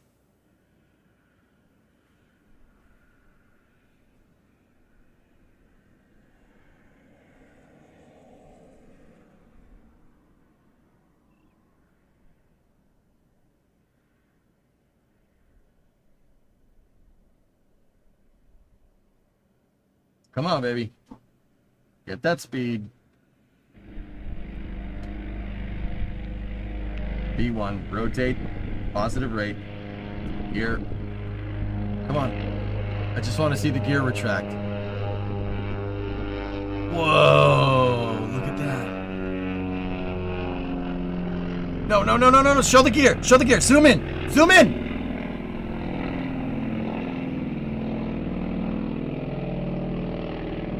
Wind 300 at 4 gusts 12, departure fire runway heading, or correction heading 270 to 360 on still leaving the south. Look at the freaking gear. The tire retracts into the hull.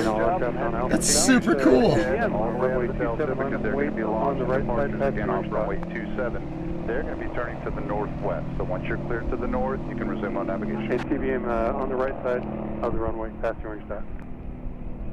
And Diamond Star, runway 27, line up and wait on the left side, past the orange dot. That's behind the Diamond. Cool. There's the seaplane ramp. Yeah, also, fellas, like, for the people that haven't seen it, Oshkosh has just, the airport is connected to a, there's Lake Winnebago. That's what it's called. And there's a bunch of seaplanes there. You could go see a bunch of seaplanes. Yeah. And you can see a lot of other planes, too. Yeah, Brandon, the pontoons. The problem is getting Kerbal to understand what the hell a pontoon is. We could do it, but, yeah. Talked to a goose owner in the Keys. He never puts it in the water. Said the cleaning needed after it is just too much. For a private plane fit, I'd believe that all day. I mean, it's cool, but... yeah. Mute it. Okay. Hey, Doc. Yeah, Mutter, I want to see this. Hold up. We're kind of geeking out on this space and rocket review, so sorry. Sleeper, we saw the Rocket Lab news. It's pretty cool. How does this thing freaking work, dude?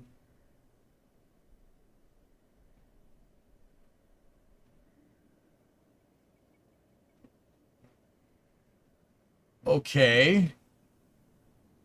All right. Who the frick thought of this? Who thought of this? Who looked at this and said, yeah, I can make that. Yeah, it's a boat. Yeah, don't worry about that. It's a boat. Yeah, no, I can make the boat have wheels. That's fine. I guess you moved hearts to another day. Gujar, I had a lot of real life stuff happen today that I had to take care of. It unfortunately required my immediate attention. It doesn't happen often, but it happened today, and yeah, I didn't play hearts. We'll play hearts next week, dude. I apologize for this inconvenience.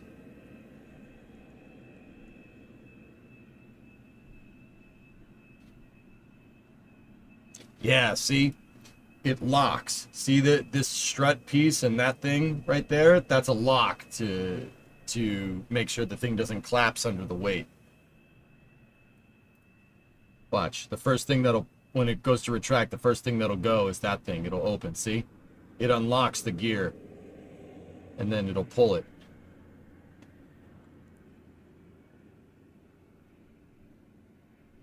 Dude. Still, though, who the frick thought of that? Like, yeah, no, it's a flying boat. Just put the wheel, just have the wheel in the side. It's fine. Just have the wheel in the side. Don't worry about it.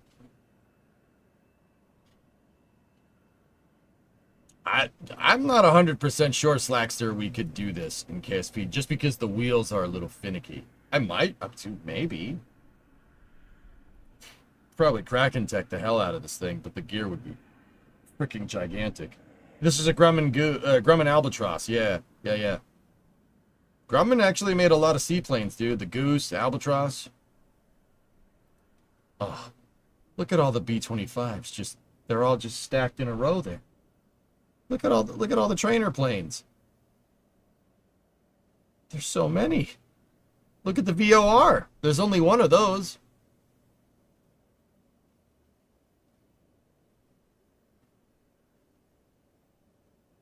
Yeah, Grumman did make the lunar, the LEM. That's a good point. It's like the kind of thing that was designed on an erector set. Yep. Just think how easy it is to change a tire. Yeah, why bend down to change a tire when you just retract the tire come to you? Very simple. Did that VOR make it into a Rush song though? It did not. It did not.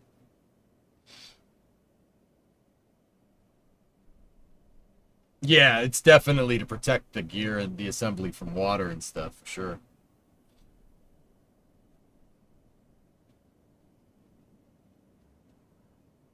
VORs are getting as rare as the Warbird and just as expensive. Man, I don't know how to feel about that, dude. I don't know how to feel about that.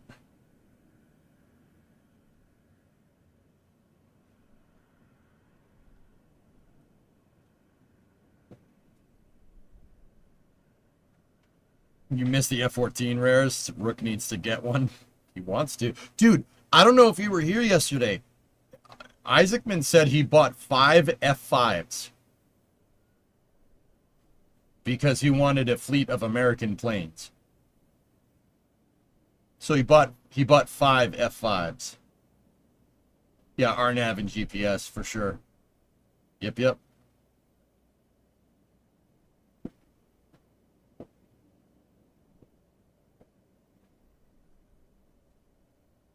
Yeah, you were here for it in Stoke. Yep.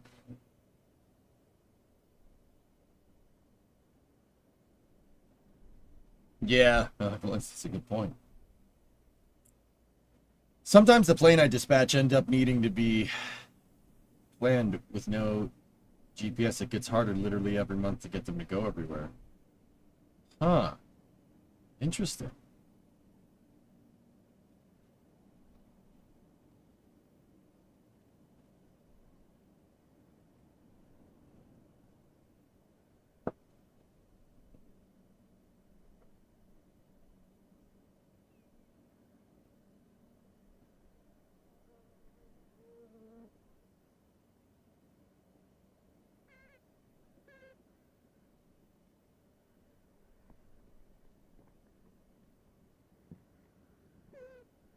I wonder if Jared's at Oshkosh. He flew a demonstration show, Jonathan. For AirVenture 2025, they're expecting a total of 10,000 planes and 700,000 attendees. I mean, dude, this is worth the price of admission, man. Look, dude, what's in the picture is worth the price of admission. And that is maybe, what, like 1/32nd of the planes that are here? There's 4 B-25s, all airworthy, sitting next to each other right there. And 5 C-47s behind them. Like, dude, that's awesome.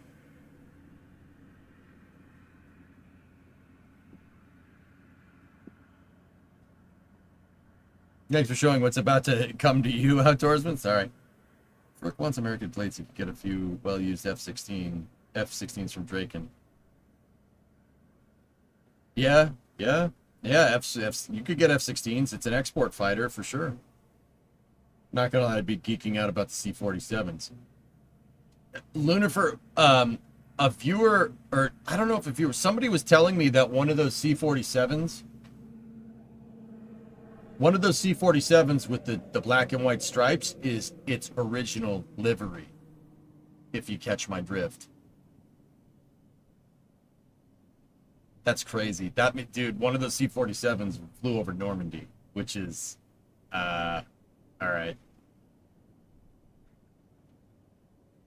I mean, obviously it's been repainted, right? But that's the livery that it came out of the factory with. I feel like spaceflight has been sort of underwhelming. I wish we got some major mission announcement like Polaris 2. Trey, it always slows down in the summer, dude. This always happens. I'm serious. This always happens. It slows down right now in July, and then it slows down again in January. Don't worry about it, dude. It's just a lull. So it ain't no problem.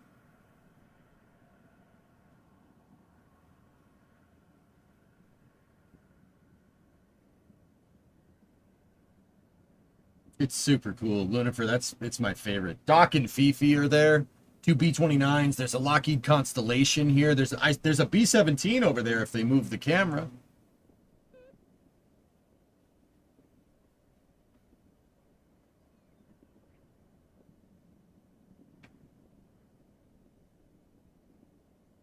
What's up with the timing of the lulls? I don't know. Oglix, if I had to guess, it's people taking time off. SpaceX employees take time off during the holidays, and they take time off during the 4th of July.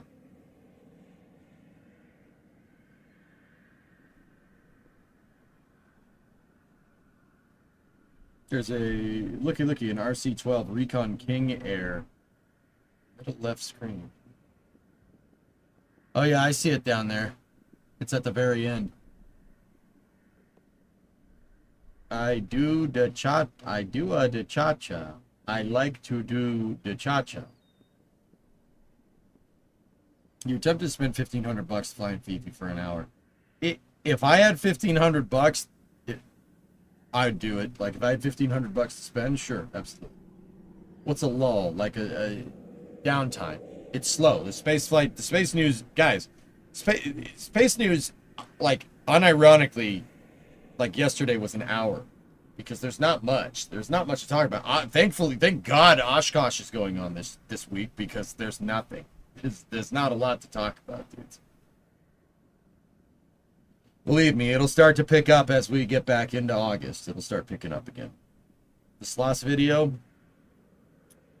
I'll probably watch that off stream, Hellfish, and then I'll come back and tell you guys about it. I got to shoot a message over to Phil to see if it's cool to watch the video.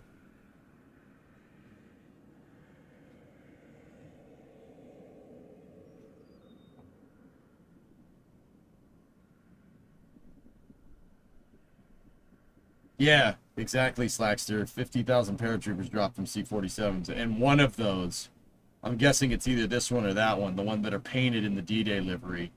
That's what so if you guys are newer to this, if you're newer to old, like, World War II history and stuff, during D-Day, so June 6, 1944, any Allied plane that was supporting the invasion, just to make sure that just to be absolutely sure that there was no possible way that you would be fighting against somebody like on your team, like they painted every plane with the invasion stripes, black and white stripes. See the stripes on the back of the plane?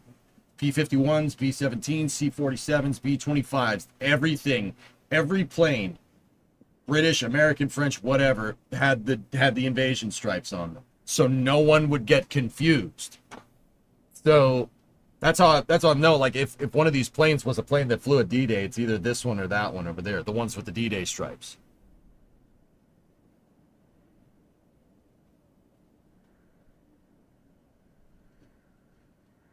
They did that for ground hardware too. Yep. I mean, it's a good way to do it. Yeah, that was for, so that's for something in aerial warfare and just warfare in general called IFF. Identification, friend or foe. Basically, friendly fire. Don't team kill. Team killing is uncool. That's not cool. Don't do that. Is that red and white tail dragger on the end of an old passenger plane? I don't know what that is, but judging by the pontoon, it looks like a seaplane as well. Both of them flew at D-Day. The one on the left is Placid Lassie, and the other one is Virginia Ann. That's cool. Super cool. So that's Doc right there. And then this is the Lockheed Constellation. And then over there is the PB-4Y-2. You could just see the nose of it. Over there is a KC-46.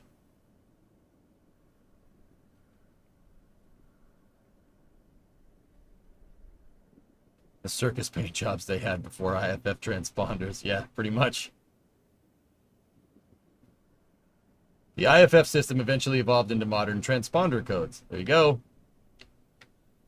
That's a GMC CCKW with a Fat Man replica on the back. I did not notice that. That was there before. It's a GM Deuce and a half right there with a fat man on the back. What the hell? Where did that come from? Has that been there the whole time? Wait a minute. Has that been there? Has that been there?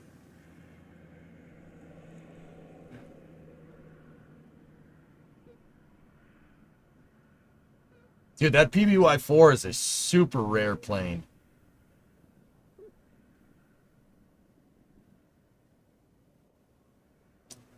Harrier. Dude, I didn't see the Harrier before. All right. Yo, let's go! Westover. Hell yeah. That's from Massachusetts. All right. That F-15's from my territory, baby. It's got the MA tags on it. That's from Westover. That's awesome. The Barnes Air Force Base. There's an F-16, F-35. That's a KC-135. There's a C-17 over there. Is that an EX?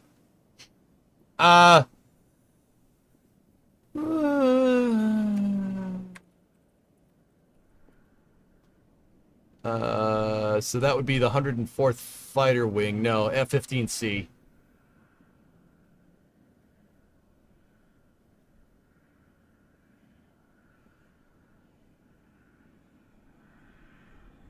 Yeah, it's an F-15C.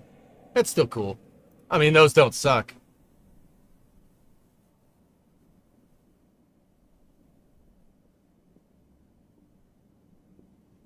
Yeah, the F-15EX, and I've been going down plane rabbit holes, guys, so that's why I know this. The F-15EX is a replacement for the Strike Eagle. So only squadrons that are using F-15Es, so F-15E Strike Eagles, those are the first ones to get the replacement, to get the EX as a replacement. Now, if people are wondering what an EX is, so the F-15EX is the newest version of the F-15. It's basically an F-22 wearing an F-15 skin suit. Yeah, that's a good way to say that. Yeah, it's not bad. It's not bad. It's pretty good.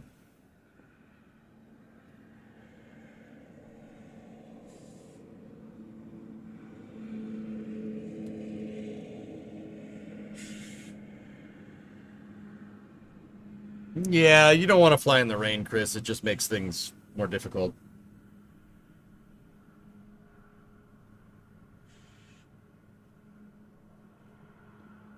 That's a TAV-8B two-seater Harrier for training. I almost definitely flew that plane when I was in training. And when you were in IP. That exact one, dude? Here, let's see if we can see the tail. This is Oshkosh, Anderson. Oshkosh Air Venture, EAA. That's awesome, Nader.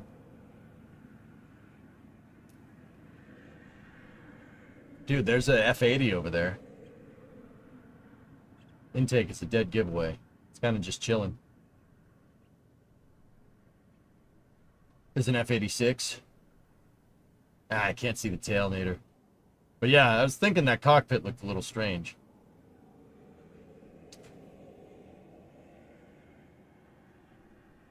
Dude, look at all the hardware. But dude, that's so cool that there's a Barnes. That's MANG right there. Massachusetts National Guard. That's cool, man. I see those planes flying around all the time. Almost certain. Cool, dude. All right. There's just, and look, there's a DC-6 just chilling back there. See that? Just chilling. Just chilling, just vibing. Checking out all the other planes. F-35. I'm not sure. Is that an A? I don't know which variant it is. It's hard for me to tell. But I know that's an F-16 behind it.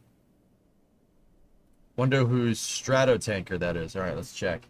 If you can recognize the logo, it's right there.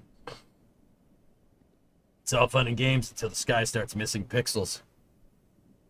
Also, fun fact, people from O'Hare, Atlanta, LA, all come help out at Oshkosh, both in the tower.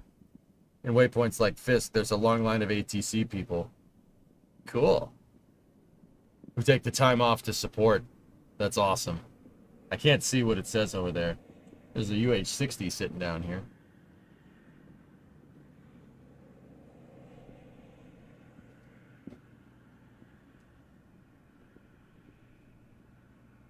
They can land planes faster than what Atlanta can do during peak times. That's, dude, this, I love this. I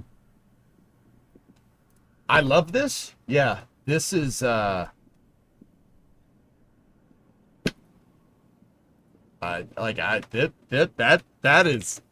awesome. Is this how like normies feel about like Burning Man or something?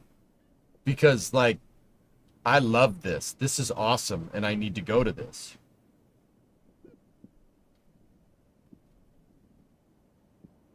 No, outdoorsman, please, by all means. Like, is that bad? Like,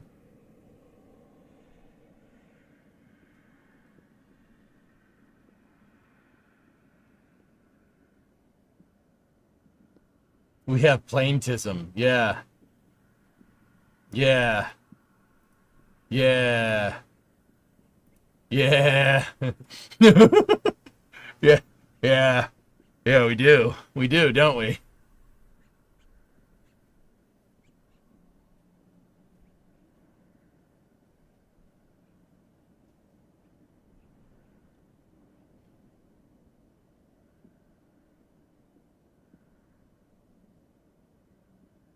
Why would you ask us that question? Yeah, okay, that's fair.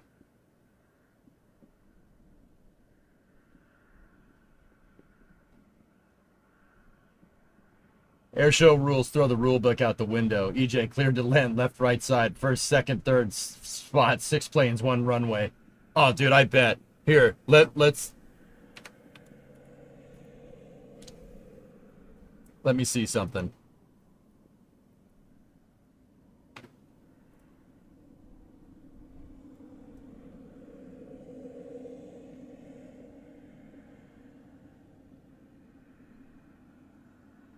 It's actually not bad right now.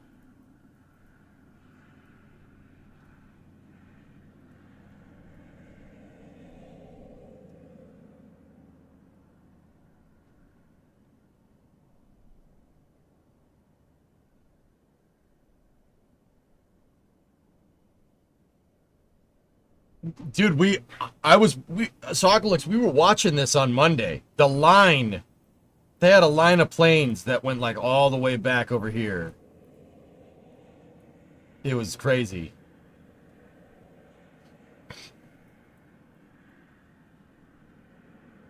And then the seaplane pavilion is right here.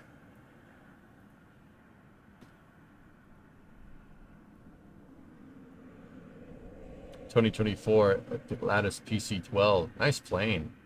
Turboprop. Very nice.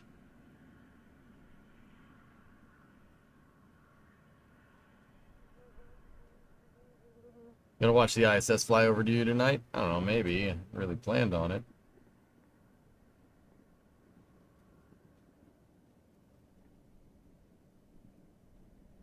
It's midweek. Tomorrow will be a lot of arrivals prior to the show starting.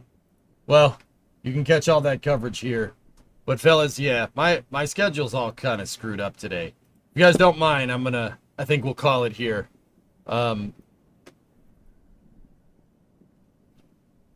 That was a fun plane and space news. We will do one more. Well, actually, no, we'll do Flame Trench tomorrow. But did you see that Yahoo who had no idea what was going on when he was arriving and departing? No, but that's kind of funny. Yeah, Nova, we saw the commercial thing. I'm not really sure how they're gonna do that, but don't forget that you have the EAAA stream paused. Oh, yeah, that's good. Anyway. Alright, guys. That's going to do it for the Space and Rocket and Plane review. Yeah, guys, I'm gonna stop for the night. I apologize for only streaming space news today. I wanted to do after hours and before hours, but I'm just kind of... it's been a weird day. So, I'll see you guys tomorrow. We'll get back to the games. We're going to play Kerbal tomorrow before Flame Trench. See if we can get that dang rocket working.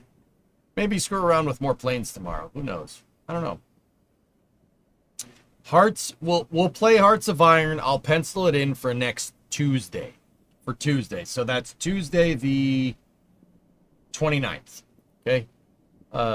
And what I'll do is, we're not going to play Hearts for 4 hours, dudes. That's not a game you play for 4 hours. So we'll do a whole playthrough on Tuesday, and we'll just, yeah, we won't do a Space News that day. Unless something crazy happens, so. Okay, Outdoorsman, we'll see. There's clearly a lot of want and support for this, so. Cancel due to ground conditions. All right, Mutter. Cool.